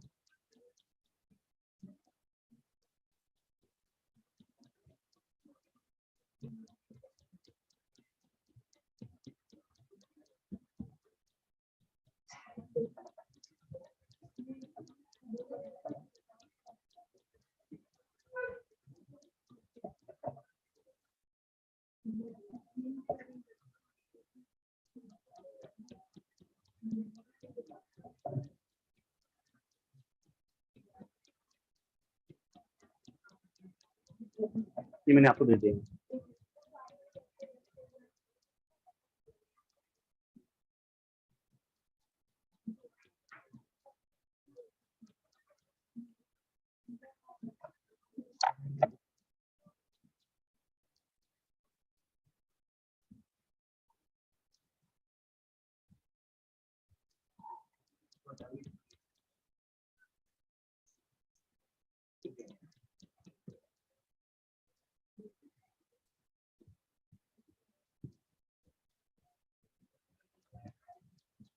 Okay.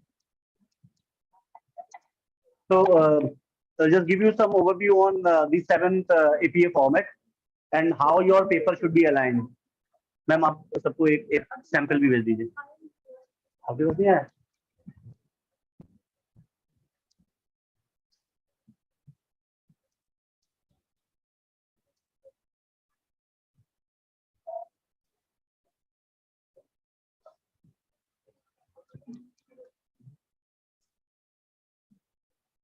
taking time.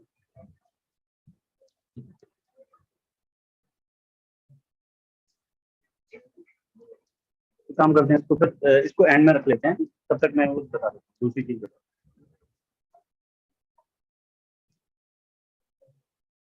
So we'll do it in the end in that case. That by the time it will be available. So now let me tell you something on the social media analysis and some overview on meta-analysis.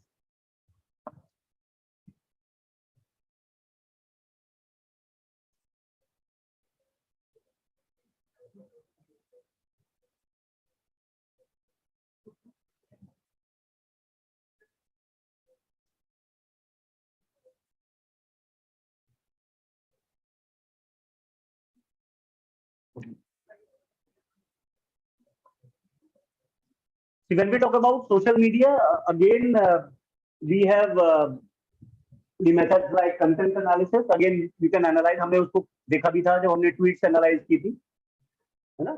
So we can do content analysis, we can do thematic analysis, जो हमने अभी देखा. Same process you can use for social media. Then we also have one concept wherein we do digital ethnography.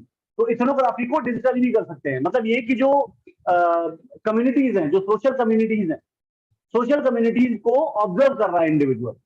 वहां पे physically कर रहा था, यहाँ पे digitally उन communities को observe कर रहा है और उनके जो भी वो लिख रहे हैं उसको finally वो interpret कर रहा है. वहां पे उसने इंटरव्यू की फॉर्म में लिया था, यहाँ पे उनके राइटअप्स को एनालाइज कर रहा है. So digital ethnography is also possible. Then we also do sentiment analysis and we have the machine learning. Machine learning is beyond scope.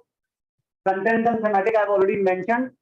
Digital ethnography format remains same. What we did in ethnographic, physical ethnography. The only difference is you are doing it digitally. I'll let you know something on sentiment analysis. You must have heard this term a lot. So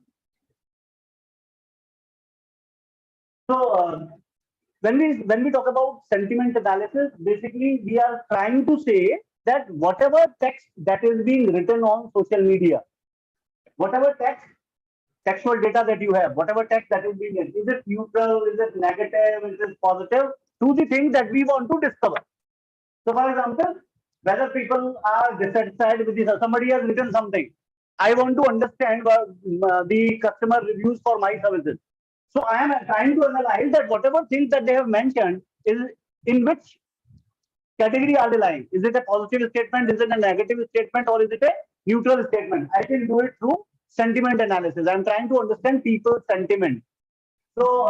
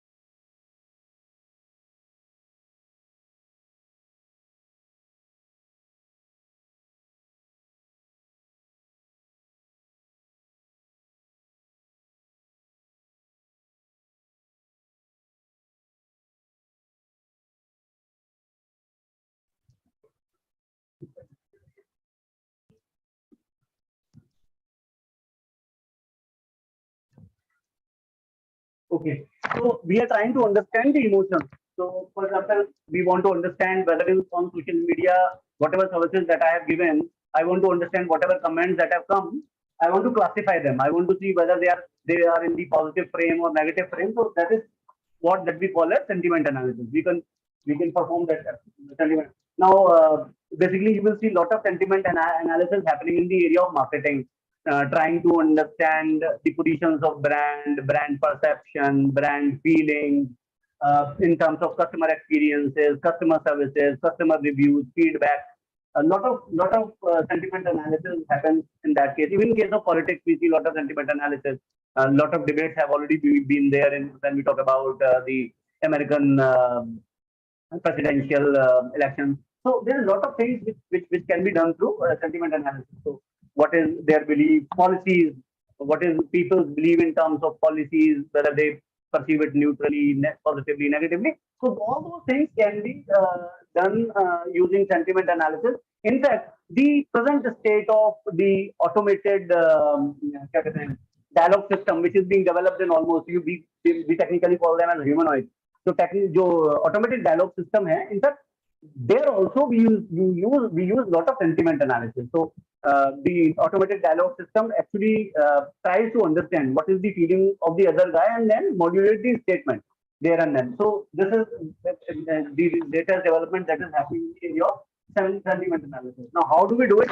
One, we fetch data. That's a critical task. How to fetch data? Social media से data कैसे fetch हो? Simple तरीका है, बहुत ज्यादा tough तरीका नहीं है. इसमें क्या है कि आप कुछ एक्सटेंशंस हैं, क्रोम के एक्सटेंशंस हैं, जैसे मैंने यहाँ पे मेंशन किया है ट्विटर डेटा कलेक्टर. इसी तरीके से औरों के भी, लिंक्डइन का भी है, फेसबुक का भी है. These extensions are there. You download these extensions. We call this as web scraping, web से डेटा को उठाना. So you download these extensions and मैंने यहाँ पे नेट माइनर के बारे में लिखा है. There are other platforms also. You download this net miner. Follow the process. Follow the process means the moment you will download it, you'll have to search for some YouTube video how to scrap this data. That data can be scrapped from these handles. For example, Twitter का कोई handle का वो mention देगा आपको. मेरे पास videos हैं, ये मैंने वीडियोस में लिंक दिया है. इसको आप देख लेना कि वो कैसे फैच कर रहा है. ठीक है. So data will be fetched, और डेटा फैच होने के बाद तो एनालिसिस हमारी हमने बहुत कुछ देखा उसमें कि कैसे बेसिकली हो रही है. तो हम इसको अभी डेटा फैच होने के बाद का प्रोसेस मैं आपको बता देता हूँ. तो दिस इज इजी. मैंने एक्सटेंशन वगैरह डाउनलोड किए हुए हैं, but it will take lot of time उसको दिखाने में. So this is possible. Now, this sentiment analysis can be performed through Python, which uses machine learning, which classifies them. So I'm not sure whether we have any understanding of Python or not, but this is possible through Python, which can classify text into emotions. Now, the other concept which is there, which is for us to understand, is meta analysis, which is again becoming very popular nowadays. Have you got understanding of sentiment analysis?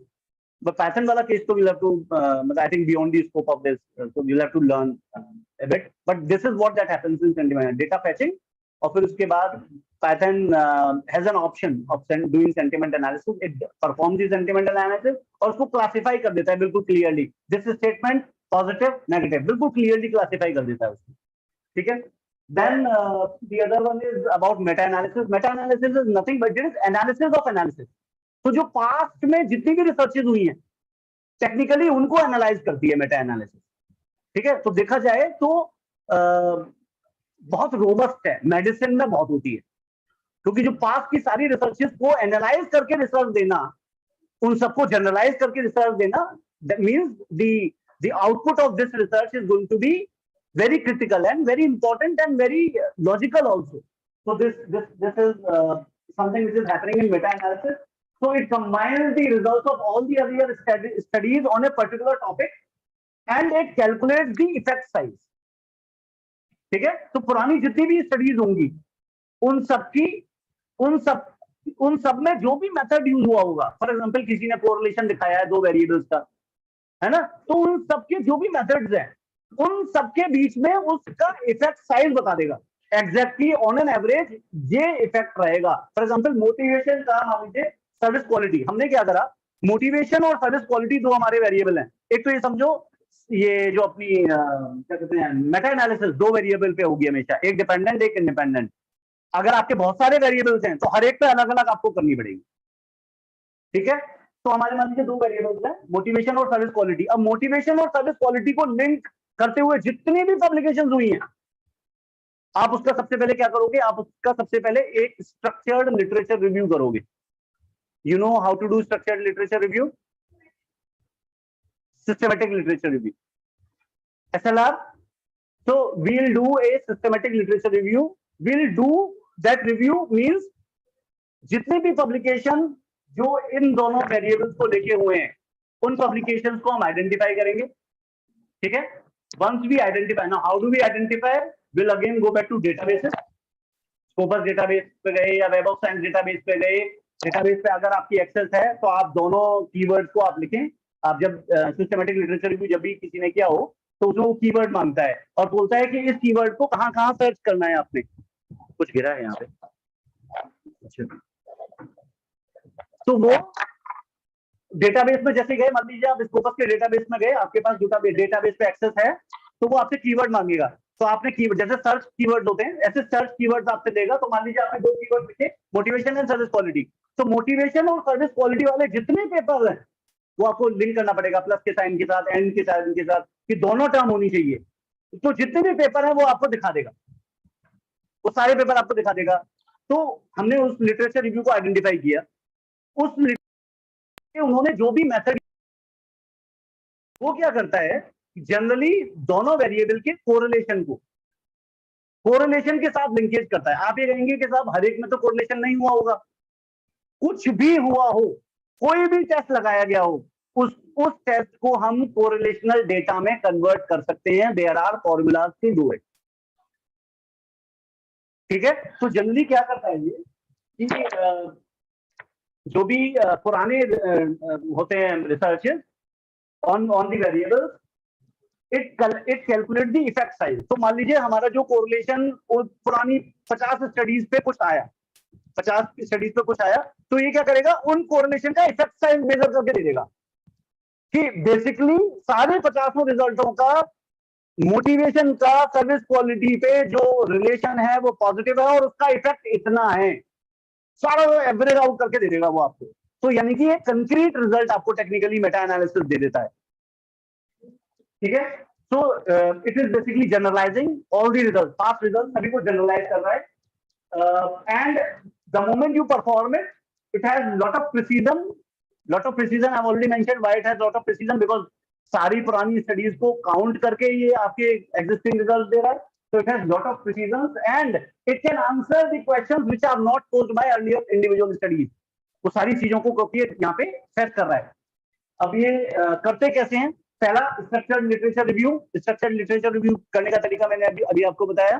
Go to the database, type the keywords, identify the literature review.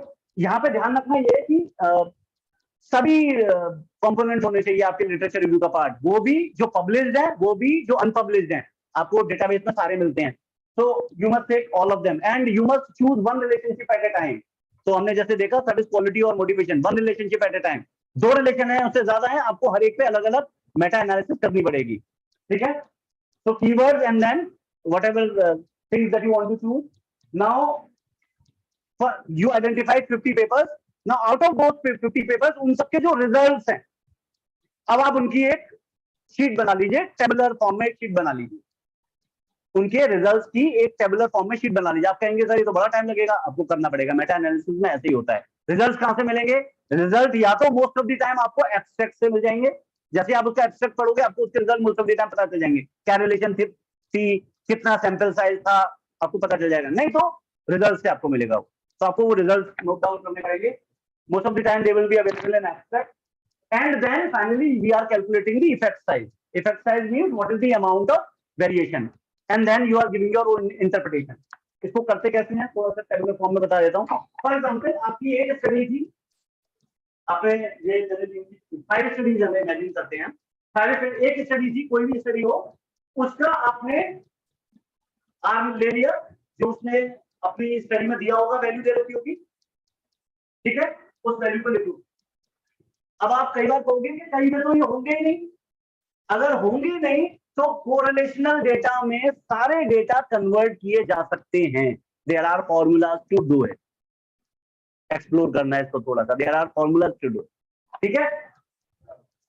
ये आपको software पे मिल जाएंगे अपने, क्या कहते हैं, skip करके। तो कोरिलेशन आर की वैल्यूज आ गई। अब आर की वैल्यूज आपको पता होंगी और आपको एन पता है उसने कितने सैंपल साइज पे किया है। तो this is one table that you have to develop.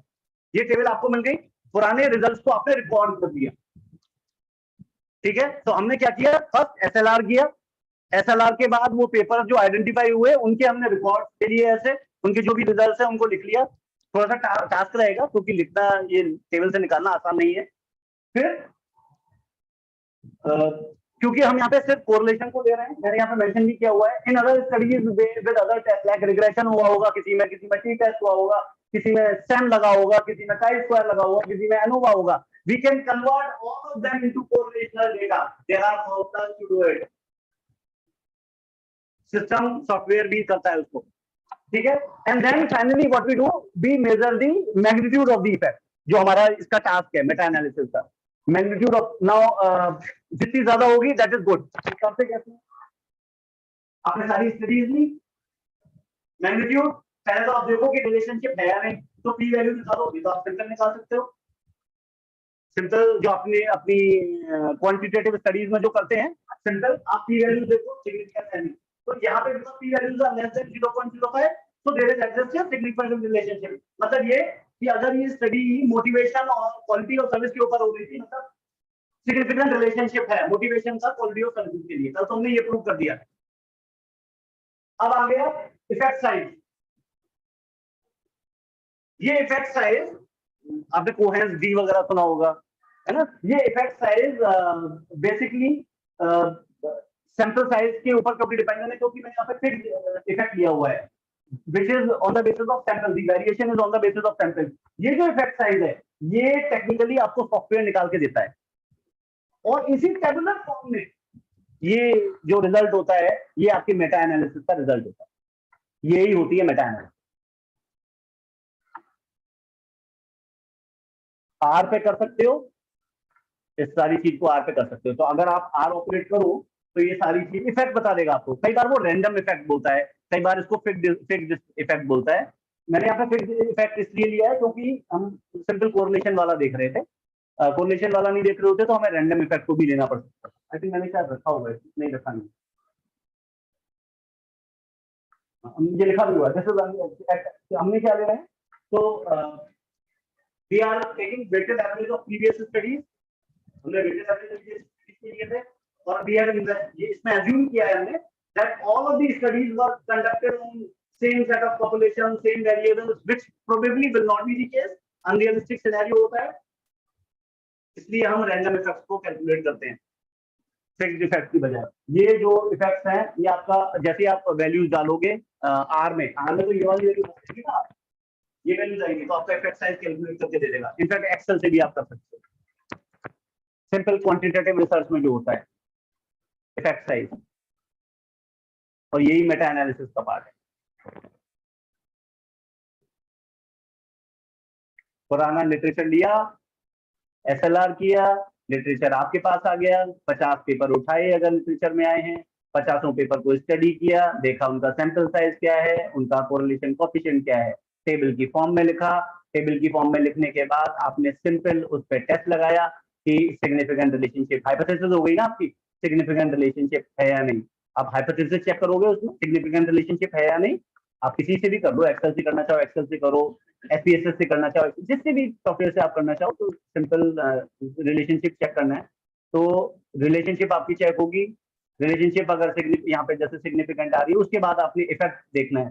तो उसी में जब आप रिलेशनशिप चेक करोगे उसमें इफेक्ट साइज भी आता है। अगर आपने क्वांटिटेटिव स्टडीज को किया है तो एक बार एसपीएसएस पे लगा के देखना, आपको दिखेगा इफेक्ट साइज भी आता है। उस इफेक्ट साइज को भी टेबल में नोट करते चले जाओ। ये आपके रिजल्ट होते हैं। किसी भी मेटा एनालिसिस में, और यही लिखा जाता है, यही कोट किया जाता है, नथिंग। मेटा एनालिसिस के नाम पे ये होता है, और बहुत एक्सेप्टेंस है मार्केट में आज की तारीख में इनके to be accepted and for publication, क्योंकि ऑथेंटिसिटी ये आप कर सकते हो। और मेरा मानना ये कुछ चीजें आप कर सकते हो, जैसे आप अगर आप ये क्या कहते हैं जीटी नहीं कर सकते, तो अब मेरे हिसाब से आप डिजिटल इथनोग्राफी कर सकते हो, है ना। डिजिटली आप कोई ग्रुप का पार्ट हो जाओ, जो आपको लगता है is of my opinion, I want to study, उसको कुछ समय ऑब्जर्व करो, उनके स्टेटमेंट को नोट करो। Data fetching tools are there, मैंने तो एक दो लेके आप गूगल पे लिखोगे 50 डेटा फैचिंग टूल मिल जाएंगे, डेटा वहां से उठा देंगे वो आपके लिए। डेटा हो गया, अब आपकी कोडिंग डिकोडिंग जैसे भी करना चाहते हो आप उसकी कोडिंग करो, जो हमने प्रोसेस बताया था, and finally you give your own analysis. That's a result for a good study, and that will be published. That's for sure. Scopus 100%. Scopus में तो 100% published है. So this is one that you can do. Meta analysis is another thing which you can do. Bibliography बहुत चली थी पीछे, किसी ने करी थी bibliography? पीछे bibliography में भी कुछ नहीं, आप चाहो तो उसको भी पब्लिश करा सकते हो अभी भी, अगर आप कोई बहुत अच्छी एग्जिस्टिंग रिलेशनशिप आइडेंटिफाई कर लो। बिब्लियोग्राफी में कुछ नहीं होता, अगर आपके पास एक्सेस है डेटाबेस की, मान लीजिए स्कोपस के डेटाबेस की एक्सेस है ना, लॉगिन आईडीज आपके पास है स्कोपस के, आपने कहा कि मैं देखना चाहता हूँ मोटिवेशन और सर्विस क्वालिटी को ही, तो आपने वहां पे जो पब्लिकेशंस आए तो उनकी ना वो एनालिसिस देता है, इस ईयर में इतने लोगों ने इस पे एनालिसिस की, इस कंट्री में इतनों ने की, ये रिसर्चर थे, मतलब ये दिस इज बिब्लियोग्राफ। उसमें बहुत सारे डायनेमिक्स पे दे देता है कि अमेरिका वाले इतने थे, इसके इतने थे, this is bibliography analysis. Technically देखा जाए बचकाना एनालिसिस है वो, लेकिन पब्लिश होती है बहुत आज की तारीख में। लोगों ने जब ये नया नया बिब्लियोग्राफी का कंसेप्ट आया, लोगों ने बड़े अच्छे अच्छे पेपर निकाल डाले उस पे, आप देखोगे उन पेपरों को तो आपको लगेगा कि मुझे एक्सेस दे दो डेटाबेस पे, 2 दिन के अंदर पेपर बना दूंगा इसके ऊपर में, बस मुझे एक्सेस दे दो डेटाबेस पे, 2 दिन के अंदर पेपर बन जाएगा। और लोगों ने उस particular time, because they knew it, उनको पता चल गया था ये नई चीज चल रही है आजकल मार्केट में, उन्होंने इतने पेपर पब्लिश कराए बिब्लियोग्राफी पे।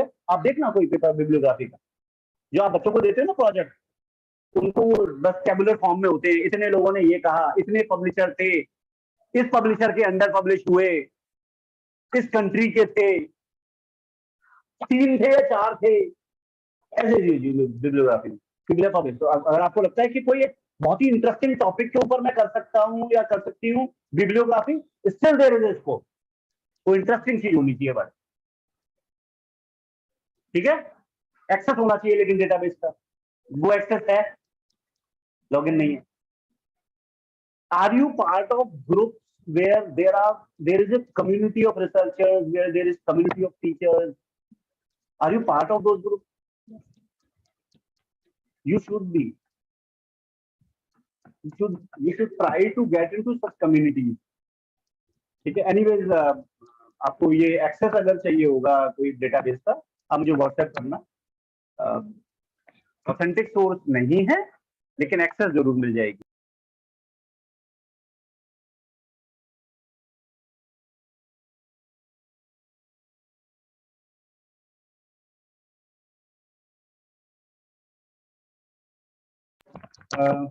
ये कर लें, इसमें किसी को कुछ पूछना है तो पूछ लो भाई। Any question if in case you have. Example, अच्छा एक minute, let me see, I think I have it.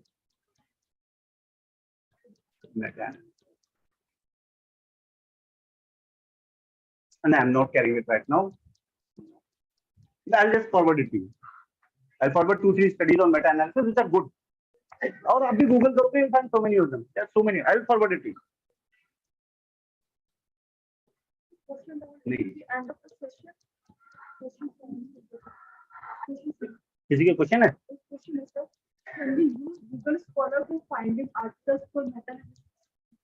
Google scholar कर सकते हो, but that's not a great way of doing it. Google Scholar, any he can go and mention anything. They are not good sources, but they can do it if they have no access. Then certainly yes. I can answer this.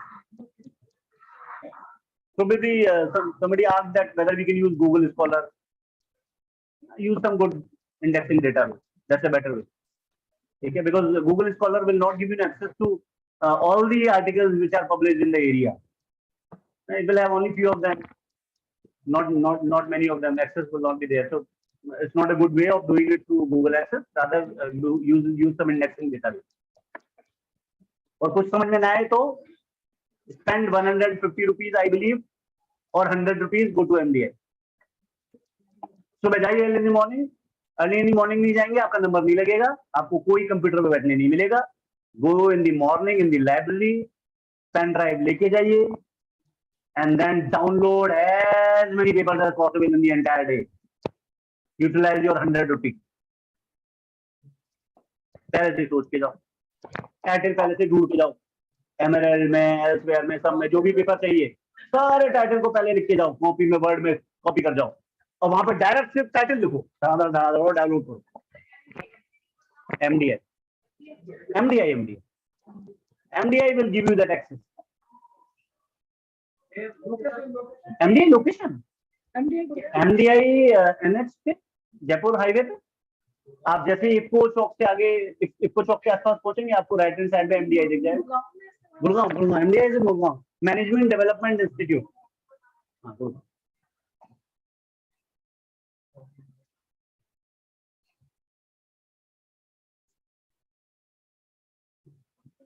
Okay, so with this we come to the last topic of the day, that is APA.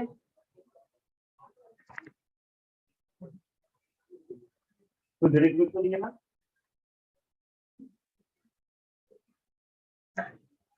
we wanted to do an exercise, unfortunately will not do, already 3:30.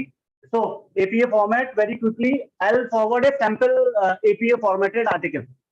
उसमें सब कुछ लिखा होगा बिल्कुल clearly. I think we can show it straight to them. मैंने आपको WhatsApp किया.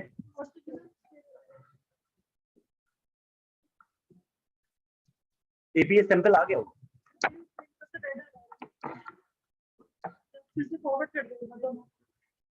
एक मिनट.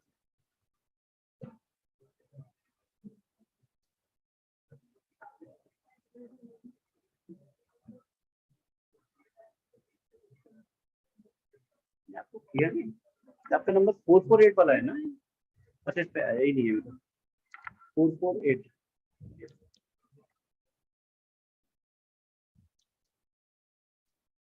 ओके, इसको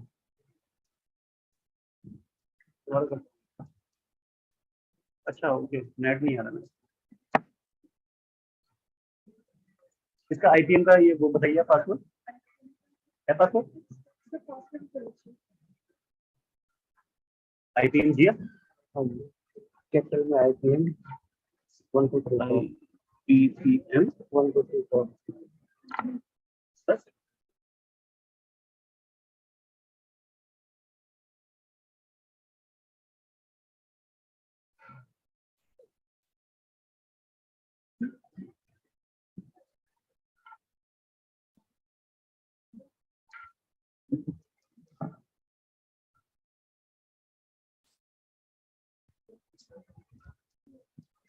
आ गया.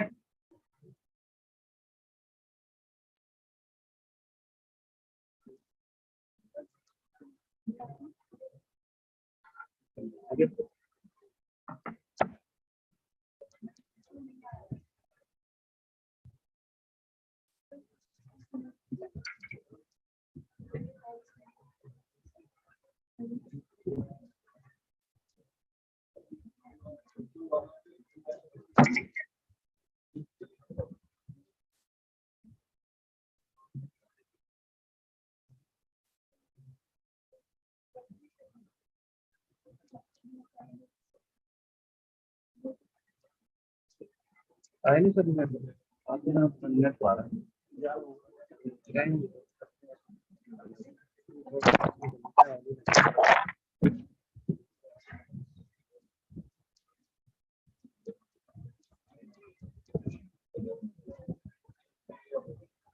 आपको पेन ड्राइव में दूं क्या?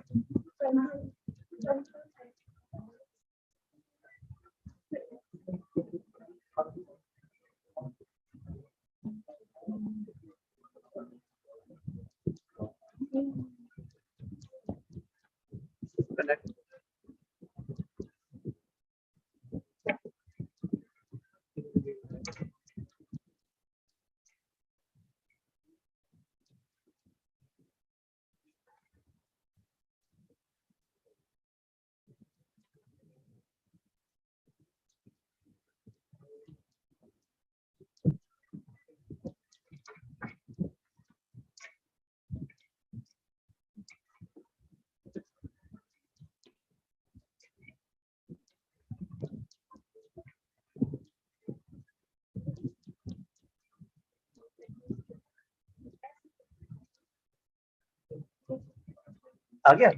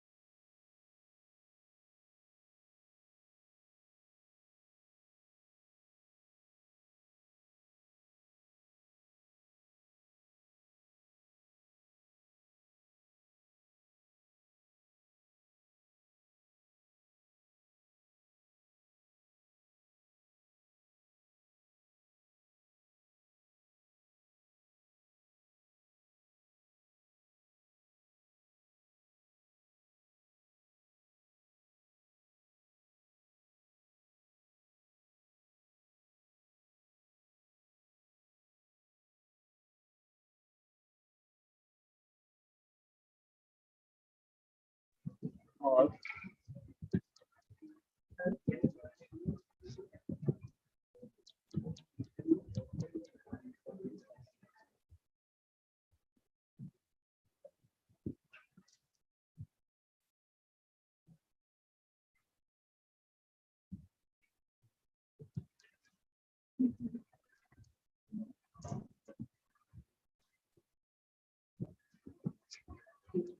एक ये सैंपल कौन है?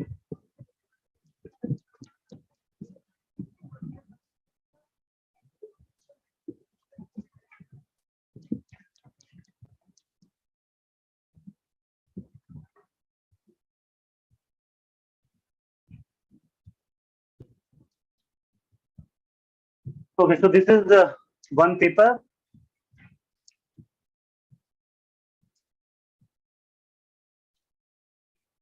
If you see this PDF, this is aligned to the APA format.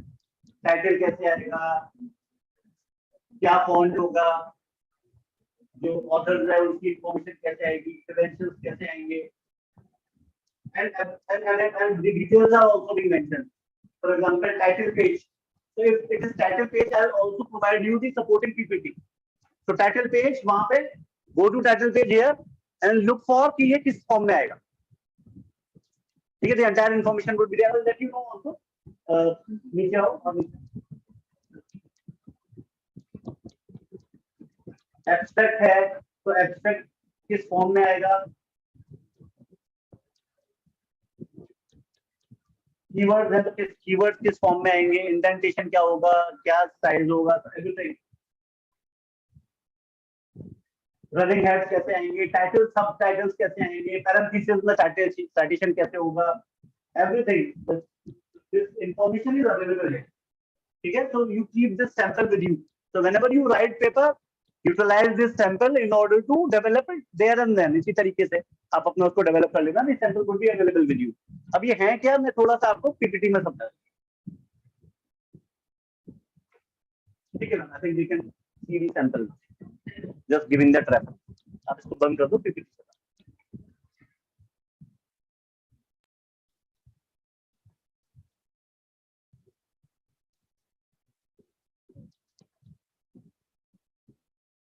Okay, so few things.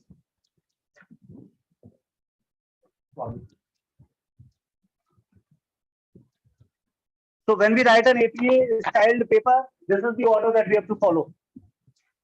So title page, abstract, text, references, footnotes, tables, figures, and appendices.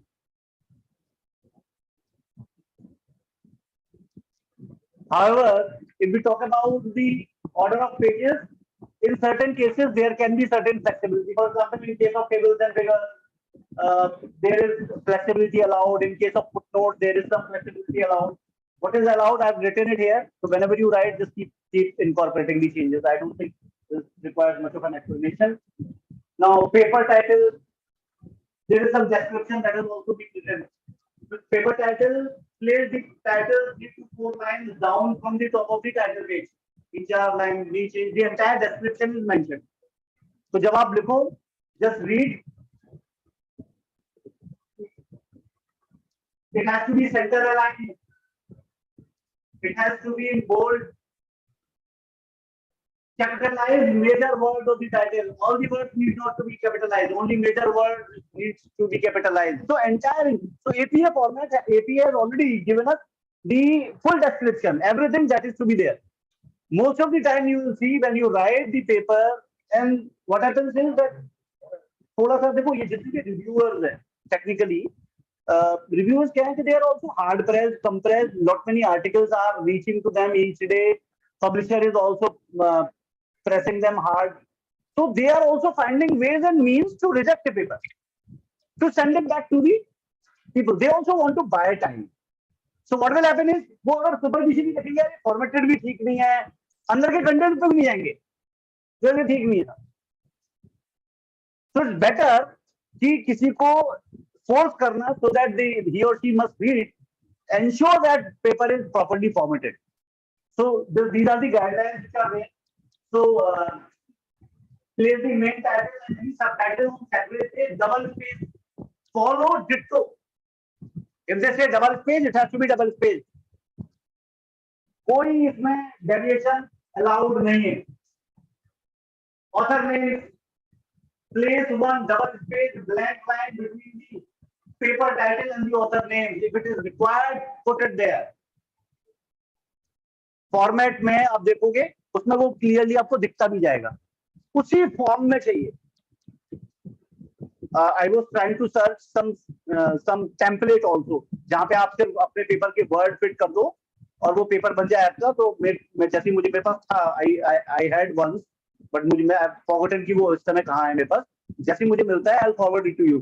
उसमें वो सारी चीज formatted होंगी. वो अपने वो title by default उसी तरीके से लेगा. तो आप अपना पेपर जब देखो उसी में उसके अपने कंटेंट को उसी तरीके से आप डालते जाना, वो अपने हिसाब से फॉर्मेट करता चला जाएगा. ठीक है. तो but this is something which is required. So regarding affiliations, then author note. So whatever author notes are there, they have to be put in bottom half of the title page, center, bold aligned. All these things needs to be taken care of. I think you have to read a lot on this. कि ये चाहिए कैसे. Then this is regarding title page. ये पहला वाला page है हमारा. सिर्फ font जो है, there is no fixed rule that it has to be in this. Some journals they mention there is very specific font. So these are various fonts which are allowed. So 11 point Calibri is allowed, 11 point Arial is allowed, 10 point Unicode is allowed.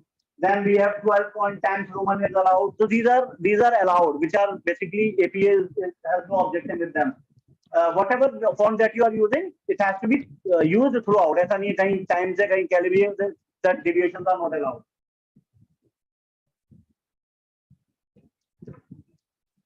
But sometimes what happens is in case of figures, if you want, कई बार ऐसा होता है. So in that case, within figures or images, you have the option of using stand for it. These are कई बार क्या होता है Calibri वगैरह it looks much better with tables and figures. So there is this exception is allowed. So there you can use these Calibri or Arial point if in case you want to use. Otherwise, throughout same रहेगा. Page header, top margin. So there the page header जो हमारा page header है, top margin में हमारा page header जरूर होता है paper में. हम कई बार बनाते ही नहीं है. तो page header has to be there. Generally title होता है उसका page का. So page header contains all the page number and the running head. उसमें आप देखोगे sample head में you will see running head. Page number हमेशा top right corner पे होंगे. ये हम देखा हमने नीचे हमने पेज नंबर डाला नीचे डाला और हमने कहा कि साहब हमारा एक्सेप्ट हो जाएगा. नहीं होगा. It has to be on the top right corner and it should show on all the pages. And title page carries page number 1. तो वहां से page number 1 start होगा. There is some information on running head. क्या किस तरीके से running head को रखना है उसमें सैंपल में क्लियरली मेंशन है. आप उसको देख लेना एक बार. पैराग्राफ जनरली आपके लेफ्ट मार्जिन होते हैं. राइट मार्जिन अनइवन छोड़ा जा सकता है. राइट मार्जिन अनइवन जस्टिफाई नहीं करते हम एपीए में कभी भी. हमें जो आदत पड़ी होती है ना जस्टिफाई करके भेजने की, एपीए में जस्टिफिकेशन नहीं होता है. They are all align the text of an APA style paper to the left margin. They are all left margined paper. No justification.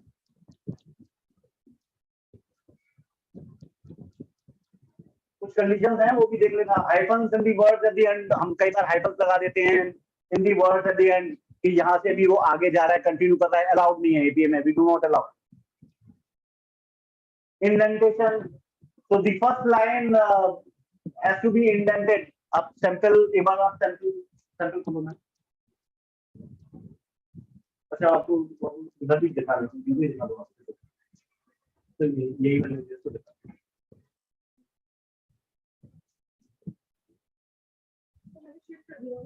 अच्छा just have a look, sample paper आप लोग खोलो, आप लोग सब सैंपल पेपर खोलो WhatsApp पे, you will get an idea कि इंडेंटेशन कितना चाहिए।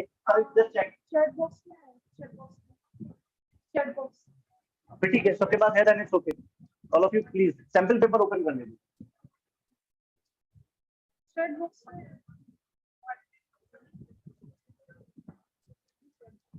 टेबल्स है, टेबल्स में हम लोग कई बार बहुत प्रॉब्लम करते हैं। The table and the figures should be numbered in bold, titles italics में होने चाहिए, हम उसको नॉर्मल छोड़ देते हैं, इटैलिक्स में होते हैं। और जो भी नोट्स हैं वो हमेशा they need to be first left में लिखे जाते हैं वो, so these things have to be taken care of। और रेफरेंस जो होता है, इसके ऊपर रेफरेंस का भी थोड़ा सा बता दूंगा डिटेल्स में, ये तो आप इसके हिसाब से अपने उसको फॉर्मेट कर लीजिएगा। रेफरेंस जो है वो हैंगिंग इंडेंट होता है, रेफरेंस 0.5 का हैंगिंग इंडेंट। आप I hope you know hanging indent.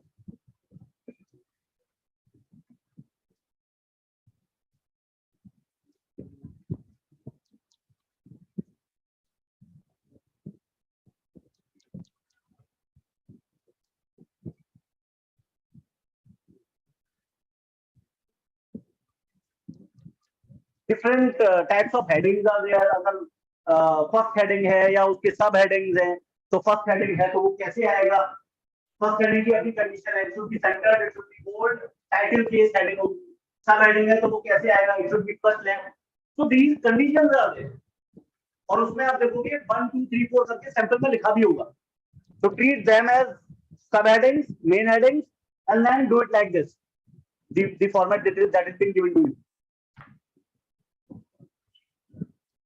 अच्छा we never write APS style में इंट्रोडक्शन नाम की कोई चीज नहीं होती, जो टाइटल है वो इंट्रोडक्शन हो जाता है by default. First paragraph is by default introduction, हमें आदत पड़ी हुई इंट्रोडक्शन लिखने की, never ever write introduction, first paragraph by default introduction, ठीक है। There are conditions in terms of क्या फॉन्ट होना चाहिए क्या नहीं होना चाहिए, आप देख लीजिएगा।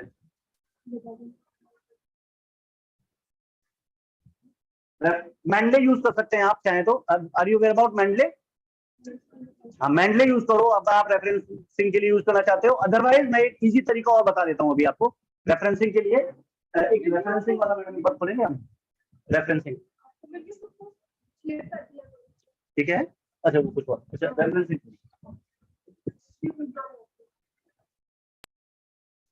एपीए का centre,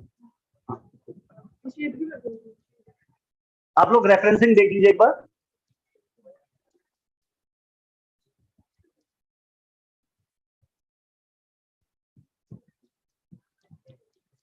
So I'm giving you this list. This entire document is available with you. Journal का आर्टिकल है तो कैसे, this is indentation, this is hanging indentation.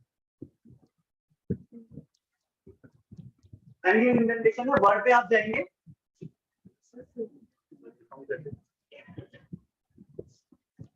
आप इसको एग्जीक्यूट कर दीजिएगा, मैं यहाँ पे दिखा दूँ।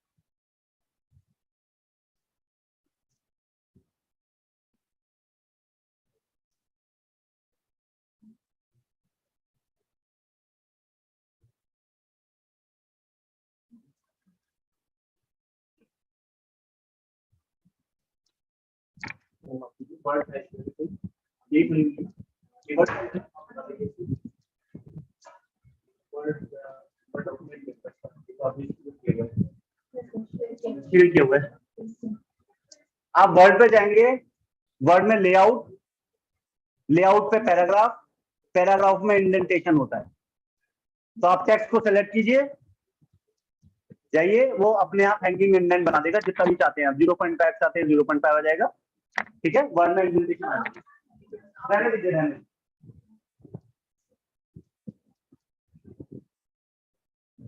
So various types of references which you as a researcher, which we as a normal researcher will encounter. All these references have been provided to you in the form of a word form.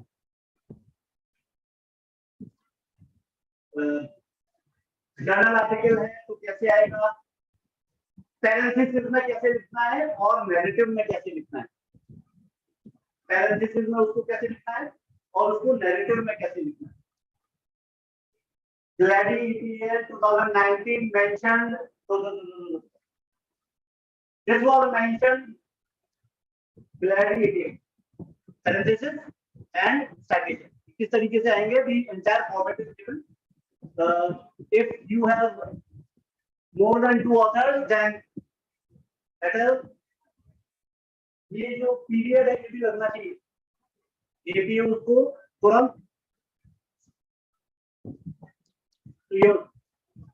just have a look your last name and then the first and the second name,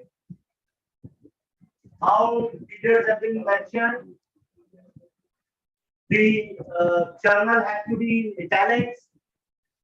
तो जो भी चीज है, this volume has to be in italics.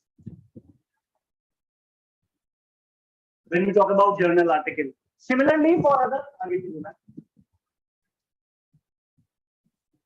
what is required, that is being mentioned. Just read, do, read, do, read, do. For example, in case of, if let's suppose there is this journal, but volume is not there. At times we do not see any volume. अगर volume नहीं है तो उसको कैसे लिखना था? उस case में हमने उस पहले केस में कैसे लिखा था? Volume बाहर था और क्या कहते हैं, एडिशन अंदर था।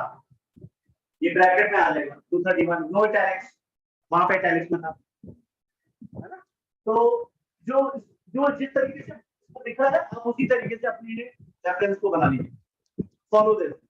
आई एम श्योर कि ऑलमोस्ट सारी चीजें जो एक नॉर्मल रिसर्चर के लिए जरूरी होती है वो सारी चीजें यहाँ पे हैं। तो it can be a readymade reference material for you any day. मैंने तो ऐसे अपनी तरफ से नहीं बना दिया, it is available on the sites only, but then आपको एक साइड मटेरियल भी मिल जाएगा। इश्यू नहीं है तो कैसे आएगा, ठीक है। और नीचे आओ,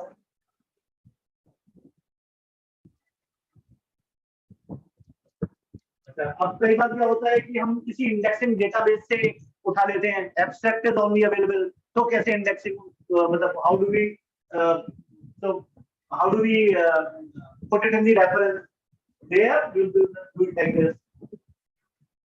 तो हम उस केस में इस तरीके से स्क्वायर ब्रैकेट्स में मेंशन कर देते हैं एब्स्ट्रैक्ट फ्रॉम, किस एब्स्ट्रैक्ट से लिया है, आप उसको डेलनेट बोल सकते हैं, डेलनेट एब्स्ट्रैक्ट, व्हाटएवर एब्स्ट्रैक्ट, ठीक है। और उसके जर्नल का नाम फॉलोड से डिटेल।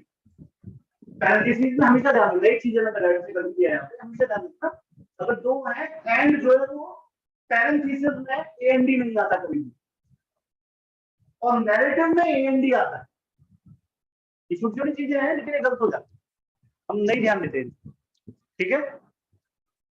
अगर मोनोग्राफ है जनरली नॉर्मल, क्योंकि आपकी एक्सेस नहीं है डेटाबेस में बहुत ज्यादा, तो मोनोग्राफ वगैरह जनरली आएंगे नहीं, पर फिर भी if you find anyone then monograph, this is how it has to be put in the reference.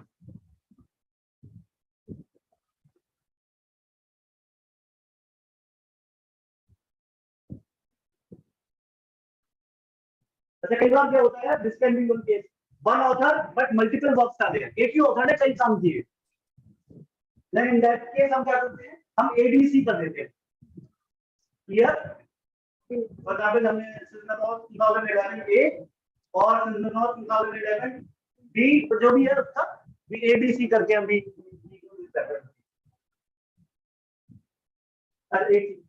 One citation but multiple sources, multiple sources से है, एक ही साइटेशन है लेकिन, तो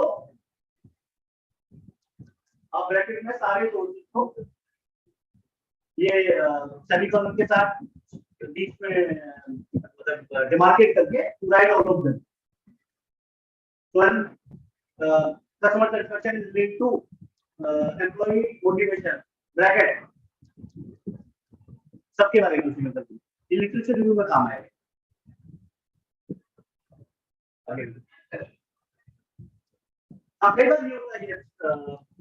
If there is an idea or a phrase that you want to use is quoted in another source. किसी और ने कहा था, आपने जिस सोर्स में देखा वो ओरिजिनल सोर्स पे आपके एक्सेस नहीं है, तो हम कैसे कोट करते हैं? होता है ना कई बार कि when you are researching a paper, reading a paper, तो उसने जो है किसी और को कोट किया हुआ है और आप उसी चीज को कोट करना चाहते हो, तो टेक्निकली तो ओरिजिनलिटी किसी और की है और एडवांटेज आप उसको दे रहे हो नहीं, जबकि मिलना उसको चाहिए, तो उसमें आप इस तरीके से कोट करते हैं. You also identify this. ठीक है, तो Lawrence just found so and so, उसका पूरा बता दे. आगे मैगजीन के आर्टिकल्स हैं, तो how do we do this that. तो in case of magazine the date become very important. तो जब भी आप कुछ ऐसा कोट करें, डेट का ध्यान रखें. ठीक है, डेट बिकम वेरी क्रिटिकल. ये सब इटैलिक्स में आता है, मैगजीन का नाम इटैलिक्स में है.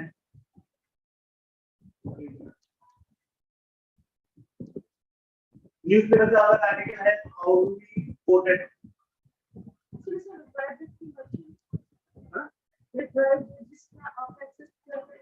हाँ, अगर की बता रहे हो रिट्रीव टू स्टूडेंट, जरूरी भी नहीं है. अब वी वांट टू क्या not necessary.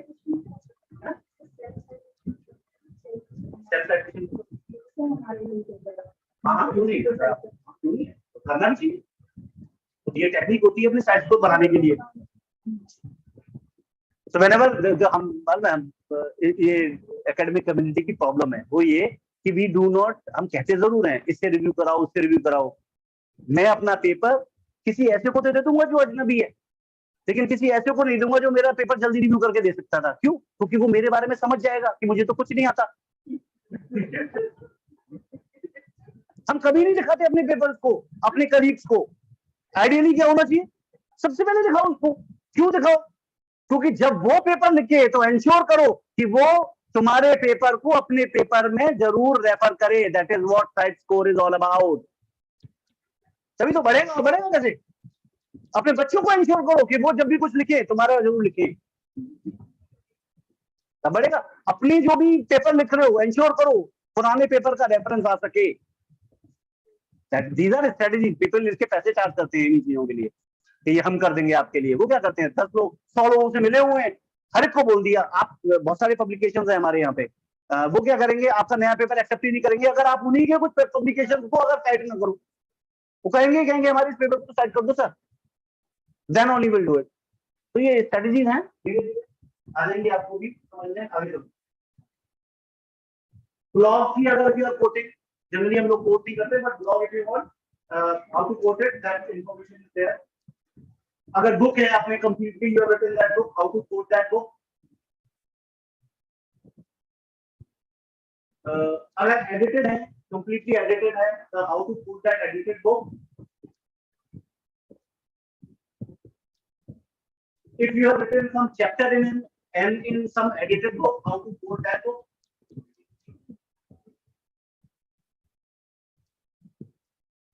If there is some report by some government agency, you want to quote that, how to quote that book, that report.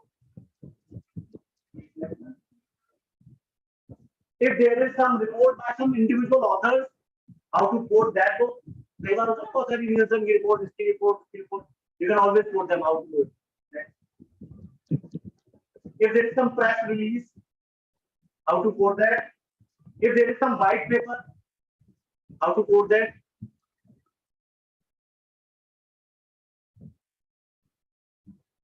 If there is some conference presentation, how to quote that.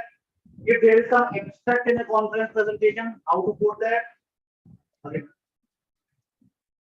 If there is your conference proceedings are published in a journal, how to quote them, and if your conference proceedings published as a book, how to quote that. some dissertations, some theses, if you want to refer them.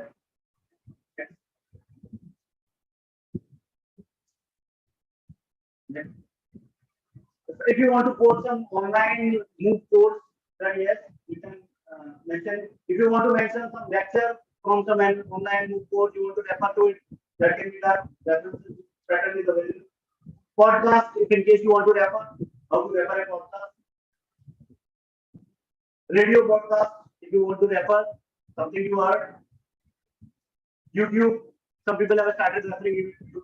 You can refer how to refer to YouTube. Twitter also, how what you want to refer to certain tweets.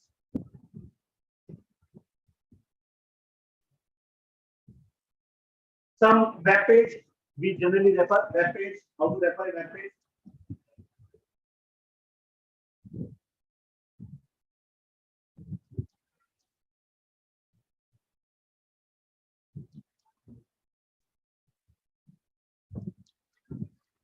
I think these are common. I feel these are exhaustive enough for somebody who is referencing, and the ways to do it, how to do it. The material is available with you. I don't think it requires any explanation. We are all mature people. Just refer it. Otherwise, it is available on various sites also. Just refer to it. Referencing, just keep it with you. Word से मैं एक आपको हल्का सा idea दे देता हूँ. You can always do it through word. एक referencing वाला इसी रेफरेंस वाले घटक को वर्ड पर एक किसी को मिले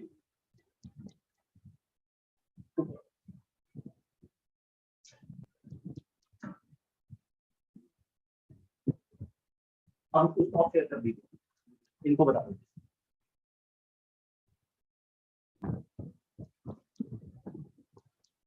आप रेफरेंस पे जाइए वर्ड में गो टू रेफरेंस अच्छा you know how to do it through word reference में नहीं वर्ड में बताया वो मतलब आई प्रेफर है वो तुरंत की तुरंत हो जाता है ज्यादा बेटर है रेफरेंस अदरवाइज मैंने यूज कर सकते हैं रेफरेंस में जाओ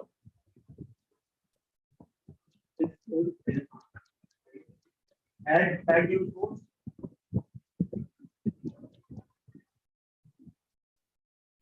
शो ऑल अच्छा पहले आप ऑथर के नाम का एक्शन लिखोगे बुक नहीं है वो ज्यादा पहले चलो ऑथर के नाम आपको देखने पड़ेगी कुछ भी लिखिए अपना लिख दीजिए एक नाम आप कैपिटल में लिखिए आप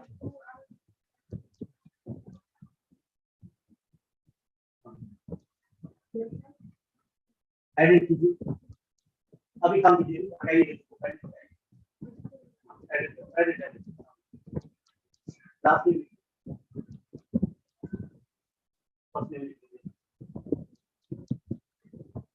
ठीक है ऐड करना चाहे you can add as many have done ठीक है मैं ये भी ले रहा हूँ कॉपी करना ठीक है टाइटल पेपर का टाइटल कुछ भी लिख दीजिए एक्सेप्ट करके जर्नल का नाम लिख दीजिए कुछ भी नहीं ऐसा कुछ लिख दीजिए जो डायरेक्ट करेगा ये डाल दीजिए पेज डाल दीजिए शो ऑल बिब्लियोग्राफिक लिख दीजिए चलिए ठीक है क्लियर पे आ जाइए क्लियर लिस्ट सॉल्व कर लीजिए पेज लिख दीजिए 1 to 10 1/10 show all bibliographic show पे देखना अब इसमें आपको पेज हो गया ऊपर आइए पब्लिशर डाल दीजिए पब्लिशर की टूल दिए वॉल्यूम डाल दीजिए वॉल्यूम 10 डाल दीजिए इशू 1 डाल दीजिए 10 डाल दीजिए 1 डाल दीजिए ओके कर लीजिए ठीक है अब दोबारा जाइए अब कहीं अब किसी भी जगह आप रेफरेंस को लेके आ सकते हैं कहीं जाइए और इंसर्ट हाइड्रेशन कर लीजिए सर लीजिए आ गया आपने वो रखा था वहीं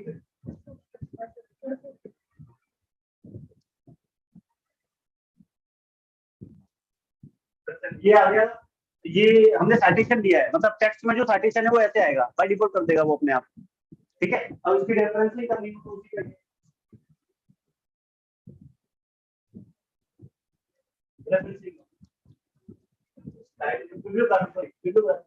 ये साइटेशन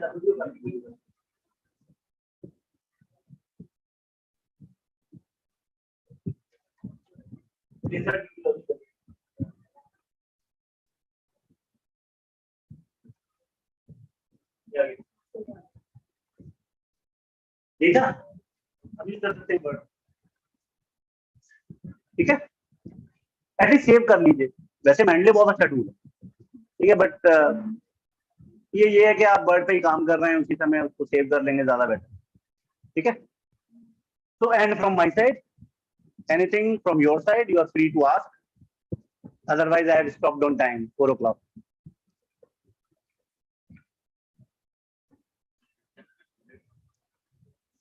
अच्छा एक minute yes sir. You can write down my number 9717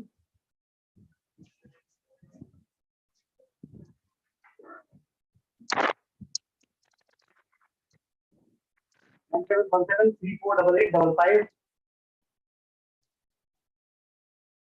9717 348855 I'm looking for any kind of suggestion, critical reviews, anything. Right from 7 o'clock in the morning till 11 o'clock in the evening, I'm available. There's one question. What online participants? What is the difference between paid and free journals? Difference between paid and free journals? One is paid, the other one is free. I would recommend never ever go for paid journals. ठीक है never ever go for paid journals. Paid journals will ask you money to publish your article, and in fact most of the journals which are not quality they will always ask for money. Okay, so ignore them. That is my only response to this question. There are so many free journals are available. Try to go for paid. The only thing would be that if I believe that yes, somebody will not be publishing my article, I need to identify some of the other ways at least my article get published. Then probably you will may go for paid journal, but good institutions, if you go for good institutions, they will not give weightage. They will ask. You know, good institutions have already started asking. Only for the journal जो आपके publish हुए, वो paid they are free. They ask. It's better not to go for it. Initial stage में लग जाओ मजबूरी आ जा सकती है. अगर आपको कहने के लिए अप्रेजल नहीं करेंगे, पब्लिकेशन दो चाहिए ही चाहिए. तो do it. Otherwise, actual growth के लिए कर रहे हैं अगर हम एकेडमिक ग्रोथ के लिए कर रहे हैं तो भैया जेन्युइन काम करो सबसे अच्छा हो और अगर एक्चुअल ग्रोथ के लिए नहीं कर रहे तो चुपचाप ये बंद है ना ये बंद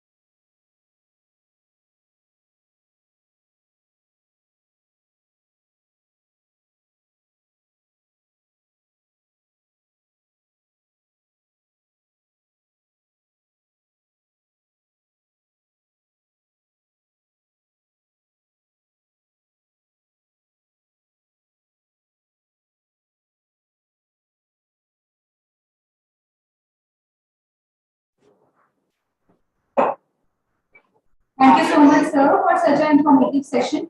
I'm sure every participant was able to learn something new from this session, and we all would definitely want to keep doing these kind of sessions with you in the future. Now, I would like to invite Dr. Sugandha Goel, ma'am, Executive Director of ITM, to kindly come on this stage for certificate distribution to our participants.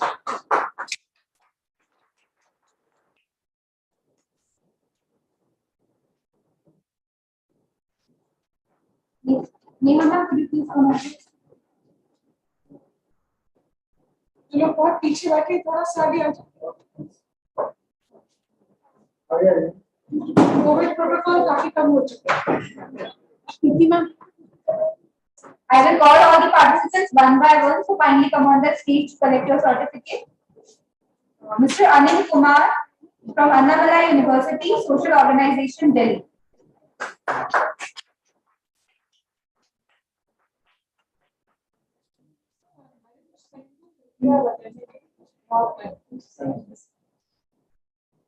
Ms. Priyanka Srivastava of Dayalbagh Educational Institute, Agra.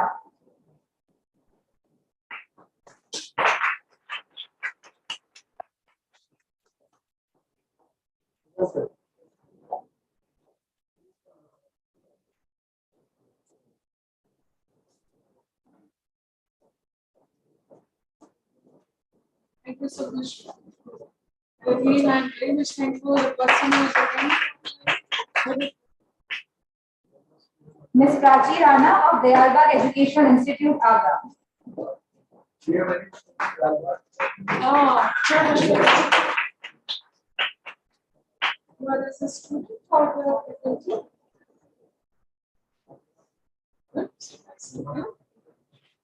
Is your research? Dr. Abhay Khan of Agra Public Group of Institutions, Agra.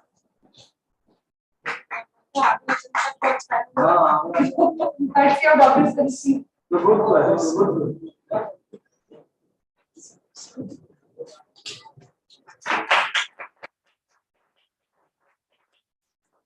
Dr. Shobhit Sagar of Dayalbagh Education Institute, Agra.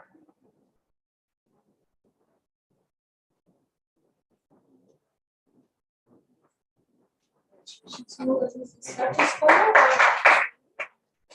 I think they are research scholar.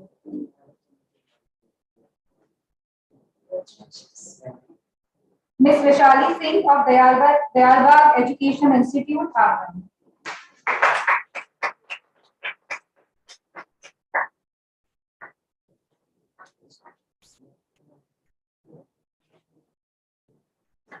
Ms. Revati Behra of Dayalbagh Education Institute, Agra.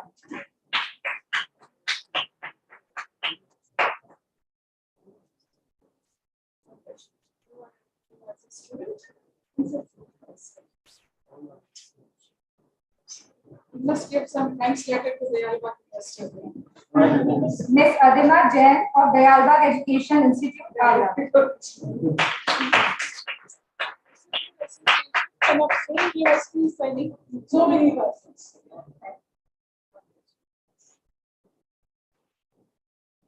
Ms. Meenakshi of Vishveshwarya College of Pharmacy, Greater Noida.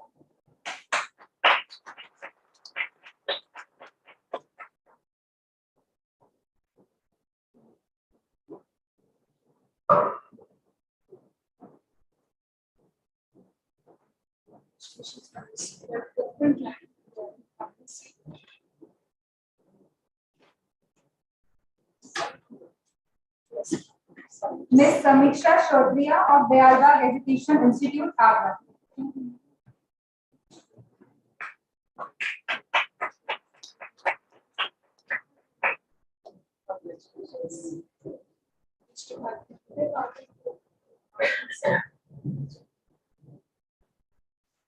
Now, along with Dr. Sugandha Goel, ma'am, I would also like to invite Shashank sir on stage for giving the certificates to letters to the conveners of this FDP. So kindly come on this stage. All right.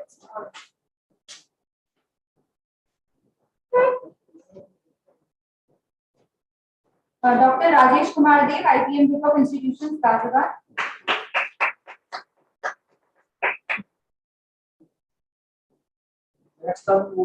Ms. Vinita Sharma, IPM Group of Institutions, Ghaziabad.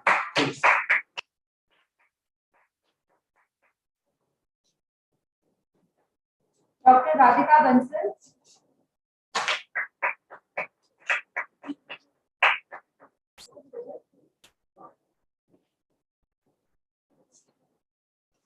Ms. Neeta Gupta.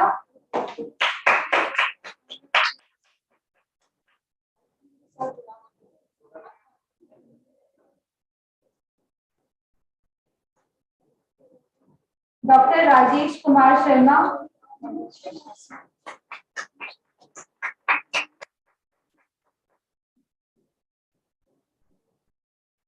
Dr. Manoj Chauhan.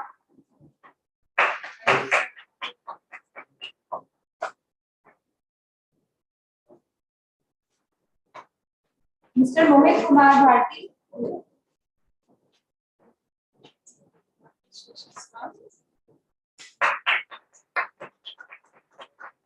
Ms. Viditi Rastogi.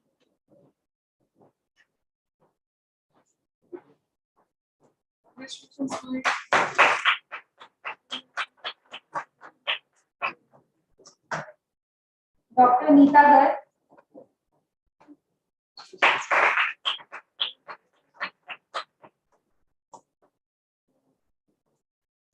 Ms. Karishma.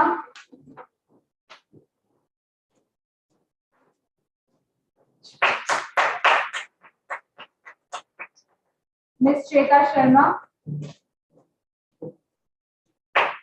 Mr. Virat Raj Saxena.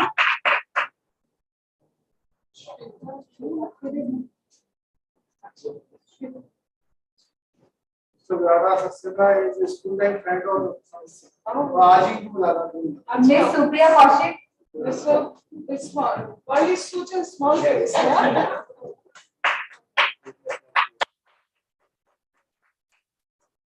Mr. Naveen Kumar.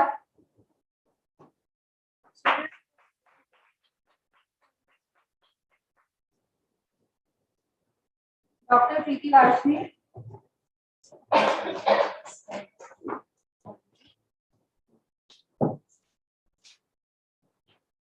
Mr. Vijay Kumar Chaudhary.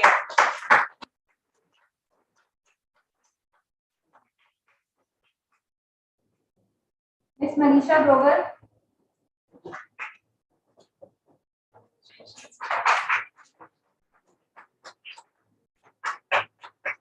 Mr. Sunil Bhatia.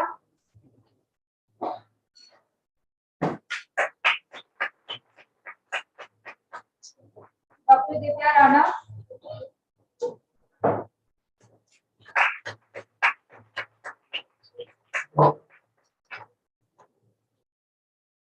Ms. Ritu Saxena.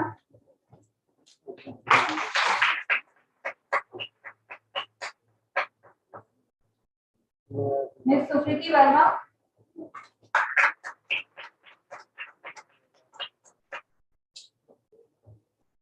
Mr. Abhishek Kumar.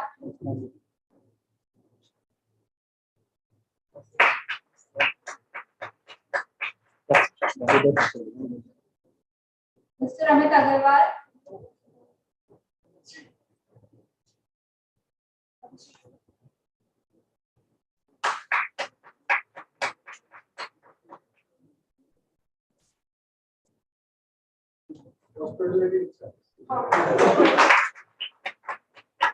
Ms. Neha Singh.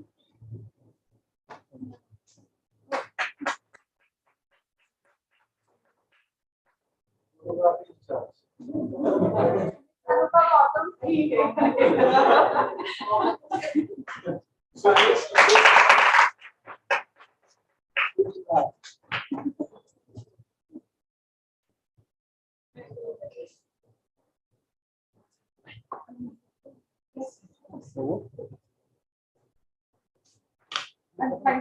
The most important part is that for the participants.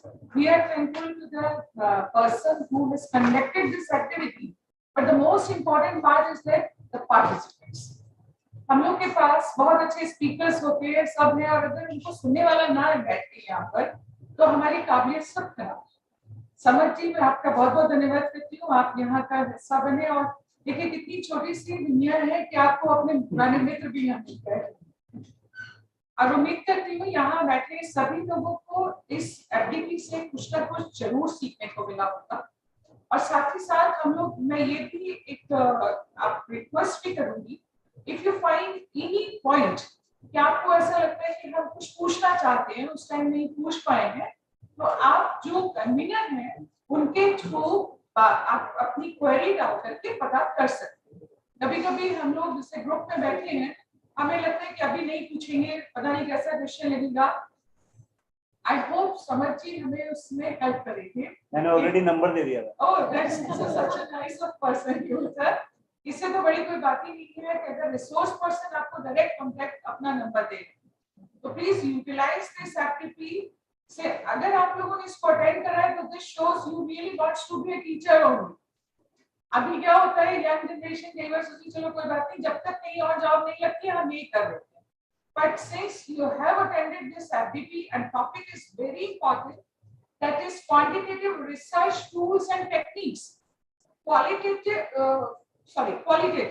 Quantitative so we can do, but the important is quality. How to maintain the quality is very important.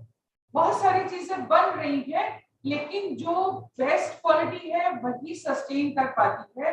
Same हमारे साथ भी, अगर आप अपनी education के time को recall करें, आपके कोई ना कोई 2 या 3 टीचर्स ऐसे होंगे जिनको आज भी आप फॉलो करते हैं। तो वही चीज आपके साथ में भी हो कि आपके स्टूडेंट्स भी आपको फॉलो कर सकें। Thank you so much.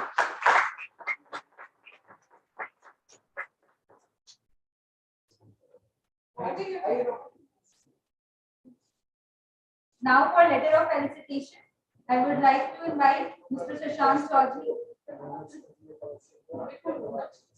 on stage. Dr. Mona Sahai, the convener for this faculty development program.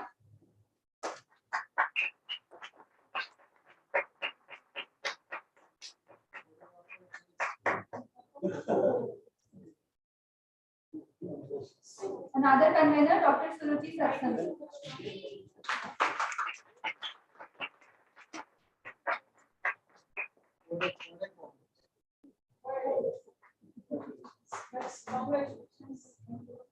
And thank you. This whole FDP was the show and basically convened, and you can say that was the idea was generated by Dr. Mona and Dr. Suruchi Sanghi, and it was basically the idea of Mr. Prakash Sharma sir that we should be conducting this type of FDPs and workshops, particularly with reference to research development. So, and the whole credit goes to the team who has conducted this event, and we are hopeful that in the coming time also, with your support and participation, we will be conducting and making the such event successful in the coming time also. Thank you. Thank you.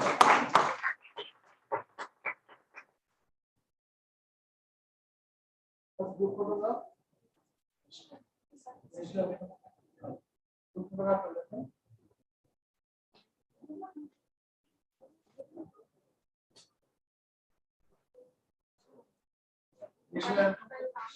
First national anthem, please, like, nice. For national anthem. Then we will have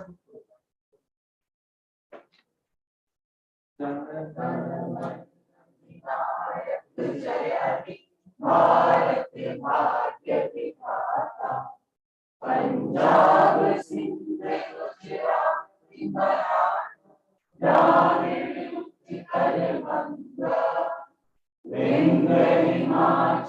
Yamuna, Ujjal Jaladi Taranga, Tab Shubh Naami Jati, Tab Shubh Ashish Mati, Gaate Tab Jaya Gaata, Jai Gare Mangal Dayak Jaya Bharati Bhagya Vidhata, Jaya He, Jaya He, Jaya He,